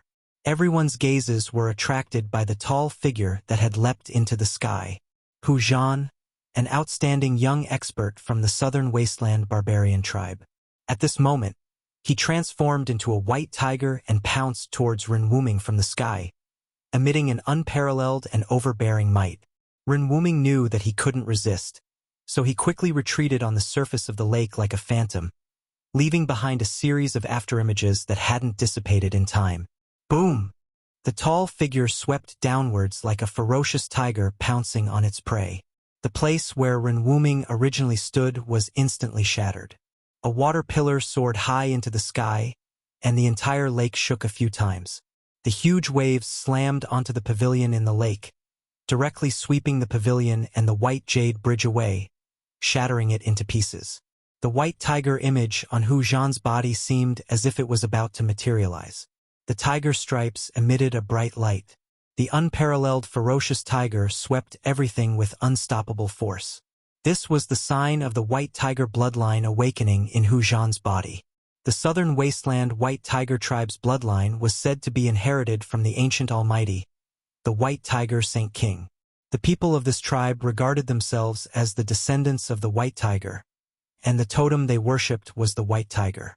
Hu Zhan ferociously turned around, and his thick and long tiger tail fiercely lashed out. The whole tail emitted a bright white light and swept towards Ren Wuming's waist like a divine whip. The white light that shot out from the tiger's tail was several tens of feet long. It rapidly streaked across the void, emitting a sharp whistling sound that made people's scalps numb. Its imposing manner was overwhelming. Bang! Ren Wuming was directly sent flying by the tiger tail as he coughed out large mouthfuls of blood. The #1 expert of the younger generation of the Guangxing Immortal sect was defeated. He was defeated by the young expert of the southern desolate white tiger race, Hu Zhan. Eldest senior brother. A few exclamations came from afar. Roar! A tiger's roar shook the sky. After that, an incomparably wild power erupted. The white tiger that had appeared from Hu Zhan's body burst forth with a white light. Its claws grabbed towards Ren Wuming, who was flying backwards. The huge beast claw seemed to break the void and caught up with Ren Wuming in an instant. At the moment when he was about to be caught by the tiger claw that was surrounded by white light, Ren Wuming suddenly felt a strong wave of sword chi coming from behind him. In the blink of an eye, a bright sword light brushed past Ren Wuming's body and shot forward from behind him, meeting the terrifying tiger claw that was chasing after him. Boom! The sword light directly destroyed the tiger claw, but the sword light was also sent flying. Swish! Swish! A silhouette flashed beside Ren Wuming. A white silhouette rushed forward from his side.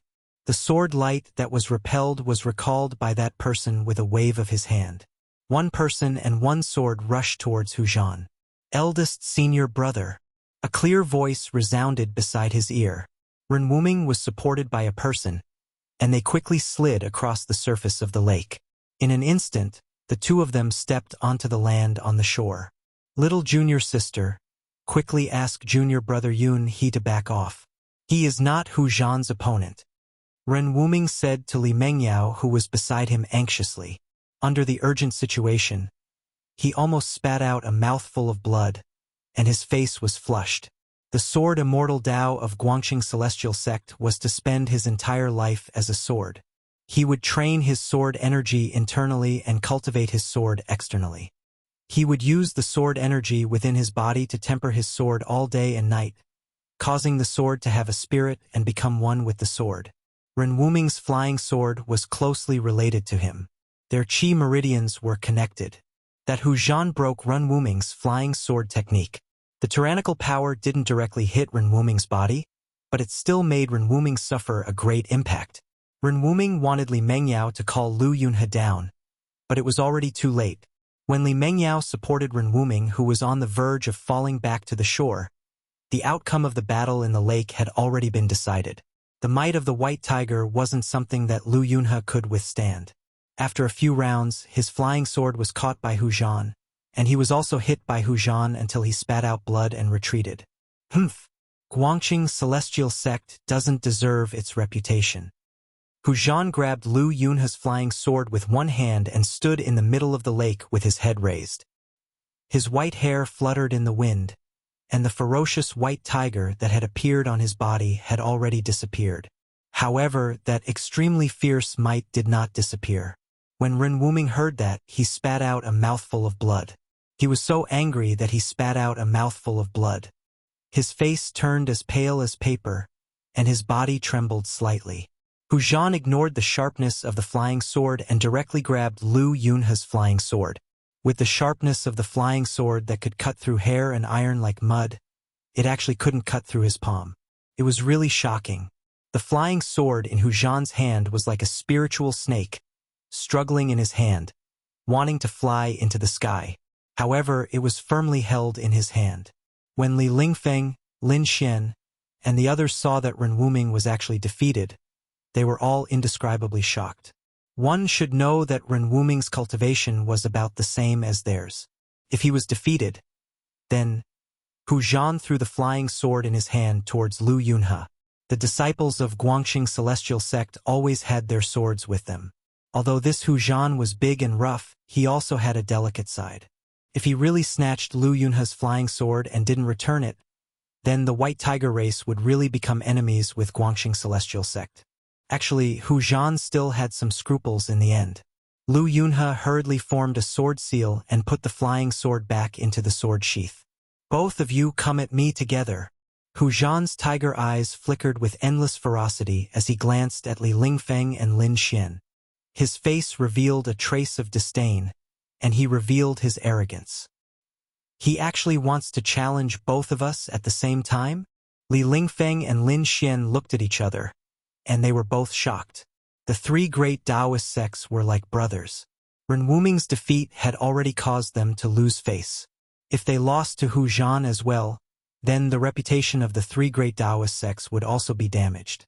The outstanding descendants of the younger generation of the three great Taoist sects were no match for the young talents of the southern wasteland. This was something that Li Lingfeng and the others absolutely could not accept. Junior Ziyu, quickly go and invite Gu Fei, Li Lingfeng said to Ziyu, who was beside him, in a low voice. Then, he stepped forward and walked towards Hu Zhan. Ziyu immediately flew onto the shore and quickly left. The number one expert of the younger generation of the Supreme Mystery Sect was Gu Fei. When Lin Xian saw Li Lingfeng coming forward, his body also moved. He was about to go forward and join forces with Li Lingfeng to fight Hu Zhan. After all, they could not afford to lose now. Chapter 139. The Southern Wasteland Barbarian Tribe had inherited a trace of the bloodline of the ancient holy beast. Therefore, their starting point was naturally higher than ordinary people. This was their innate talent. It was an innate advantage that others couldn't reach. However, not all the Southern Wasteland Brute tribe members were able to awaken the sacred beast bloodline within their bodies. After all, since the ancient times, the sacred beast bloodline had already become extremely thin. It was not easy to awaken it. However, it was very obvious that the White Tiger bloodline within Hu Zhan of the White Tiger clan had already awakened.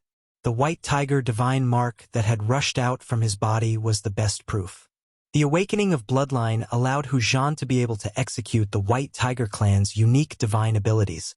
Even Guangxing Celestial Sect's eldest senior brother, Ren Wuming, would be defeated by the ferocious power of his White Tiger. Although they were both at the awakening ninth heaven, Hu Zhan's strength had long surpassed the ninth heaven with the terrifying power derived from the White Tiger bloodline in his body. He was infinitely close to the transcending mortality stage and was even comparable to the cultivators who had just entered the transcending mortality stage. This was what Hu Zhan relied on to defeat Ren Wuming. It was also what he relied on to challenge the three great Taoist sects. After defeating Ren Wuming, Zhan, who was as arrogant as a tiger, actually issued a challenge to Li Lingfeng and Lin Xian.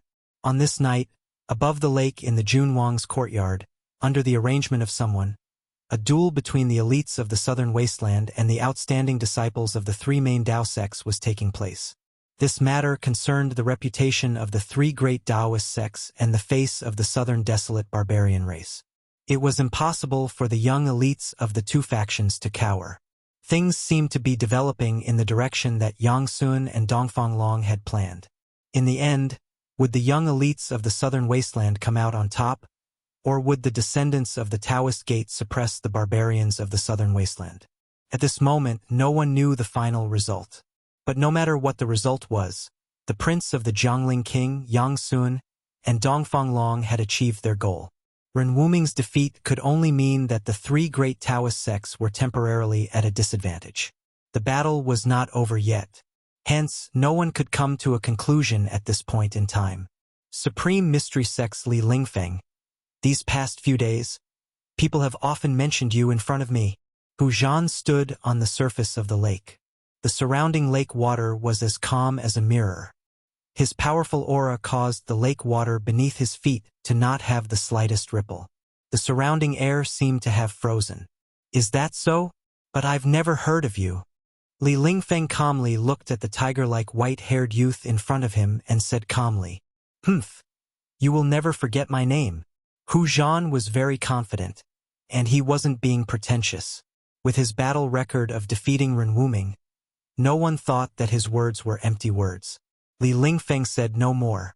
He formed a seal with his hand, and a vast amount of magic power rippled out from his body. 8 trigrams appeared around him, and the power of the 8 symbols of heaven and earth immediately gathered towards Li Lingfeng from all directions, transforming Tao techniques into mystiques, using one's own strength to draw upon the might of heaven and earth. This was Tao. The 8 trigrams circled around Li Lingfeng's body, emitting a dazzling light. It made Li Lingfeng feel as if he was in 8 independent worlds, giving off a strange feeling as if he had escaped from the world and was no longer part of the 5 elements.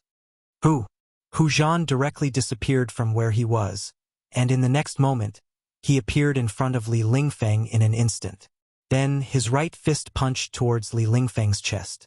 Streaks of resplendent tiger stripes rushed out from Hu Zhan's fist. A tyrannical power suddenly exploded, and the air was instantly torn apart, letting out a dull explosion. White Tiger Emperor's fist. Hu Zhan shouted in a low voice, vaguely. He seemed to hear a heart-palpitating tiger roar coming from the void. This was a deterrence that directly affected the heart. The world in front of the fist trembled. Li Lingfeng's long hair was blown back by the fist wind, and his clothes stuck tightly to his chest.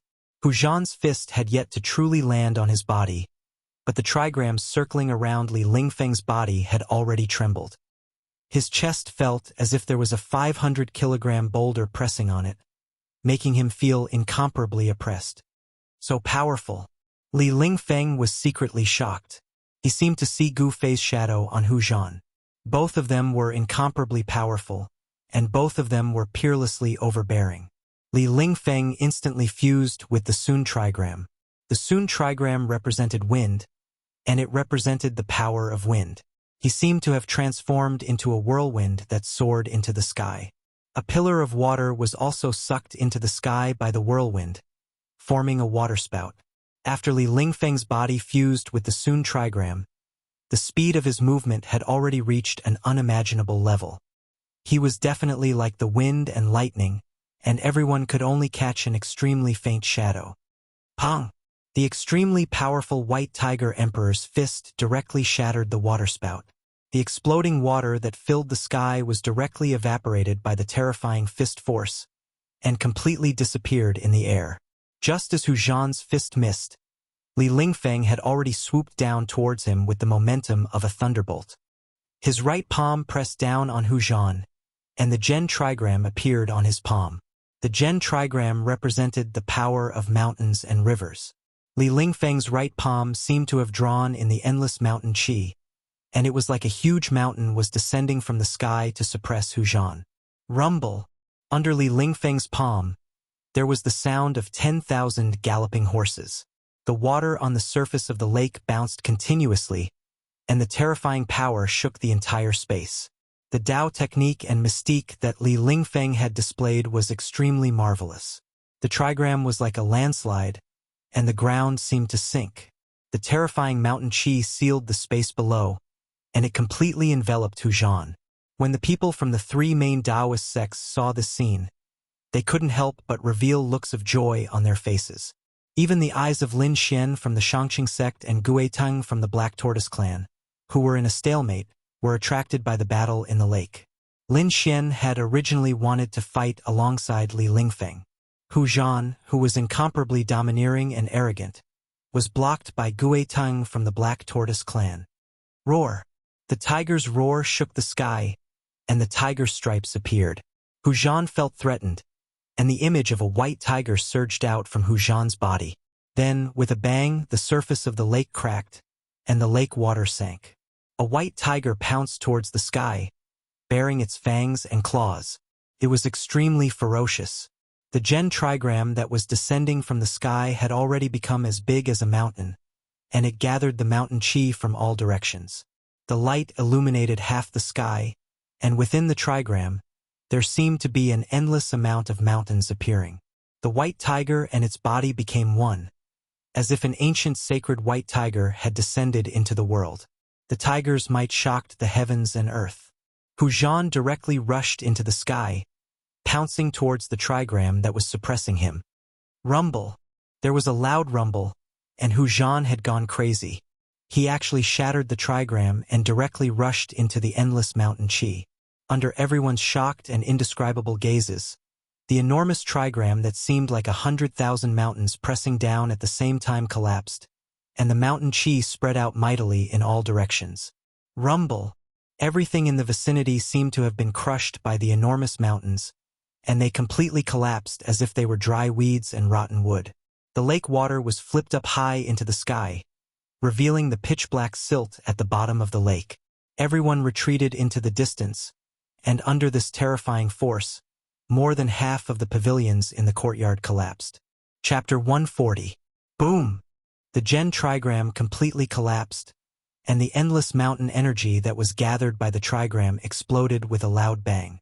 It was as if a level 10 storm had appeared in the sky out of nowhere, and the vast and mighty energy that was released made it seem like heaven and earth were about to collapse. It was extremely terrifying. Network. In the center of the energy storm, people could faintly see a huge white tiger roaring towards the sky while baring its fangs and brandishing its claws, shocking the entire space. Such a momentum had long aroused the attention of the major forces in Dragon Emperor City. Mysterious figures started to appear around Dragon Emperor Courtyard. Someone was paying attention to everything that happened here. The application of Taoist magic skills could arouse the vitality of the universe. No wonder it could arouse the attention of some people. After all, Dragon Emperor City was the center of all the competitions between major forces in South Wilderness. The spies of all the major forces were all over Dragon Emperor City. After the divinatory diagram of Gen collapsed, the divinatory diagram of Sun appeared in the energy storm. Being surrounded by the divinatory diagram of Gen, Li Lingfeng rushed out of the energy storm with the help of the wind strength induced by the divinatory diagram of Sun. In the instant that Li Lingfeng rushed out, a huge tiger claw with white tiger divine inscriptions that looked almost solid descended from the sky, emitting a terrifying energy fluctuation as it slammed down on Li Lingfeng's head. The situation was reversed in a split second. Li Lingfeng, who had taken the upper hand, was forced to dodge away from the sharp edge of the tiger. All the onlookers were flurried and pretty intense. The magical effect of Can and Li, water and fire. Li Lingfeng would never sit and wait for death. He clenched his teeth and performed a Taoist incantation gesture with both hands. The two trigrams of Can and Li rushed out of his body in an instant, transforming into a monstrous flood and raging flame between his hands. Then, they surged toward the gigantic tiger claw that was slapping down from above his head. Can trigram was water while Li trigram was fire. When the two forces intertwined, the power of water and fire increased at once. The surging water and the overwhelming immortal flames instantly destroyed the tiger claw. Rumble! Amidst the power of water and fire, a thunderous sound rang out. A tiger's claw directly broke through the seal of the 1,000 heavy waves of the Sea of Flames and clawed at Li Lingfeng below. This was a shocking scene. Everyone was shocked by the scene in front of them. The power of the white tiger was extremely terrifying. Tao techniques and supernatural powers seemed to be unable to contend against it. It seemed to have the momentum to break through all supernatural powers. Li Lingfeng was shocked. He wanted to use the power of the Sun trigram to escape the terrifying tiger claws that were descending from the sky. But in the next moment, he was indescribably shocked. He felt that he was actually imprisoned by an unfathomable force. His body seemed to have sunk into a quagmire, and moving was actually extremely strenuous. It was difficult for him to escape from the tiger's claws. Beads of sweat the size of soybeans appeared on his forehead. His clothes were instantly drenched in sweat. Online ETN. Damn it! Li Lingfeng's heart pounded violently. This Hu Zhan was even more terrifying than he had imagined. It was hard for him to contend against him. Time to go all out. Li Lingfeng's thoughts spun rapidly. He knew that he couldn't dodge, so he could only go all out. The outcome of the battle would be decided in this moment. Terrifying waves of magic power surged out from Li Lingfeng's body, causing his figure to look blurry. Li Lingfeng performed a Tao incantation. Rays of magic power converged on his hands. The Zhen trigram that lingered around his body shone brightly as he performed the incantation. Li Lingfeng absorbed the Zhen trigram into his palms. With the Zhen trigram as thunder, Li Lingfeng's hands instantly emitted blinding electric currents. Rumble! Rumble! Rays of blinding lightning descended from the sky, directly breaking through the shackling force on his body and exploding beside Li Lingfeng. He seemed to have communicated with the power of thunder and lightning between heaven and earth. Rays of lightning appeared around him. Thunder was born out of thin air, and its divine might was unfathomable. Li Lingfeng had successfully used the Zhen trigram to attract the power of thunder and lightning from the 8 phases of heaven and earth to his body. The next moment, all the power of thunder and lightning gathered towards the trigram on his palms. 2 thunder balls were condensed in his palms, and an extremely explosive and terrifying aura spread out from Li Lingfeng's body. At this moment, Li Lingfeng seemed to have transformed into the god of thunder who was punishing on behalf of the heavens. Thunder and lightning were manipulated between his hands. The balls of lightning expanded, and thousands of lightning bolts coiled around the surface of the balls of lightning like silver snakes. Li Lingfeng had no other choice. The huge balls of lightning rushed out and bombarded the tiger claws that were descending. Suddenly, thousands of silver snakes danced in the air. Thunder and lightning shook the sky, illuminating the whole world. The terrifying power of thunder and lightning surged violently. The destructive power seemed to be able to destroy everything. Bang! The tiger claws that were as huge as hills directly grabbed the 2 balls of lightning and exploded them. 2 strong rays of light suddenly exploded in the sky. The light was so strong that people couldn't open their eyes. As of this moment, the spectators in the distance couldn't see or hear anything. Heaven and earth were silent, and everything was deathly silent. In the next moment, thousands of lightning bolts exploded in an instant. Thousands of dazzling lightning bolts were like sharp blades, tearing the void apart. Of course, they also shook the huge tiger claws that were descending. Hu Zhan furiously roared again and again. On the huge tiger claw, the white tiger divine markings emitted an unprecedentedly bright radiance, emitting an unprecedentedly powerful energy ripple. At this moment, the tiger claw seemed to have solidified, as if it was really a peerless, ferocious tiger extending its unstoppable sharp claws towards its prey. On the internet, thousands of lightning bolts were instantly dispersed by the light of the white tiger divine marks that burst out from the tiger claws. They couldn't do anything to stop the tiger claws. All the spectators by the lake, whether they were the outstanding successors of the 3 great Taoist sects or the young talents of the southern wilderness, all gasped. Hu Zhan was really strong, really domineering, really absolute. He was like an invincible god of war. Boom! With a loud sound, the ground undulated like waves. Li Lingfeng was actually slammed into the mud at the bottom of the lake by the huge tiger claws that were like a small mountain. The water in the lake had already been evaporated. When Hu Zhan's claw slammed down, a huge claw print immediately appeared at the bottom of the lake. The mud scattered in all directions. The huge tiger claws gradually faded and finally disappeared. Hu Zhan's tall and wild figure appeared. The small lake in the courtyard had completely collapsed. Cracks spread out from the claw print in the lake. The buildings on the lake had all collapsed into ruins. Pong! The huge claw print in the lake suddenly exploded. A figure rushed out from the mud and arrived in front of Hu Zhan in an instant. You! The eyes of the person who rushed out from the mud were red. He was like an injured beast.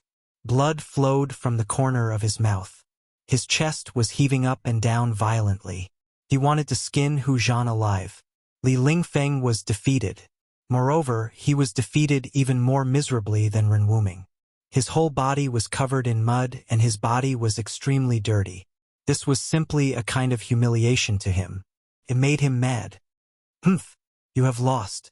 Do you still want to fight? Hu Zhan glanced at Li Lingfeng disdainfully and said coldly. Hu Zhan had defeated 2 masters of the Taoism faction in a row. His momentum was unparalleled. Li Lingfeng was furious. He wanted to use the 8 symbols and 8 trigrams to fight Hu Zhan. However, he could not make up his mind. He knew that if he fought again, the result would be the same. Although Hu Zhan's level of cultivation was the same as Li Lingfeng's, they were both at the 9th layer of the awakening realm. He had not reached the transcending mortality realm, but the strength he displayed was much stronger than the cultivators at the 9th layer of the awakening realm. Don't be so proud. I am not the number one in the younger generation of the Taishan sect. Even if you have defeated me, it does not mean that the younger generation of the Taishan sect is inferior to the young masters of the southern wasteland. Li Lingfeng's cold voice was very ruthless. Although he was unwilling, he was even more unconvinced. As soon as Li Lingfeng said this, the young masters of the southern wasteland by the lake were all shocked. Was a master like Li Lingfeng not the number one in the younger generation of the Taishan sect? The three great Taoism faction did not seem to be as simple as it seemed on the surface. Could it be that they really had more masters who had not come out? Yes, 8 of them came, and it seems that Yang Sun invited 9 people. Could it be that the person who did not come is the number one in the three great Taoism faction? The owner of this place, the Duke's Crown Prince Yang Sun, had long run off somewhere. Once the battle started, the crowd threw the Duke's Crown Prince to the back of their minds and directly ignored him. It was no wonder that Yang Sun hated these young masters of the southern wasteland so much. Being ignored by others was really vexing. Some people had already seen some clues. Li Lingfeng's words did not seem to be empty words. Although Yang Sun, the Duke's Crown Prince of the Dragon Emperor City, was not a big shot. Since that person dared to ignore Yang Sun's invitation, it seemed that he had some ability. If he did not have someone to rely on, if he did not have the strength to ignore the Duke's Crown Prince, that person would have already come to the appointment. Of course, the group of young masters of the southern wasteland who came to the appointment did not come because of Yang Sun. These people wanted to give the people of the three great Taoism faction a show of strength. The young masters of the southern wasteland were also not willing to lose their limelight. Ha! The 5 young masters of the southern wasteland who had yet to make a move laughed uproariously.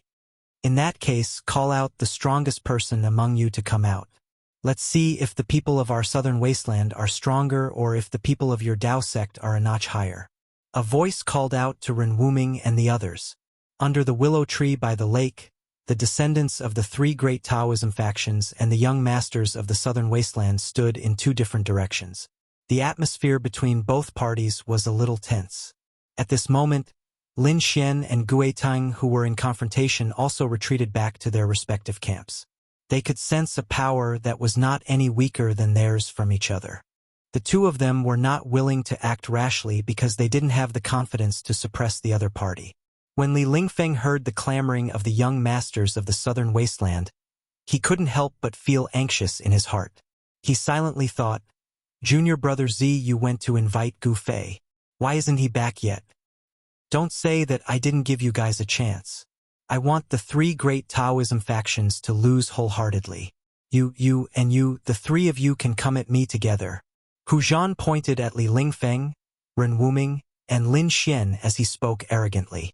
As the sound of his voice rang out, everyone was taken aback. Li Lingfeng and the others were indescribably shocked and angered. This young master of the White Tiger race, Hu Zhan, was truly arrogant to the point of not putting the most outstanding descendants of the three great Taoism factions in his eyes at all.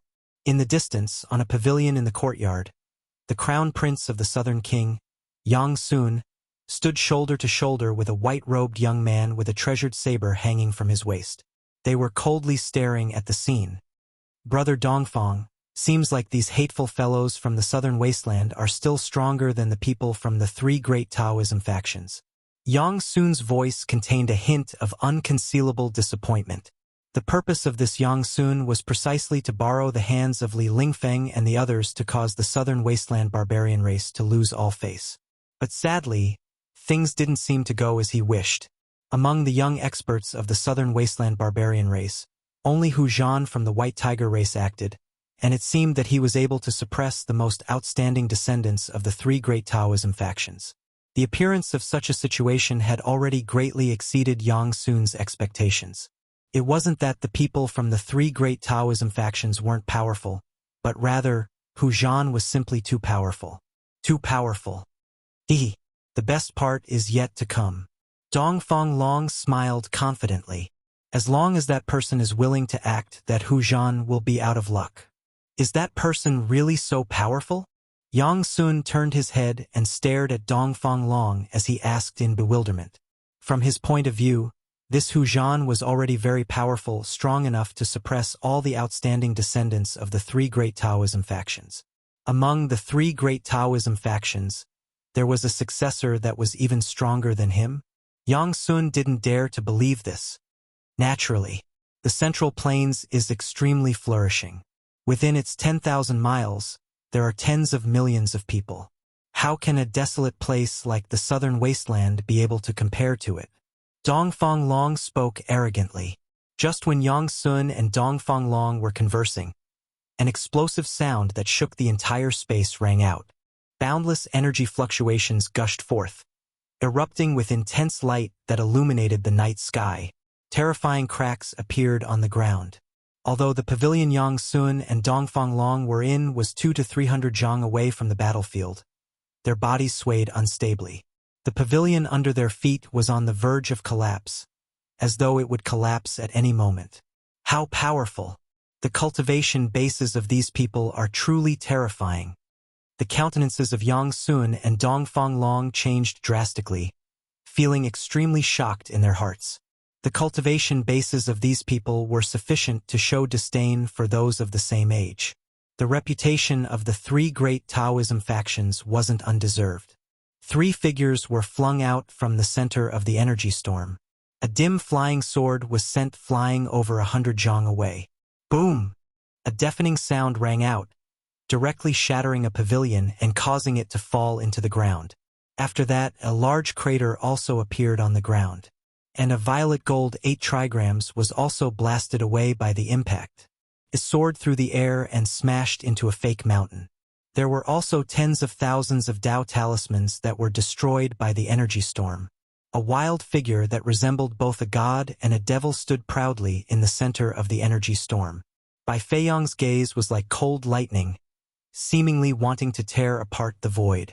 His majestic tiger body was surrounded by numerous white tiger divine inscriptions, exuding boundless ferocity. The countenances of everyone changed.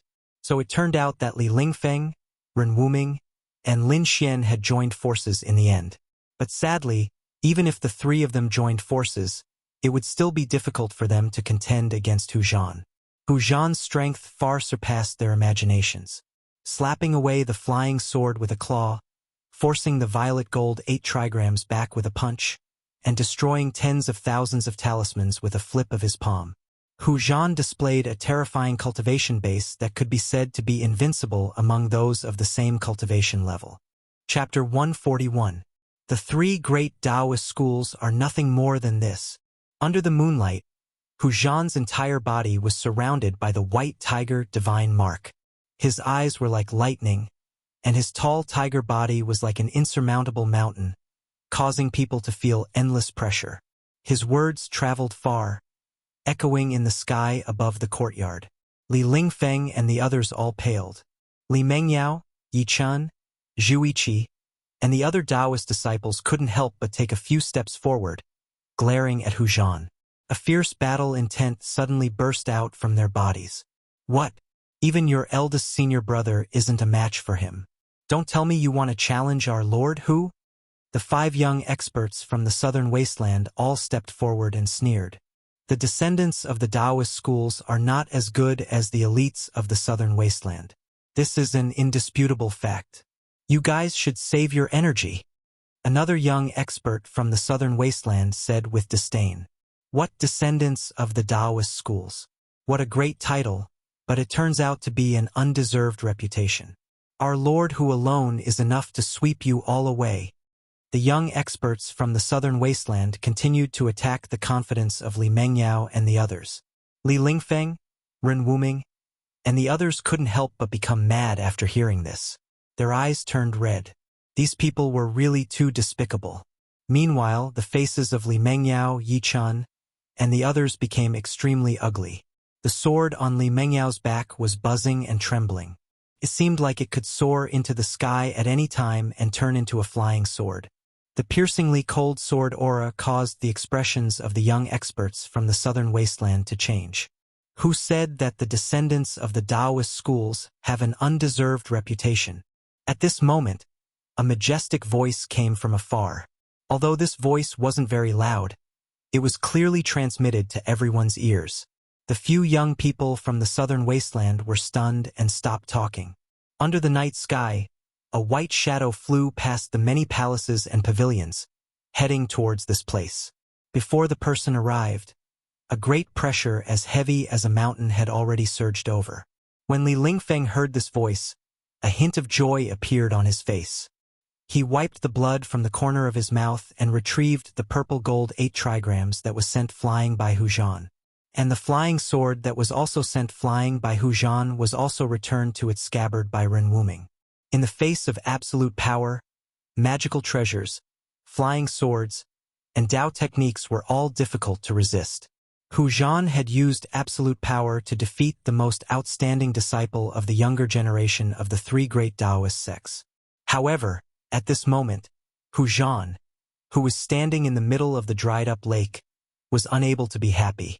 Because a figure that emitted terrifying fluctuations, had already arrived nearby. He felt threatened from this figure. Hu Zhan, who had the bloodline of the ancient white tiger Saint King flowing in his veins, was much more sensitive to danger than ordinary people. Shua! An indistinct silhouette appeared by the lake. The silhouette quickly became clearer. This was a dark-skinned man dressed in a white robe. His face was as sharp as a knife, and his eyebrows were long enough to reach his temples. His eyes were as bright as the stars, but his deep gaze was like an abyss, unable to see the bottom. He did not have a breathtakingly handsome appearance, but the outline of his face gave others a feeling of incomparable, unswerving determination. This was a powerful man, and his aura was somewhat similar to that of Hu Zhan. Who was the one who said those words just now? Who said that the successor of the Taoist sect has an undeserved reputation? This dark-skinned man was the reinforcement that Ziyu had brought, Gu Fei. Gu Fei's razor-sharp gaze swept across the faces of the young experts of the southern wasteland. The young experts of the southern wasteland immediately felt their hearts tremble, as if they were being stared at by a peerless, ferocious beast. Gu Fei's gaze made it difficult for them to look directly at him. No one dared to stand out. Gui Teng's expression also changed at this moment. As for the other 5 young people, other than a slender man with long purple hair, who did not reveal any expression of fear, the other 4 young people were all trembling with fear. Under the intense gaze of Gu Fei, they actually revealed cowardly expressions. Humph! Weren't you all clamoring just now? Why have you all become mute now? Yi Chun, the disciple of the Shangqing sect, took a step forward and loudly shouted, while pointing at the southern wasteland disciples opposite him. When the 4 southern wasteland disciples heard this, they couldn't help but reveal a trace of awkwardness and panic. Hu Zhan and Gui Teng also felt a wave of displeasure. On the other hand, the young man in purple still had a calm expression. The moment Gu Fei arrived, he had already instantly identified that there were 3 very powerful people among the southern wasteland disciples. He couldn't help but be secretly shocked. The southern wasteland was indeed a place with crouching tigers and hidden dragons. Among the 3 people, one was a tall and sturdy young man with a white shawl that was as ferocious as a tiger. The other was a yellow-faced young man who was less than 5 feet tall, had a pair of hands that almost hung down to his knees, a pointy forehead, and a seemingly hunchback. As for the last one, it was the young man in purple with a dignified appearance. The skinny, hunchback young man was Gui Teng. The young man in purple didn't reveal his identity. He seemed to be very low-key and mixed in with the 4 people. Until now, he had been watching coldly from the sidelines as if this matter had nothing to do with him and had no intention of making a move. Just at this moment, Gu Fei's expression suddenly changed. He suddenly turned around and looked towards a pavilion in the distance. His eyes had already narrowed into a line, and within his eyes, there was a flicker of light. Damn! Dongfang Long, who was in the pavilion, was greatly shocked. He didn't even think and immediately turned to rush out from the back of the pavilion, wanting to flee.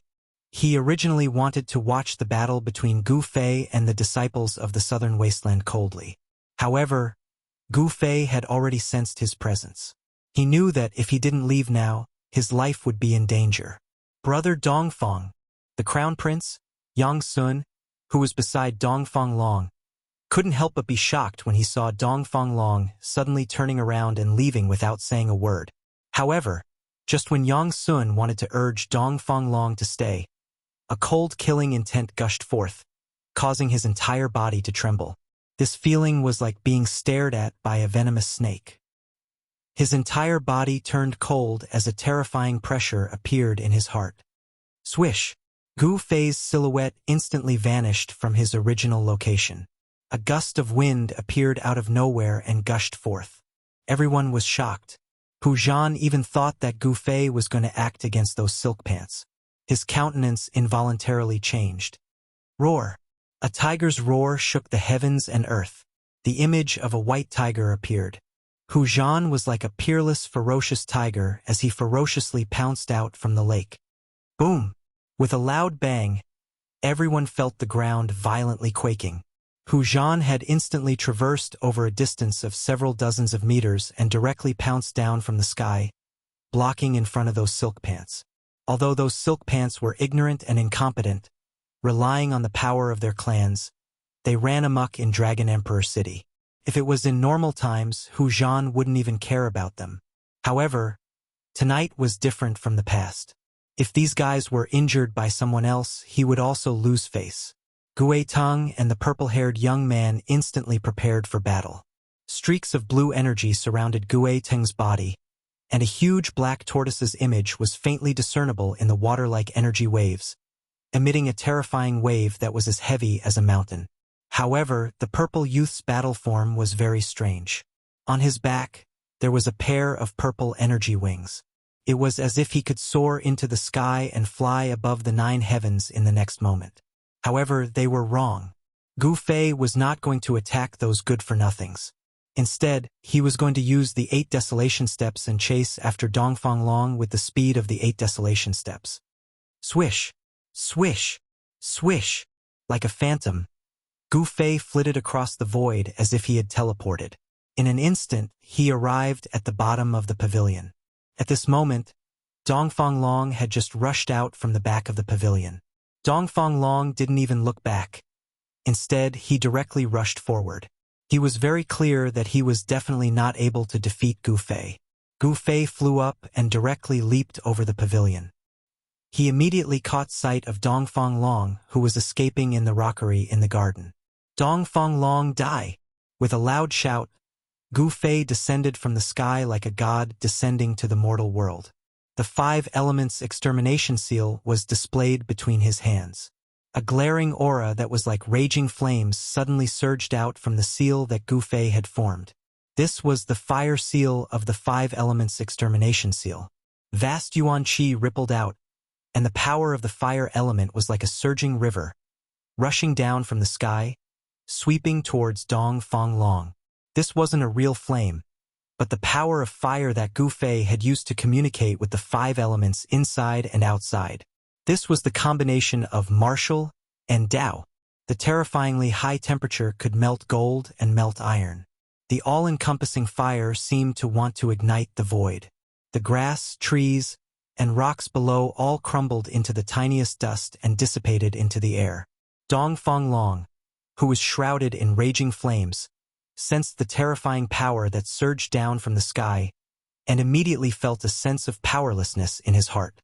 Gu Fei, whose cultivation had greatly improved, was really too powerful. In the distance, the expert of the White Tiger clan, Hu Zhan, couldn't help but feel a chill in his heart when he saw this scene. "Ha! You want to kill me? You, Gu Fei, don't have that qualification.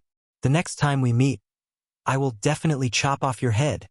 A scroll unfolded in Dongfang Long's hand, and the power of the Tao immediately surged out from the scroll. A water-blue light screen immediately enveloped Dongfang Long. In the next moment, the space that was enveloped by the light screen trembled. Swoosh! The light faded, and Dongfang Long disappeared into thin air. Rumble!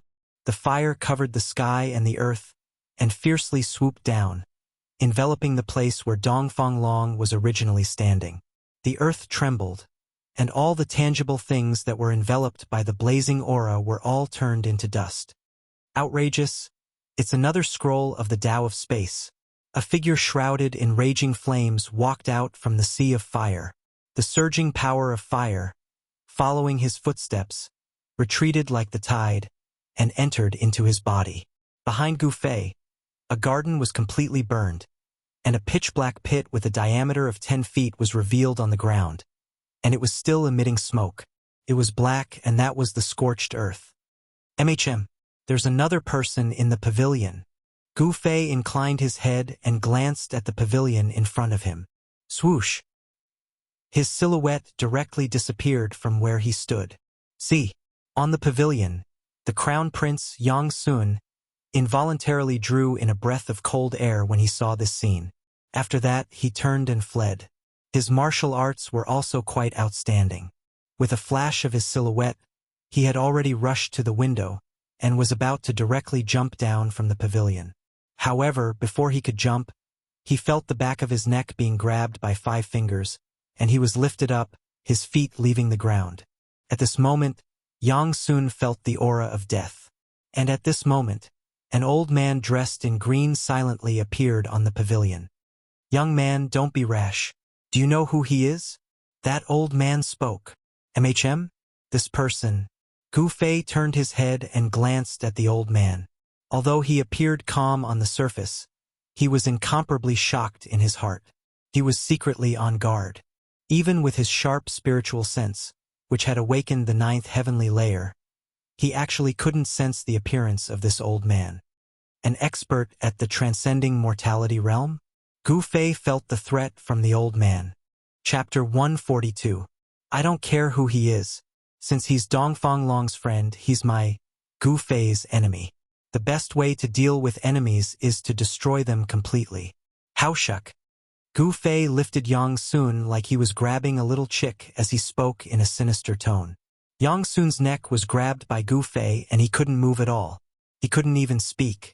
At this moment, he was extremely embarrassed and enraged to the extreme.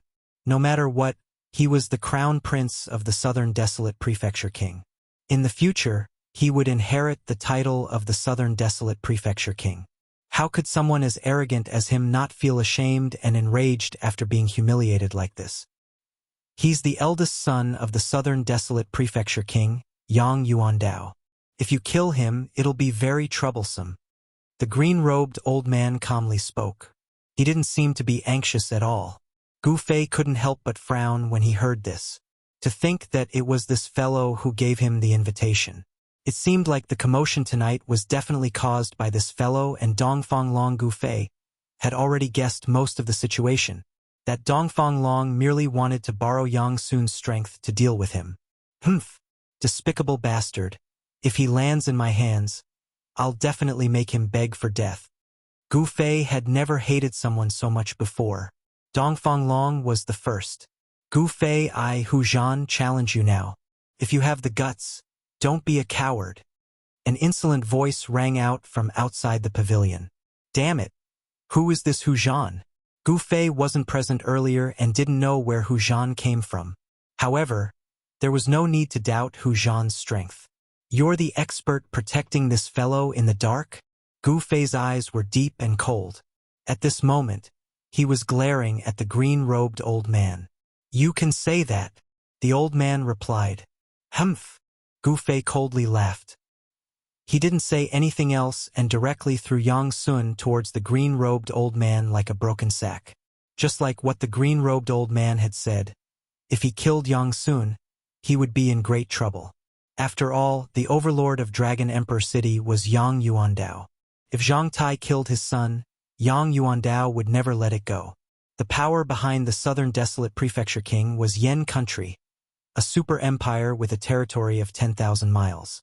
If he offended the royal clan of Yen Country because of killing Yang Sun, the gains wouldn't make up for the losses. The green-robed old man stretched out his hand and caught Yang Sun. After that, he directly leaped out of the pavilion like a wisp of smoke, silently disappearing into the distance.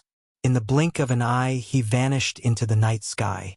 It was as if the people outside the pavilion did not notice the old man's appearance and departure. It seemed that the people outside did not notice the old man's appearance or his departure. Even Gu Fei, who had already broken into the awakened ninth heaven, found it hard to see through the depth of this old man. This old man's cultivation was a lot stronger than Beitang Yi from the Beitang clan. He should be on the same level as Zhao Xuanji. Gu Fei knew how terrifying Zhao Xuanji was. Gu Fei knew that even if he met Zhao Xuanji now, he might not be able to contend against him and could only retreat. Of course, with Gu Fei's current strength that was comparable to a cultivator who had just entered the ascended mortality stage, he was confident that he could retreat even if he couldn't defeat Zhao Xuanji. Good.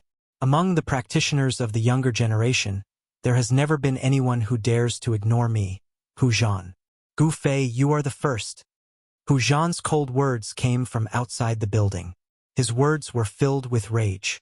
Gu Fei looked out of the window and saw a dozen people gathered in front of the pavilion. They were divided into two camps, one for the young cultivators of the southern desolate prefecture, and the other for the three great Dao sects.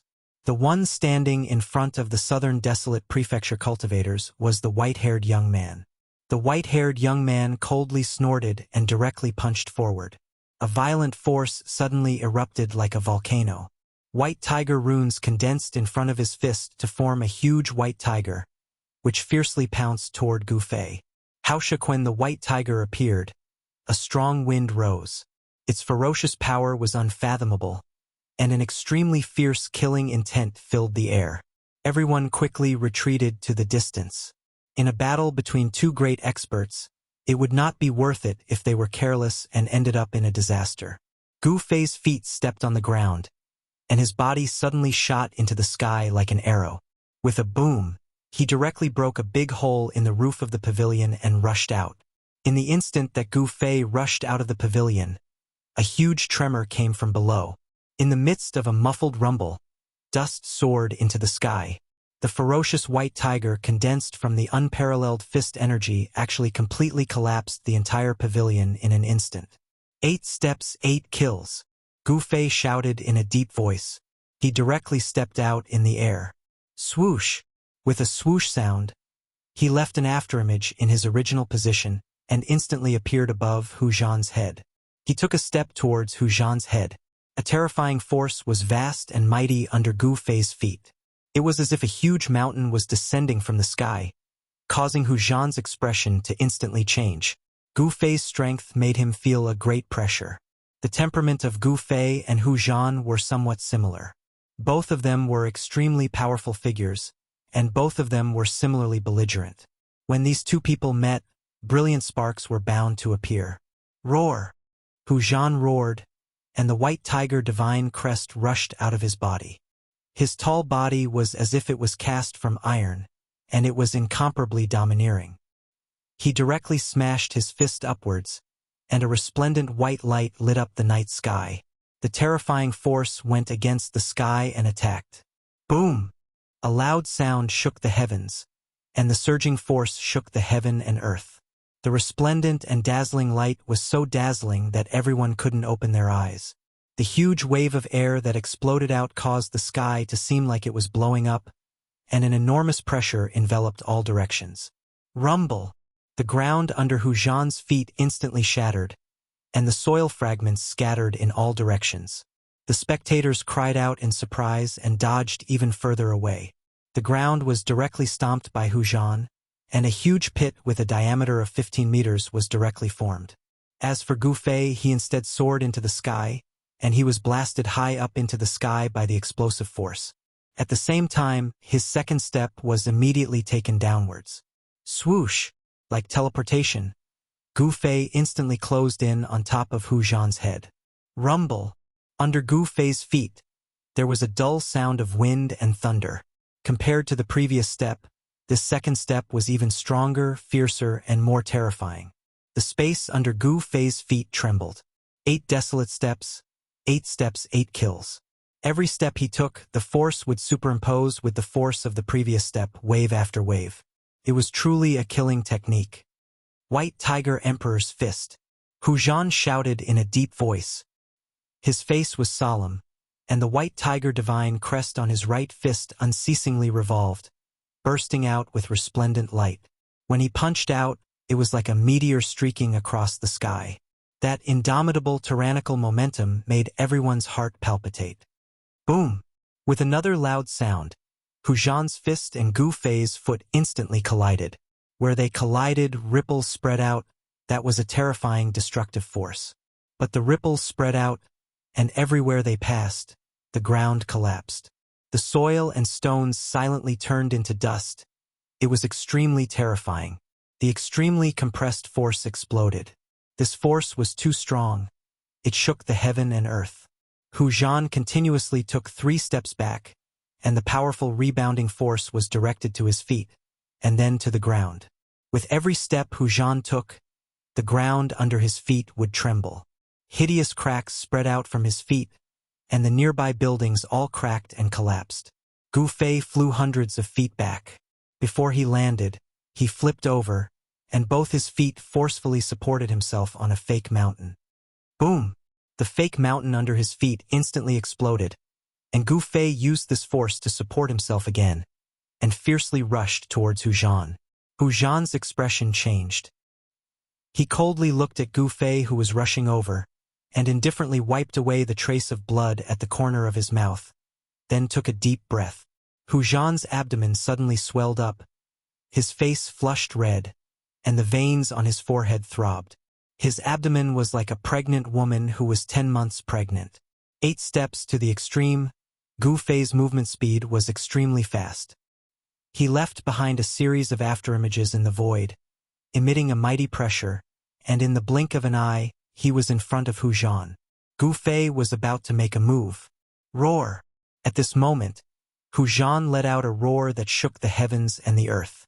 In the void, ripples visible to the naked eye appeared. Everyone present, including Gu Fei, could not hear any sound in their ears in that instant. The heavens and the earth seemed to have suddenly become silent. It was absolute silence. The white tiger roared at the sky, and its ferocious might dominated the heavens and the earth. This kind of terrifying sound wave could destroy everything, and it could not be resisted. The sound of killing was formless, but it could cause terrifying damage to people. The sound of killing intent that covered the heavens and the earth instantly enveloped the charging Gu Fei. Ah! Gu Fei roared, and covered his ears with both hands as he flew backwards. The terrifying sound wave destroyed everything, shattered everything, and strangled everything. Not only did it cause Gu Fei to suffer a great impact, but the surrounding rocks and plants also turned into dust silently like snowflakes. The earth trembled violently, undulating like waves, and did not calm down for a long time. Boom! The flying Gu Fei directly smashed through a fake mountain, and then smashed through a half-collapsed pavilion before stopping his retreat. The sound was silent, and the great Tao was formless.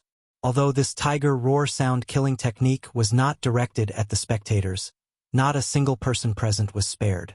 All of them instantly lost their hearing, and felt a splitting headache, as if thousands of heavy hammers were pounding on their heads. It was extremely unbearable. Apart from Li Lingfeng and the other Taoism disciples, Gui Teng of the Black Tortoise clan of the southern wilderness, and the purple-haired young man who could still barely hold on, the 4 profligate sons of the southern wilderness had already fallen to the ground when the sound wave appeared, rolling around in pain.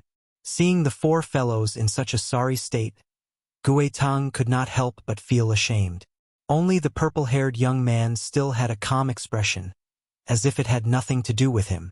Chapter 143. The power of the tiger roar sonic kill was extremely terrifying. The destructive sound wave could destroy everything. Gu Fei, who was caught off guard, was directly blown away and his divine soul was shaken. The terrifying sound wave made him suffer a great impact. His 6 senses were shaken violently, especially his ears. For a moment, Gu Fei couldn't hear anything. Even when he saw things, he could only see double. Roar! Gu Fei immediately operated the Shen Qi in his body to protect his entire body and stabilize his 6 senses. The power of the 5 elements circulated in his body, instantly relieving the discomfort in his body. Whoosh! At that instant, A gust of wind blew at Gu Fei's face, raising a cloud of dust. The ferocious aura in the wind made Gu Fei feel threatened. Retreat!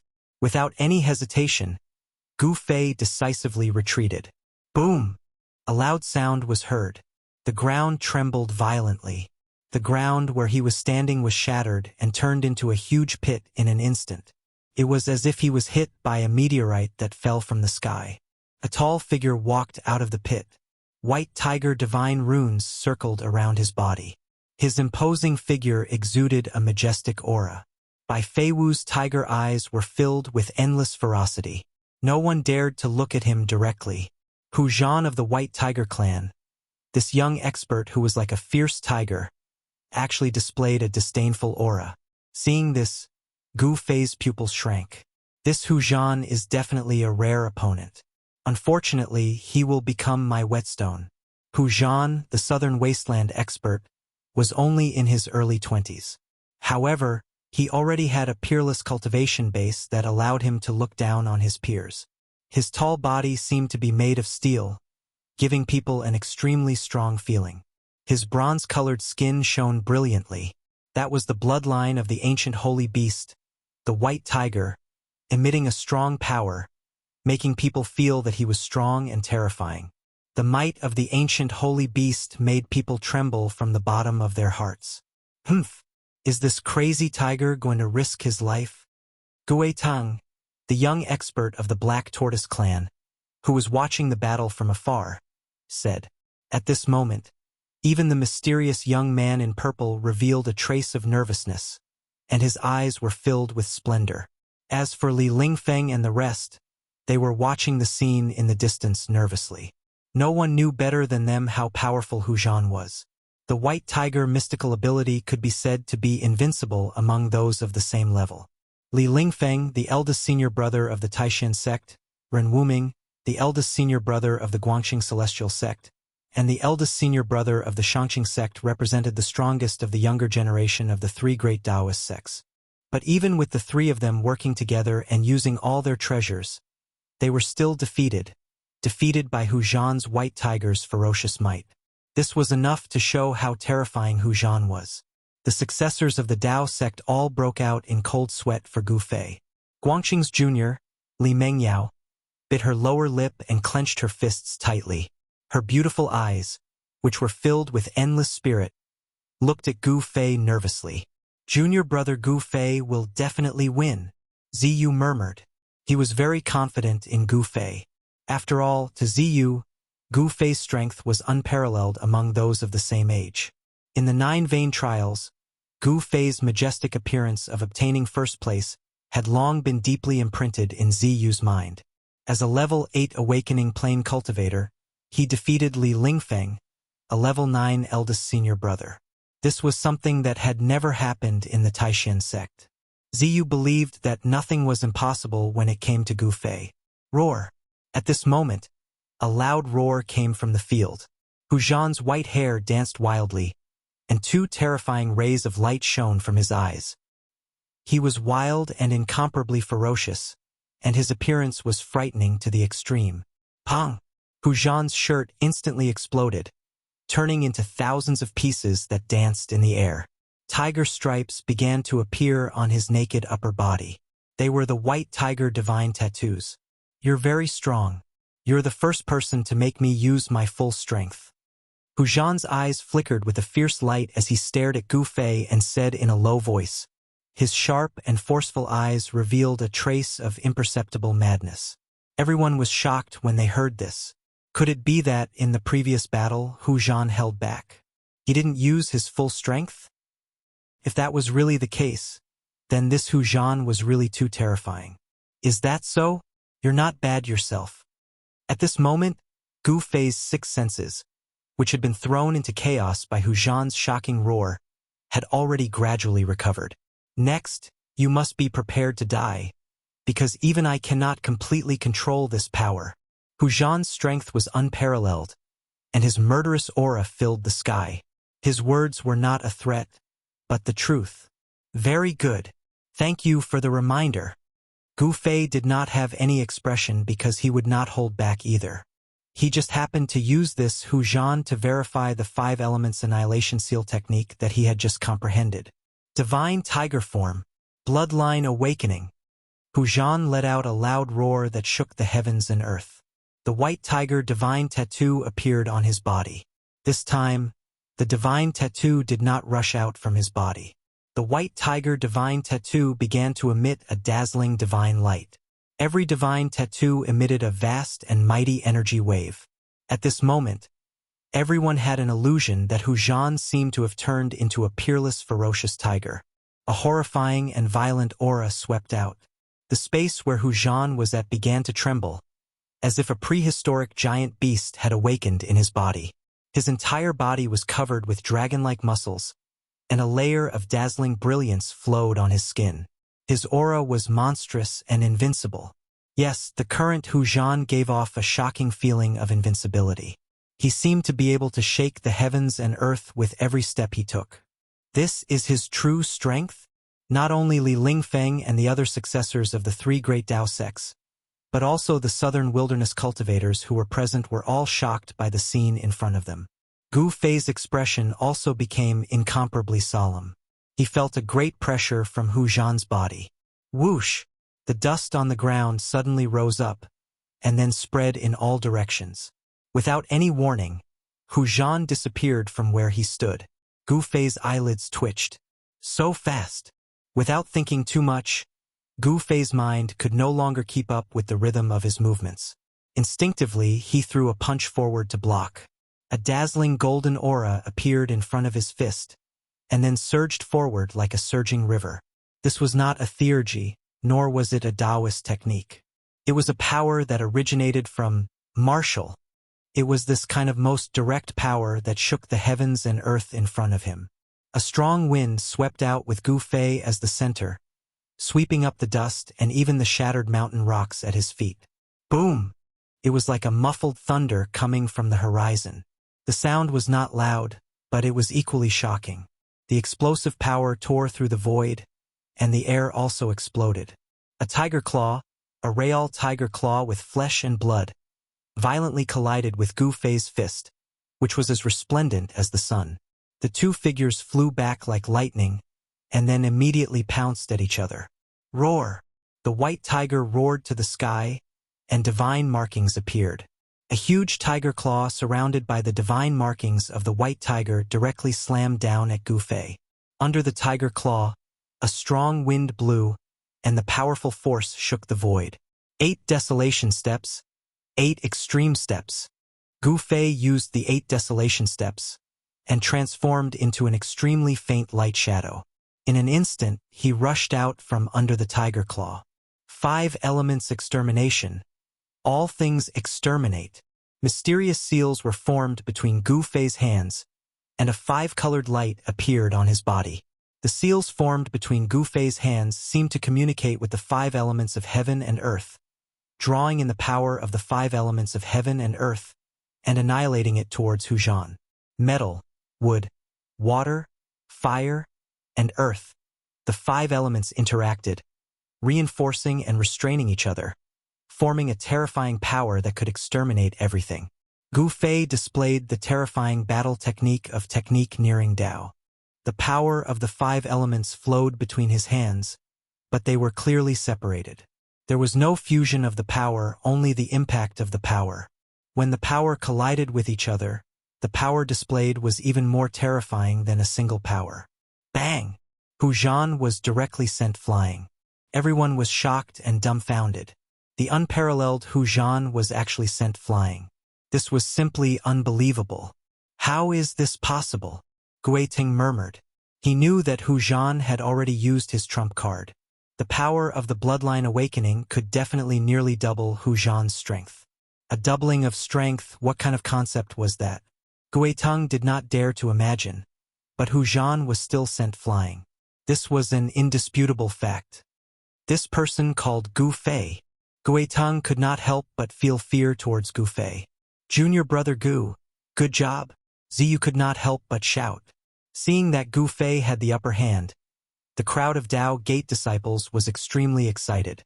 The battle between Gu Fei and Hu Zhan was related to the reputation of the three great Tao gates.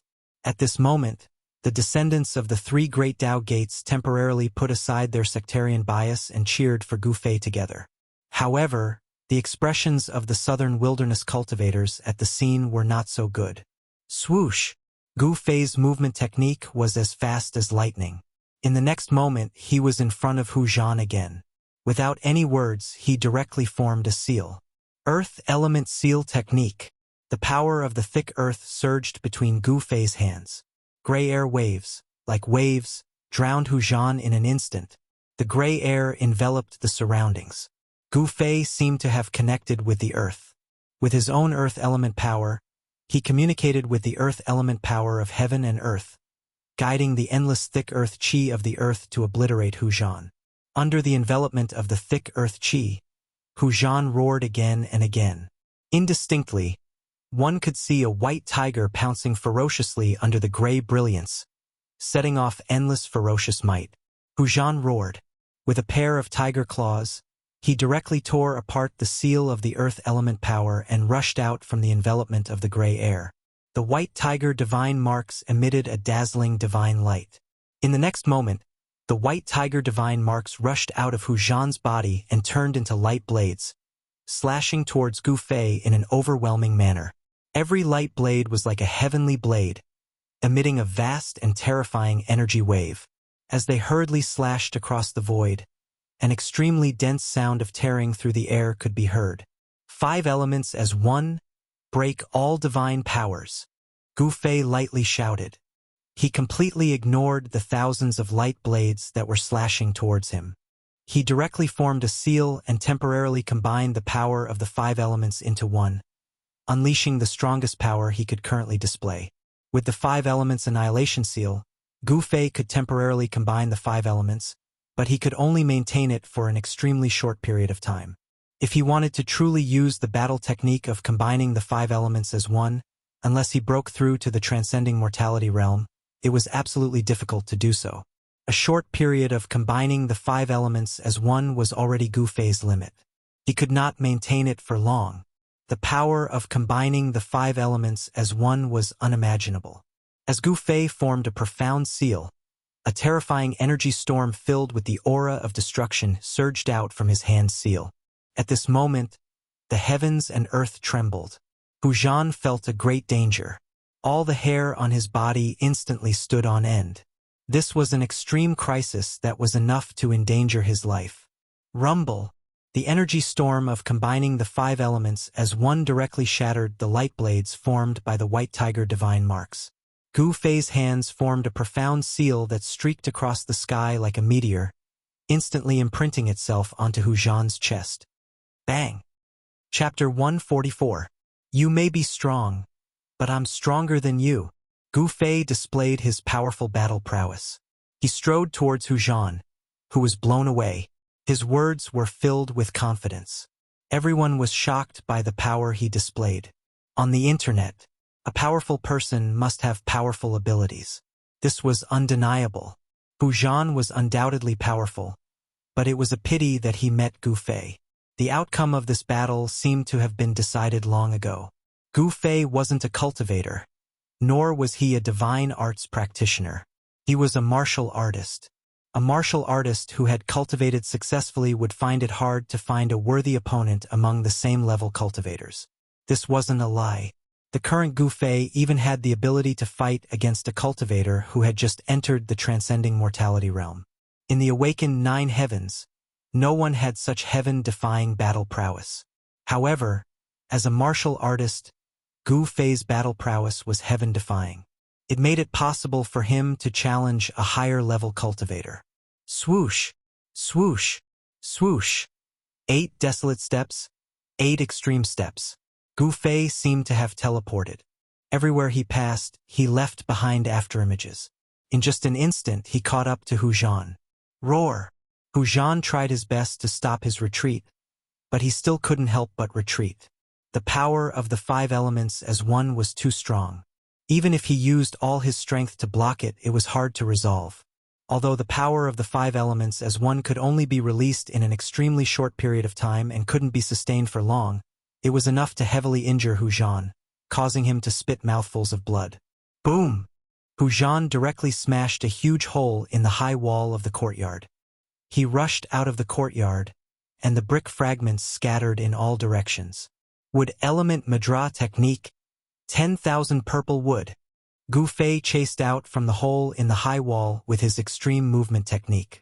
When he got close to Hu Zhan, the wood element Madra of the 5 elements extermination Madra had already formed. The incomparably profound Madra technique was pressed forward. A terrifying energy wave suddenly exploded like a volcano. A bluish-green aura surged out from the Madra technique and swept forward. The 5 elements extermination seal art had already touched upon the Tao. The edge of the wood seal was the embodiment of the martial way. The moment Gu Fei's wood seal appeared, it was as if his own wood elemental power had connected with the essence of the plants in the world. Within the jade-green light, there seemed to be a dense, endless stretch of giant wood that rushed towards Hu Zhan.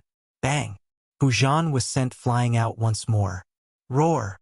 Hu Zhan, who had fallen to the ground, pretended to be crazy. He was like a ferocious beast that had reached a dead end. He roared at the sky, and a torrential force surged out from his body. Hu Zhan wildly danced about, and his eyes gradually became blood-red, flickering with a crazed blood-red light. Whoosh! Hu Zhan pounced directly at Gu Fei. He didn't use any divine ability, nor did he put up any defense. His movements were actually like those of a ferocious beast. Was he courting death? The spectators from afar were shocked by Hu Zhan's crazy actions. However, Gue Tung of the Black Tortoise clan frowned at this moment. He thought of a terrifying matter. Could it be? Gue Tung's expression was extremely grave as he stared at the seemingly crazy Hu Zhan. 8 desolation steps. With a single step, Gu Fei directly sent the ferocious pouncing Hu Zhan flying. What's going on? Gu Fei felt that something was wrong. Roar! Hu Zhan, who had rolled on the ground, let out another roar and crawled up from the ground. He didn't seem to be injured, but the vast energy fluctuations coming from his body had become even stronger. Oh no! The power in his body is really starting to go out of control. Gue Teng's expression was extremely ugly. He knew the consequences of losing control of his power. That was the power that originated from the bloodline of the ancient sacred beast, the White Tiger. Even though the White Tiger bloodline in Hu Zhan's body had been passed down for so long and had become extremely thin, the power was still extremely powerful and terrifying. If it went out of control, the consequences would be very serious. This was because, apart from the power that originated from the bloodline, there was also the ferocious bestial nature of the ancient sacred beast, the White Tiger. Once the power that originated from the White Tiger bloodline went out of control, the bestial nature in the bloodline would also erupt. In this way, his human nature would be replaced by the bestial nature in the bloodline, and he would turn into a ferocious tiger in human form. His power would also rise to a terrifying level. Haosha Crore. Hu Zhan roared incessantly like a ferocious tiger. From the frenzy in his eyes, it could be seen that the bestial nature had already completely taken over his mind. Hu Zhan, who was controlled by the bestial nature, became extremely berserk. At this moment, the White Tiger divine tattoo on his body emitted an unprecedentedly powerful light. Vast power surged out from Hu Zhan's body wave after wave, forming a terrifying energy storm around him. Roar! After a crazy roar, a blood-red ferocious light shot out from Hu Zhan's eyes. In the next moment, he leapt high into the air, and like a ferocious tiger pouncing on its prey, he hurriedly pounced towards Gu Fei. The vast and mighty astral wind assaulted his face, causing pain, as if he was being cut by a sharp knife. At this moment, Hu Zhan was more powerful than ever before, and more dangerous than ever before. It was as if he had transformed into a ferocious tiger that only knew how to kill, and he viewed Gu Fei as his prey. The terrifying energy waves caused Gu Fei's heart to tremble. Streams of divine light that revolved around Hu Zhan's body made Gu Fei feel danger. That kind of divine light was as dazzling as a sword immortal's flying sword. It was formed by the white tiger divine tattoo. Wherever the divine light passed, it left behind a pitch-black trace, as if the void was being torn apart. That was the terrifying power contained within the white tiger bloodline. At this moment it burst out. Compared to when Hu Zhan was awake and transformed the white tiger divine tattoo into thousands of light blades, it was unknown how many times more powerful it was. Whoosh! Gu Fei left behind an afterimage on his original spot and hurriedly retreated. Boom! The afterimage was instantly destroyed, and the ground was completely turned into dust by the terrifying power. The crazy Hu Zhan, with a pounce, shook the heaven and earth. Hu Zhan, who was dominated by his bestial nature and had lost his rationality, only had bestial instincts at this moment. How could he still be Gu Fei's opponent? Gu Fei directly appeared behind him, and a hand knife chopped towards the back of Hu Zhan's neck. Don't harm his life. Just as Gu Fei's hand knife was about to chop Hu Zhan, a loud shout suddenly came from the side.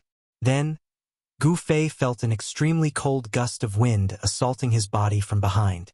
At the same time, a violent power rushed towards Gu Fei like a raging sea. Someone attacked him, someone was afraid that he would kill Hu Zhan, and the person who attacked had an extremely high cultivation. Humph! Gu Fei let out a cold laugh and directly punched towards the incoming expert, while his hand knife did not stop at all. Bang! It chopped the back of Hu Zhan's neck. Just as Gu Fei's hand knife chopped Hu Zhan, his expression immediately changed greatly, and he secretly cursed in his heart. It was as if his palm had chopped onto an indestructible piece of fine iron. Not only did it not injure Hu Zhan, it even caused his palm to feel a burst of pain. Whoosh! A tiger claw with the white tiger's divine markings emitted a sharp claw light that was more than a foot long and swept towards Gu Fei's chest. In front of him was a tiger claw, and behind him was a powerful enemy. For a moment, Gu Fei actually fell into a predicament of being attacked from both front and back. Retreat! Without any hesitation, he directly retreated, because the greatest threat to him was the terrifying tiger claw that seemed to be able to pierce through the void. Boom! With a loud sound, Gu Fei's fist fiercely collided with the attacking person. Unexpectedly, Gu Fei's fist seemed to have hit a huge mountain. Although it shook the expert, his own retreating momentum was forcibly stopped. Pong! The clothes on his chest and abdomen were instantly torn by the tiger claw. The sharp claw force was like a divine weapon, and it ruthlessly swept onto Gu Fei's chest and abdomen. Without any suspense, amidst everyone's cries of surprise, Gu Fei was directly swept away by the extremely ferocious claw force.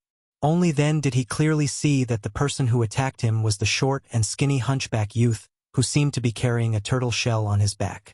Hu Zhan, who had fallen into a frenzy, roared. His limbs pushed off the ground, and he turned into a white light, chasing after Gu Fei, who was sent flying. How preposterous!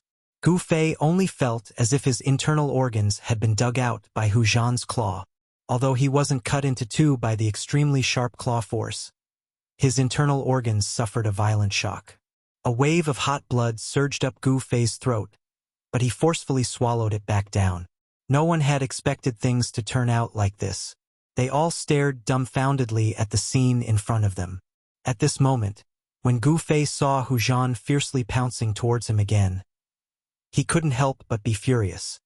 I originally didn't want to take your life, but you're forcing me to kill you. When his life was threatened, Gu Fei couldn't care so much anymore.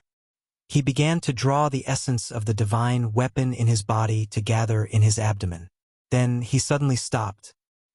He opened his mouth, and a resplendent purple sword light instantly shot out from his mouth, killing towards Hu Zhan.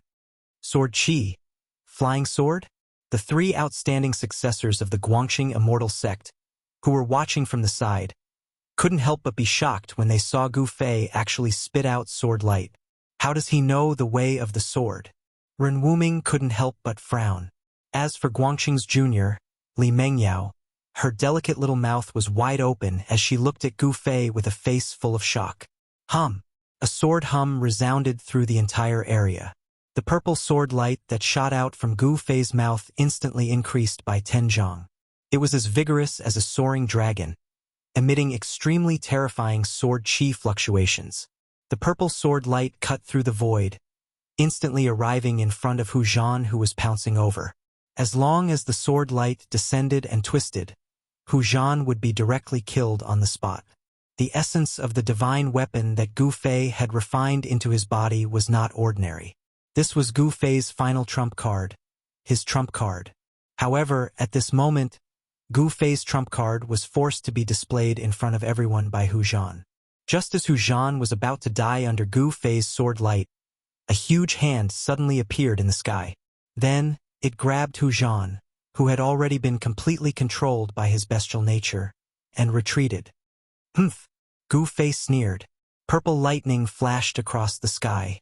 The purple sword light actually made a turn in the air, directly killing towards the huge hand. Regardless of whether it was the practitioners of the younger generation of the southern wilderness, or Li Lingfeng and the other successors of the three great Taoist sects, they were all shocked by this action of Gu Fei. The transformation of the primordial spirit, thousands of miles away, this was a huge primordial spirit hand cultivated by a great cultivator. It was a manifestation of the Tao connotation. Obviously, a great cultivator had made a move. Someone did not want Hu Zhan to die under Gu Fei's sword light. If it was an ordinary cultivator, they would have stopped a long time ago.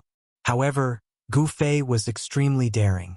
Not only did he not stop, but he also manipulated the sword light to kill the huge hand that was descending from the sky. It was really crazy. In front of a great cultivator, even a practitioner of the transcending mortality realm was like an ant. With a flip of the palm, they could destroy a large number of them, let alone a practitioner of the awakening self realm. Gu Fei's battle intent was like a rainbow. Under the perception of the qi, the dazzling sword light formed by the divine weapon's essence immediately went against the natural order to kill. It did not matter if it was a great cultivator or a small cultivator. It did not matter if it could be provoked or not provoked. Roar!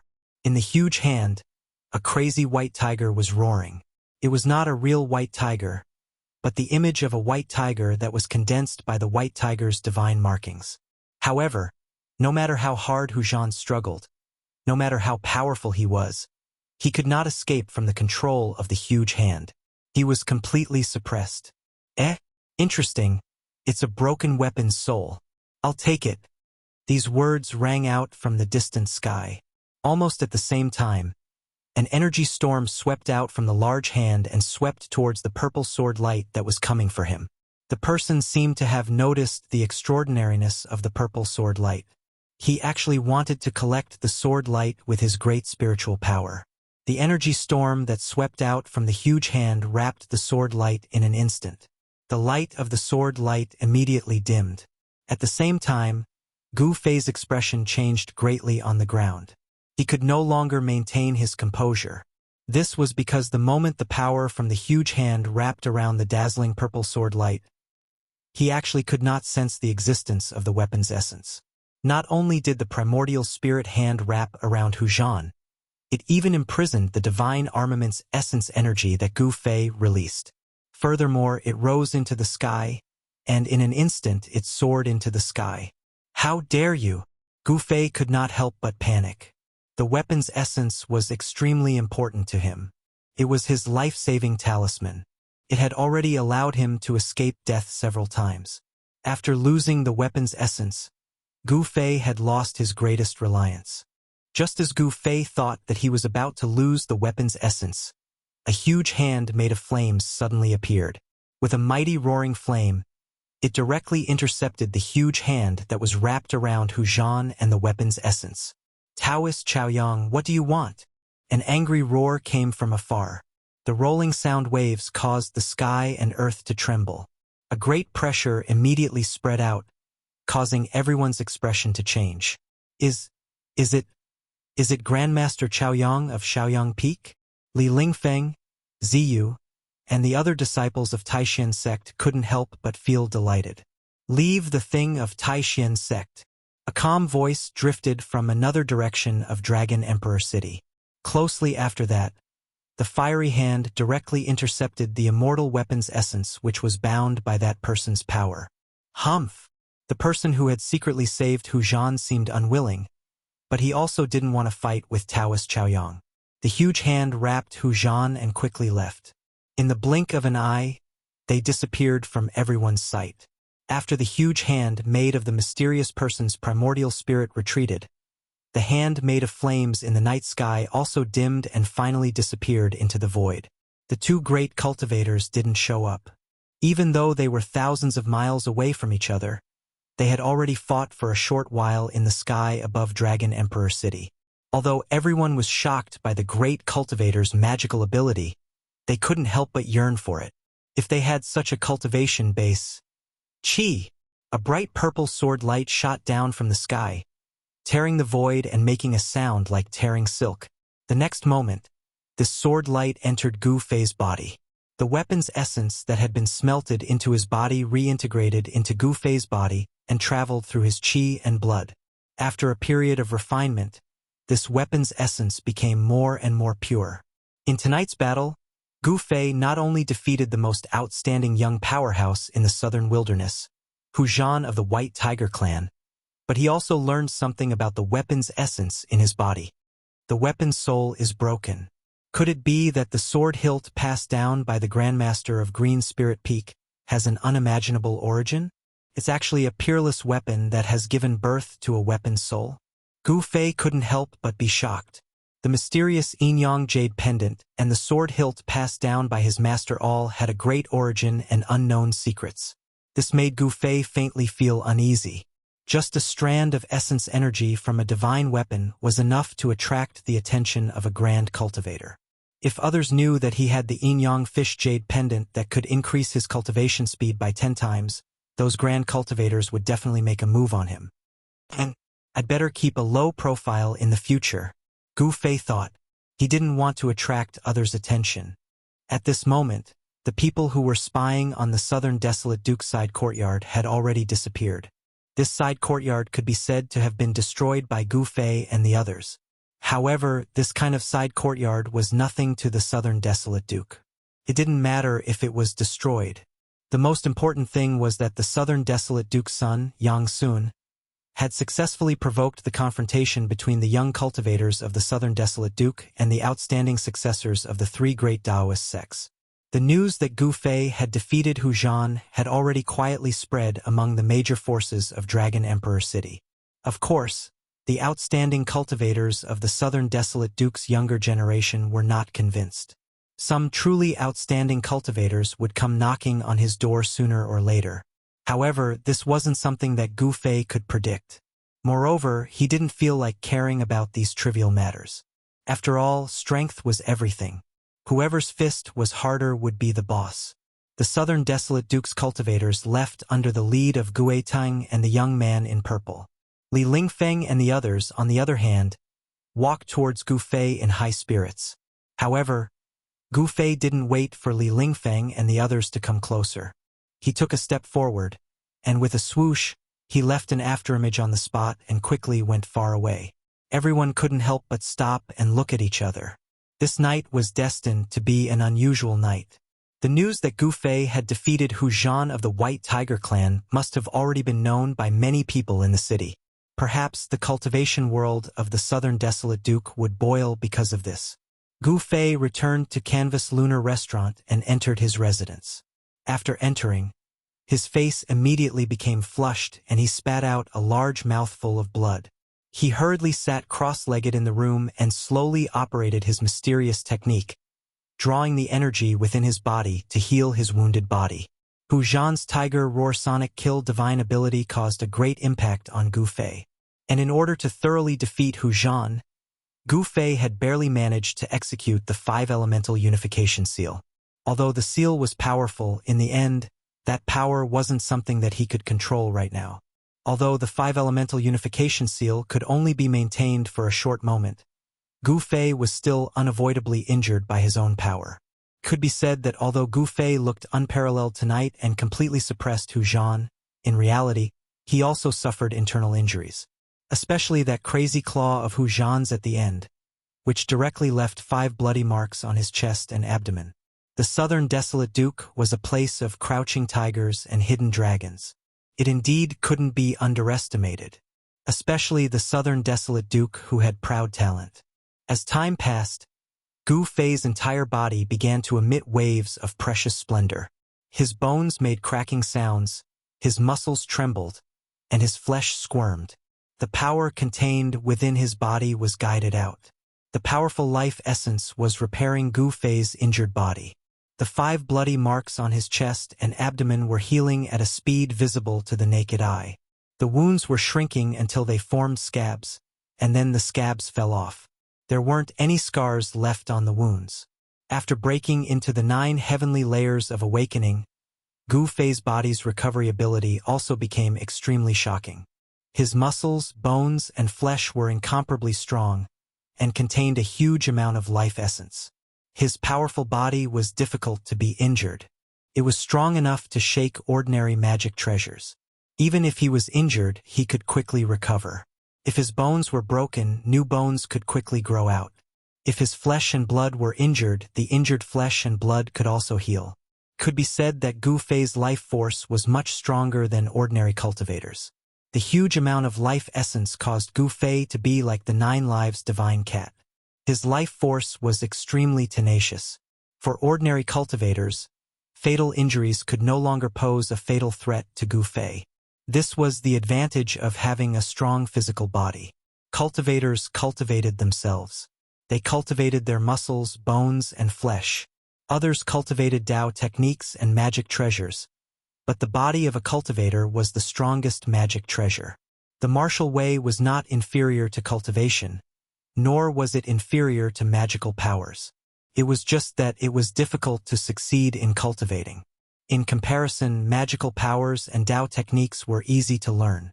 Most people in the world knew that it was easy to do. Few people were willing to know that it was easy to do. When the majority of people knew that it was easy to do, the martial way would completely decline. This might be the trend of the times. The decline of the martial way was not unreasonable. However, successful cultivators were terrifying existences in the cultivation world in each era. Their bodies were unparalleled, and their fighting skills could break all kinds of Tao techniques and magical powers. Just like the indestructible body that Gu Fei had seen in the cavern at the bottom of the icy azure pool, a cultivator who had cultivated to a certain level would be able to live forever even after countless years had passed. Gu Fei was cultivating in his room. What he didn't know was that many people had already fixed their eyes on the canvas lunar building. To be exact, they had fixed their eyes on him. However, no one dared to enter the courtyard where Gu Fei stayed, because it was the place where the disciples of Taishan sect stayed in Dragon Emperor City. Some people already knew that a powerhouse of Taishan sect had come to Dragon Emperor City. Nobody wanted to provoke such a powerhouse. The fights between the younger generation were just small fights. Even if a disciple of a clan was killed in a fight, it could only be attributed to his lack of skills. However, the older generation powerhouses couldn't casually deal with the younger generation. This was also the reason why the mysterious person only saved Hu Zhan instead of killing Gu Fei. Chapter 145. Just as Hu Zhan was about to die under Gu Fei's sword light, a huge hand suddenly appeared in the sky. Then, it grabbed Hu Zhan, who had been completely controlled by his bestial nature, and retreated. Humph! Gu Fei sneered. Purple lightning flashed across the sky. The purple sword light actually made a turn in the air and directly attacked the huge hand. Whether it was the practitioners of the younger generation of the southern wilderness, or Li Lingfeng and the other successors of the 3 major Taoist sects, they were all shocked by Gu Fei's action. The transformation of the primordial spirit, thousands of miles away. This was the huge hand of the primordial spirit cultivated by a great cultivator. It was the manifestation of Taoist connotation. Obviously, a great cultivator had made a move. Someone did not want Hu Zhan to die under Gu Fei's sword light. If it was an ordinary cultivator, he would have stopped a long time ago. However, Gu Fei was extremely daring. Not only did he not stop, but he also manipulated the sword light and attacked the huge hand that was descending from the sky. It was really crazy. In front of a great cultivator, even a practitioner of the transcending mortality stage was like an ant. With a flip of the palm, he could destroy a large number of them, let alone a practitioner of the awakening self stage. Gu Fei's battle intent was like a rainbow. Under the detection of the qi, the brilliant sword light formed by the essence of the heavenly weapon immediately went against the natural order and attacked. It did not matter whether it was a great cultivator or a small cultivator, whether it could be provoked or not. Roar! In the huge hand, a crazy white tiger was roaring. It was not a real white tiger, but the image of a white tiger formed by the divine marks of the white tiger. However, no matter how hard Hu Zhan struggled, no matter how he tried, and no matter how powerful his magical power was, he could not escape from the control of the huge hand. He was completely suppressed. Interesting. It's a broken weapon soul. I'll take it. These words rang out from the distant sky. Almost at the same time, a mighty energy storm swept out from the large hand, sweeping towards the purple sword light that was coming for him. That person seemed to have noticed the extraordinariness of the purple sword light and actually wanted to use a great amount of magic power to collect the sword light. The energy storm that swept out from the big hand wrapped around the sword light in an instant. The light of the sword light immediately dimmed. At the same time, the expression of Gu Fei, who was on the ground, changed greatly. He could no longer maintain his composure. This was because he could no longer sense the presence of the divine weapon's essence when the vast power from the hand enveloped the resplendent purple sword light. Not only did the primordial spirit hand wrap around Hu Zhan, it even imprisoned the divine armament's essence energy that Gu Fei released. Furthermore, it rose into the sky, and in an instant it soared into the sky. Preposterous! Gu Fei couldn't help panicking. That essence energy was incomparably important to him. It was his life-saving talisman, and it had already allowed him to escape death several times. After losing the divine armament's essence energy, Gu Fei had lost his greatest reliance. Just when Gu Fei thought that he was going to lose the divine armament's essence energy, a huge flaming hand suddenly appeared. With a vast amount of raging flames, it directly intercepted the huge hand that was wrapped around Hu Zhan and the divine armament's essence energy. Taoist Chaoyang, what do you want? An angry roar came from afar. The rolling sound waves caused the sky and earth to tremble. A great pressure immediately spread out, causing everyone to change their expressions. Is it Grandmaster Chaoyang of Shaoyang Peak? Li Lingfeng, Ziyu, and the other disciples of the Taixin sect couldn't help but feel delighted.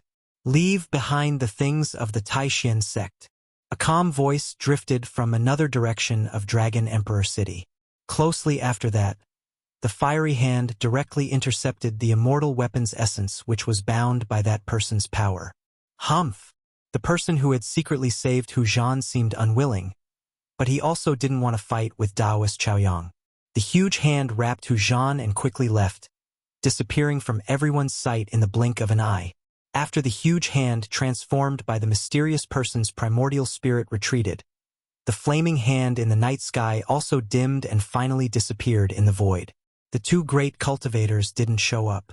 Even though they were thousands of miles away from each other, they had already fought for a short time in the sky above Dragon Emperor City. Although everyone was shocked by the great cultivator's magical abilities, they couldn't help but yearn for it. If they had such a cultivation base... Chi! A bright purple sword light shot down from the sky, tearing the void and making a sound like tearing silk. The next moment, the sword light immediately entered Gu Fei's body. The divine armament's essence energy that had been smelted into his body reintegrated into Gu Fei's body and traveled through his qi and blood. After a period of refinement, this divine armament's essence energy became purer and purer. In tonight's battle, Gu Fei not only defeated the most outstanding young powerhouse in the southern wilderness, Hu Zhan of the White Tiger clan, but he also learned something about the divine armament's essence energy in his body. The weapon's soul is broken. Could it be that the sword hilt passed down by the ancestor of my green spirit peak has an unimaginable origin? It's actually a peerless divine armament that has given birth to a divine armament soul? Gu Fei couldn't help being shocked. the mysterious yin-yang fish jade pendant, and the sword hilt passed down by his master all had great origins and unknown secrets. This made Gu Fei faintly uneasy. Just a strand of essence energy from a divine weapon was enough to attract the attention of a grand cultivator. If others knew that he had the yin-yang fish jade pendant that could increase his cultivation speed by 10 times, those grand cultivators would definitely make a move on him. I'd better keep a low profile in the future, Gu Fei thought. He didn't want to attract other people's attention. At this moment, the figures spying on the southern desolate Duke's side courtyard had already disappeared. This side courtyard could be said to have been destroyed by Gu Fei and the others. However, this kind of side courtyard was nothing to the southern desolate Duke. It didn't matter if it was destroyed. The most important thing was that the Duke's son, Yang Sun, had successfully provoked the confrontation between the young cultivators of the southern desolate Duke and the outstanding descendants of the three great Taoist sects. The news of Gu Fei defeating Hu Zhan had already quietly spread among the major forces of Dragon Emperor City. Of course, the outstanding cultivators of the southern desolate Duke's younger generation were not convinced. Sooner or later, some truly outstanding cultivators would come to find them. However, this wasn't something that Gu Fei could predict. Furthermore, he didn't want to care about these trivial matters. After all, strength was everything. Whoever's fist was harder, that person was the boss. Under the lead of Gue Tang and the purple-haired young man, the southern desolate Duke's cultivators left in a very bad mood. Li Lingfeng and the others, on the other hand, walked towards Gu Fei in high spirits. However, before Li Lingfeng and the others could approach him, Gu Fei took a step forward. With a whoosh, he left an afterimage on the spot and quickly went far away. Everyone couldn't help but stop and look at each other. This night was destined to be an unusual night. The news of Gu Fei defeating Hu Zhan of the White Tiger clan must have already been known by many people in the city. Perhaps the cultivation world of the southern desolate Duke would be seething because of this. Gu Fei returned to the Canvas Lunar restaurant and entered his residence. After entering, his face immediately flushed red and he spat out a large mouthful of blood. He hurriedly sat cross-legged in the room and slowly operated his mysterious technique, drawing out the power in his body to heal his injured body. Hu Zhan's Tiger Roar Sonic Kill divine ability caused Gu Fei to suffer a great impact. And in order to thoroughly defeat Hu Zhan, Gu Fei forcefully used the 5 elements fused seal art. Although the seal art's power was strong, in the end, that power wasn't something that he could control at the moment. However, that power was not something he could control at the moment. Although the 5 elemental seal could only be maintained for a short moment, Gu Fei still could not avoid being injured by his own power. Could be said that Gu Fei looked unparalleled tonight and completely suppressed Hu Zhan. But in reality, he also suffered internal injuries, especially that crazy claw of Hu Zhan's at the end, which directly left 5 bloody marks on his chest and abdomen. The southern desolate Dukes, crouching tigers, and hidden dragons indeed couldn't be underestimated. Especially the southern desolate barbarians who had proud talent. As time passed, Gu Fei's entire body began to emit waves of precious splendor. His bones made kacha sounds, his tendons and bones trembled, his flesh wriggled, and the power contained within his body was guided out. The powerful life essence was healing Gu Fei's injured body. The 5 bloody marks on his chest and abdomen were healing at a speed visible to the naked eye. The wounds were shrinking until they formed scabs, and then the scabs fell off, leaving no scars behind. After breaking into the 9 heavenly layers awakening, Gu Fei's body's recovery ability also became extremely shocking. His tendons, bones, and flesh were incomparably strong, and they also contained a huge amount of life essence. A strong body was hard to be injured, and it was enough to shake ordinary magic treasures. Even if he was injured, he could recover very quickly. If his bones were broken, new bones could quickly grow out from the broken parts. If his flesh was injured, the injured parts could also heal. It could be said that Gu Fei's life force was much stronger than an ordinary cultivator's. The huge amount of life essence made Gu Fei like the divine cat of 9 lives. His life force was extremely tenacious. For an ordinary cultivator, a wound that was enough to be fatal could no longer pose a fatal threat to Gu Fei. This was the advantage of having a powerful mortal body. A martial artist cultivated their body, their tendons, bones, and flesh. Others cultivated Tao techniques and magic treasures, but a martial artist's body was the most powerful magic treasure. Martial arts were not inferior to true cultivation, nor were they inferior to supernatural powers. It was just that it was difficult to cultivate. In contrast, magical powers and Tao techniques were easy to learn. Most people in the world knew that it was easy to do, but not many people were willing to know that it was easy to do. When the majority of people knew that it was easy to do, then the martial arts path would completely decline. Perhaps this was the trend of the times. The decline of the martial arts path was not without reason. However, martial artists who cultivated successfully, in every era, were terrifying existences in the world of cultivation. Their mortal bodies were incomparably powerful, and their martial arts and battle skills could break through thousands of Tao techniques and thousands of supernatural powers. Just like the immortal body that Gu Fei saw in the cave at the bottom of the icy green pool, martial artists who cultivated successfully, even if they died countless years ago, their mortal bodies would still be immortal and exist forever in the world. As Gu Fei was cultivating in his room, he didn't know that many people had already fixed their eyes on the canvas lunar building. To be exact, they had fixed their eyes on him. However, nobody dared to enter the courtyard where Gu Fei stayed, because it was the place where the disciples of Taishan sect stayed in Dragon Emperor City. Some people already knew that a master of Taishan sect had come to Dragon Emperor City. Nobody wanted to provoke such a master. The fights between the younger generation were just small fights. Even if some disciples were killed in the fights, it could only be attributed to their lack of skills. However, the masters of the older generation couldn't casually deal with the younger generation. This was also the reason why the mysterious man only saved Hu Zhan instead of killing Gu Fei. Chapter 146. It was a young man with a very cold and arrogant expression.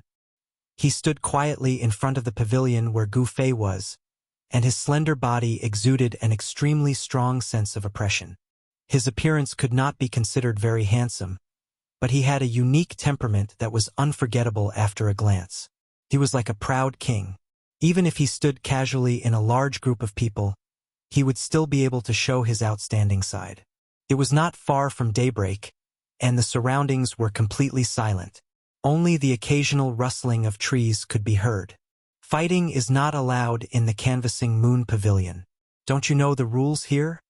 Gu Fei had a very strange feeling when the old man glanced at him with his lifeless eyes. That pair of lifeless eyes seemed to be able to see into the depths of his heart, making him shudder with fear.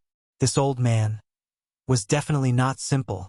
"Humph, these are your rules, not mine," Azure Dragon said. The meaning behind his words was very clear. I don't necessarily have to abide by your rules. However, this is the canvassing moon pavilion, not the territory of your Azure Dragon clan, the old man said indifferently, revealing Azure Dragon's background. The Azure Dragon, White Tiger, Vermilion Bird, and Black Tortoise were the four great sacred clans of the southern wilderness that had been passed down since ancient times. It was said that their ancestors were the four great sacred beasts of ancient times. This Azure Dragon was the #1 person among the younger generation of the Azure Dragon clan. Azure Dragon was not so much a name, but rather a title that only the #1 person among the younger generation of the clan could have. At this moment, the people in the nearby courtyards had also noticed the abnormality here. They all came out of their pavilions and cast their gazes over. Azure Dragon took a deep look at the old man, and then said to Gu Fei, "I will come to find you again." Then, Azure Dragon turned around and left. Azure Dragon Clan. Gu Fei looked at Azure Dragon's departing figure and narrowed his eyes. Rays of light shot out from his eyes. This Azure Dragon was a good opponent. Although Gu Fei also wanted to fight with an expert like Azure Dragon, it had to be after the trip to the Ruined Sky Realm. He wanted to enter the Ruined Heaven Realm in peak condition. The Ruined Heaven Realm was a paradise, but it was also a place of great danger. Gu Fei did not want to die in the Ruined Heaven Realm. Gu Fei turned around, walked into the room, closed the door, and then sat cross-legged on the bed. He did not feel the slightest bit sleepy. After circulating his energy to heal his injuries, the injuries he suffered during the battle with Hu Zhan were no longer serious. At this time, he suddenly remembered the Shaoqing snake in the magic treasure pouch. He wondered if the little guy had already refined the beast crystal in its stomach. Opening the artifact pouch, Zhang Xian took a look inside. He was shocked to find that the beast crystals were nowhere to be seen. Even the Blackwater mystical serpent's Niden was gone. The Shaoqing snake seemed to have expanded a little. It was already a foot long, and the two bumps on its head seemed to have become more obvious. The Shaoqing snake was lazily coiled in the artifact pouch, and there was a round bulge on its abdomen. This, Gu Fei was extremely shocked. The Shaoqing snake had really shocked him. It had even swallowed the Blackwater mystical serpent's Niden. This little thing can really eat. Gu Fei was speechless. The Blackwater mystical serpent's Niden was different from those beast crystals. It contained a huge amount of energy that belonged to the Blackwater mystical serpent. It seemed that it would not be easy to refine the Niden. The Shaoqing snake was coiled in the artifact pouch, and its body was covered in a layer of cyan light that kept flowing. Gu Fei keenly noticed that the Shaoqing snake seemed to have entered a strange state. It seemed to have entered a state of half-hibernation. As Gu Fei didn't want to disturb the Shaoqing snake, he fastened the opening of the artifact pouch and tied it to his waist. After that, he closed his eyes and started to meditate to nourish his true qi. When the dawn was about to break, 3 people arrived at a hidden valley 50 miles away from Dragon Emperor City. The first one was an old Taoist in a robe embroidered with 9 golden crows. The 9 golden crows on the old Taoist's robe were so vivid that they looked like 9 bright suns, giving out heat. The other 2 people were Ding Yangzi of Shangqing Sect and Lu Ruhai of Guangxing Immortal Sect. Chapter 147. The huge altar was 30 feet high and 50 feet wide. It was built entirely from a huge bluestone. Apart from the countless runes carved in the center of the altar, it seemed that every bluestone that made up the altar had runes flashing on it, and a brilliance flowing on each and every bluestone. The 4 altars were emitting a pure and holy aura. Every single bluestone seemed to contain an inexplicable and obscure power, which seemed to be brewing. It was the righteous qi of the universe. The large formation on the sacrificial altar constantly converged the surrounding spiritual qi of the universe, making the sacrificial altar more extraordinary. There was a white jade staircase in front of the sacrificial altar. At this moment, Lu Ruhai of Guangxing Immortal Sect and Ding Yangzi of Shangqing Sect were accompanying an old Taoist in a golden crow robe and a purple gold star crown up the stairs. The old Taoist gave out a transcendent qi like an old immortal descending from the heavens. His movements didn't carry any mortal qi at all. This old Taoist was Taoist Chaoyang, the founder of Shaoyang Peak of Taishan Sect. When Taoist Chaoyang fought Demon Monarch of 6 Realms in Yunmeng Mountain, nobody knew the final outcome of the battle.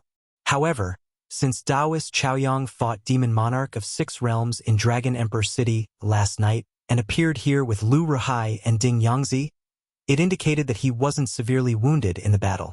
After stepping onto the sacrificial altar, Taoist Chaoyang looked around and nodded satisfactorily. Then, he waved his sleeves and told Ding Yangzi, who was standing respectfully on his side, "Let's start." "Yes, sir." Ding Yangzi hurriedly took a step forward and slapped the magic treasure pouch on his waist. Whoosh! Whoosh! Dozens of small purple flags flew out of the 100 treasures pouch one after another. Each flag was less than 30 centimeters long and less than 4 fingers wide. They were covered with dense runes as if they were covered with a layer of flowing purple light. Meanwhile, these small flags emitted a vast magical power wave. The purple flags floated above the altar. There were a total of 49 flags, and they were 7 by 7. As Cauldron Yangzi made a series of hand seals, the 49 small flags began to emit a hazy purple radiance. The talismans on the flags seemed to have come to life and were about to rush out from the surface of the flags. The 49 small flags formed a mysterious formation in the air. The purple light emitted by the 49 small flags merged into one, covering the sky above the altar. For a time, the sun and moon in this hidden valley lost their light, and the world lost its color. However, All the strange fluctuations were blocked by an unfathomable power that enveloped the entire valley. Not a single trace of it could be transmitted out. Clearly, Taoist Chaoyang and the others were prepared and sealed off the entire valley to prevent anyone from sensing anything unusual here. After all, there were crouching tigers and hidden dragons in the southern wilderness. If one didn't make preparations beforehand, then the unusual fluctuation of the essence of heaven and earth would absolutely be unable to escape the senses of those great cultivators. Lu Ruhai, a sword expert of the broad accomplishment Immortal sect, couldn't help but be moved by Ding Yangzi's marvelous formation. Only Taoist Chaoyang remained unperturbed. "Go!" Cauldron Yangzi shouted and formed a seal with his hand. Then, he pressed it against the formation flags above him. A stream of pure mana surged out of the seal and entered the purple mist. At the same time, the 49 array flags that were shrouded in purple gas, after absorbing the spiritual power, seemed to be completely aroused the power of the array flags. In an instant, each array flag grew to 100 feet in size, then turned into 49 rays of purple light that blasted in all directions, submerging into the mountains around the valley. In the blink of an eye, the purple mist disappeared from the sky, and there was no longer any fluctuation of mana. The world was clear and bright. The rising sun in the east shone its rays onto the sacrificial altar. This is the Shangqing sect's 8 gates reversal, shape-shifting illusions formation. With this formation sealing off the valley, I believe that even the big shots of the southern wilderness will not be able to detect anything unusual in the valley, Cauldron Yangzi confidently said to Taoist Chaoyang. "Yes, very good." Taoist Chaoyang nodded as he walked straight to the center of the large formation above the sacrificial altar and sat down with crossed legs. "You can go now. As long as I'm here, nobody could destroy the sacrificial altar unless a semi-deity level unparalleled figure takes action." Taoist Chaoyang said calmly. "Yes, sir." Lu Ruhai and Cauldron Yangzi bowed towards Taoist Chaoyang before turning around and leaving. "Wait!" Taoist Chaoyang suddenly stopped them. "In a few days, Taoist Lishang should send a message to us. When you go back, you should restrain your disciples. Don't make any trouble in Dragon Emperor City anymore. If those old B***stards of the southern wilderness come out, it would be very troublesome." After hearing Taoist Chaoyang's words, Lu Ruhai and Cauldron Yangzi exchanged a glance with each other before agreeing in unison. After that, they moved back a few steps before turning around and leaving. The two of them walked out of the valley and looked back. They saw that the valley was lush and green. Waterfalls and fountains dotted the valley. It was a scene of prosperity. What altar, what formation, and what human figure could there be? Taoist brother Cauldron Yangzi, your Shangqing sect's knowledge of formations is really marvelous. When Lu Ruhai saw this, he could not help but sigh in admiration. This formation that reversed the 8 gates and shifting shadows actually concealed everything in the valley. No one could tell that what they saw was an illusion. "I'm flattered," Cauldron Yangzi said with a smile. After talking for a short while, the two people left the valley for Dragon Emperor City together. Gu Fei was taking a rest with his eyes closed in his room on the top floor of the pavilion, while an extremely obscure vital chi wave was surging over his body, which was the power of the source of life. On the path of cultivation, all the power originated from the body. The body was a huge treasure. The more profound one's cultivation base was, the greater the power would be. After last night's battle, Zhang Tai's 9th heavenly layer's power had been much purer. He could control the new power more skillfully. However, Gu Fei felt that the new energy that he had guided out from breaking through the bottleneck of his cultivation was not completely compatible with his body.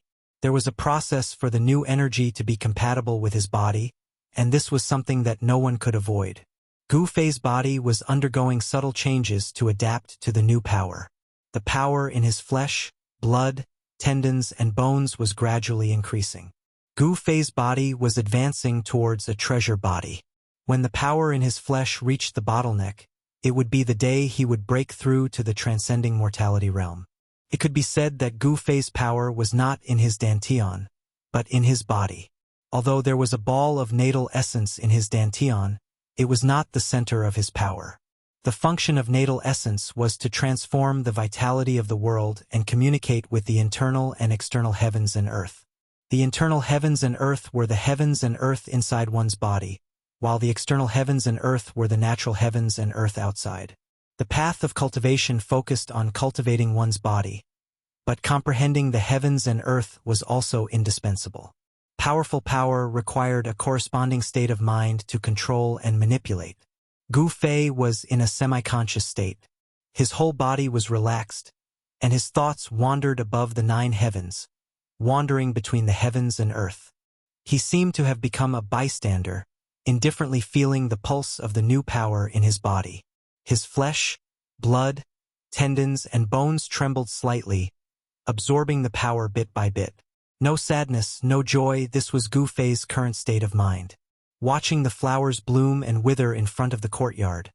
There was no intention to stay or go, watching the clouds in the sky, unmoved by favor or disgrace. After an unknown period of time, there was a sudden sound of light footsteps outside the pavilion. Then, very quickly, that person walked into the pavilion and came to Gu Fei's door. Gu Fei naturally woke up from that mysterious state. "Distinguished guest, this servant has prepared lunch for you. May I ask if you would like to eat now?" Then, a gentle voice came from outside the door. "Come in."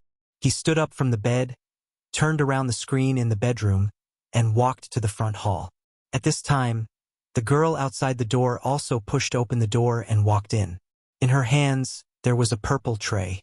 On the tray, there were a few dishes and a pot of wine. Gu Fei glanced at this girl. He saw that this girl was not old, and should be called a young girl. The young girl was wearing an emerald green dress. Her appearance was charming, and her skin was delicate and white. She was a beautiful girl. Of course, this young girl's appearance, compared to Zhao Ziru and Ling Luoyan, was much inferior. At least, this young girl in front of him did not have Zhao Ziru's otherworldly temperament, nor did she have Ling Luoyan's noble aura. Gu Fei sensed the movements in the surroundings.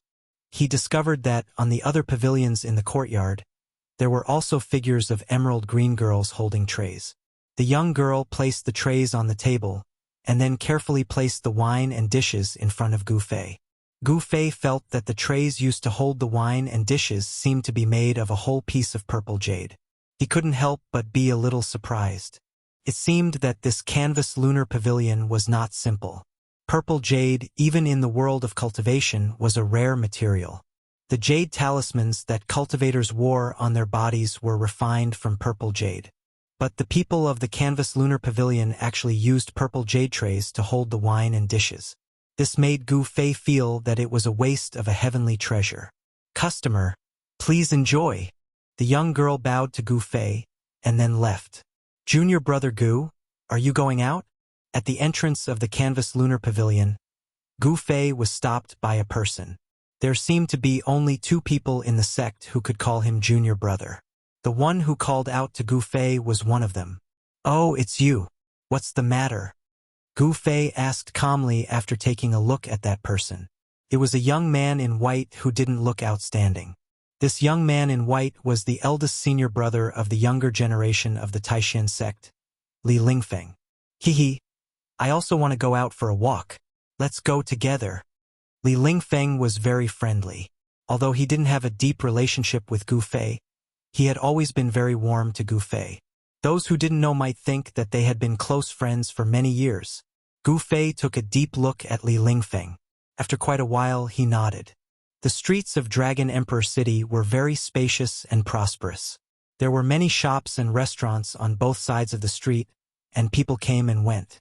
Moreover, from time to time, one could see people from other regions whose skin color and hair were different from those of the Central Plains. As Gu Fei and Li Lingfeng walked on the street, Gu Fei found that some of the shops on the street were actually selling items from the world of cultivation. There were magic treasures of cultivators, Taoist talismans, jade talismans, various kinds of immortal weapons that had been refined by Taoist methods. There were also old ginseng, glossy ganoderma, black, and other spiritual medicines. Gu Fei was not interested in these things at all. He was not a cultivator, so he didn't need magic treasures and Taoist talismans. As for those so-called immortal weapons that had been refined by Taoist methods, he didn't care about them at all. As for ginseng and glossy Ganoderma, he didn't care about them at all. The oldest ginseng was only over 300 years old, which couldn't arouse Gu Fei's interest at all.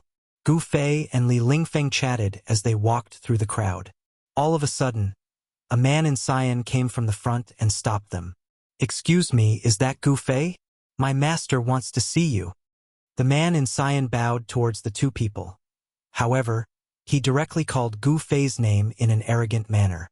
After exchanging a glance with each other, Gu Fei and Li Lingfeng both felt a bit confused.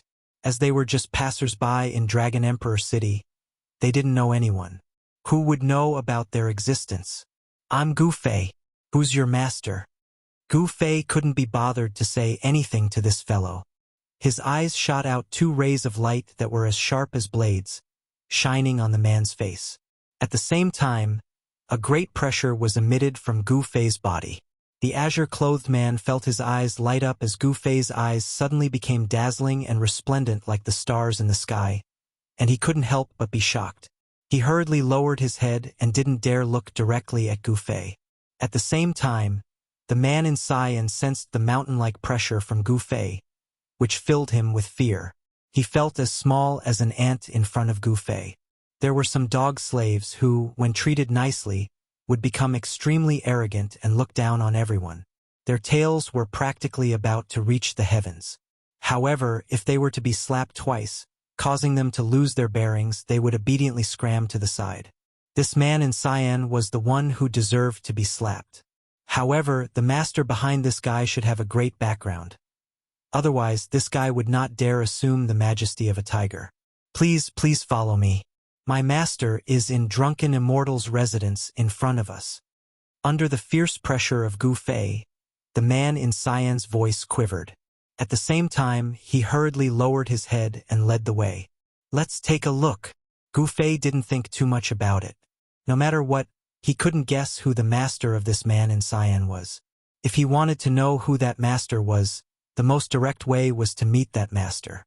At the sight of this, Li Lingfeng couldn't help but frown as he recalled Dan Qinzi's words in the morning. Dan Qinzi told him to restrain his fellow disciples. However, he couldn't restrain Gu Fei.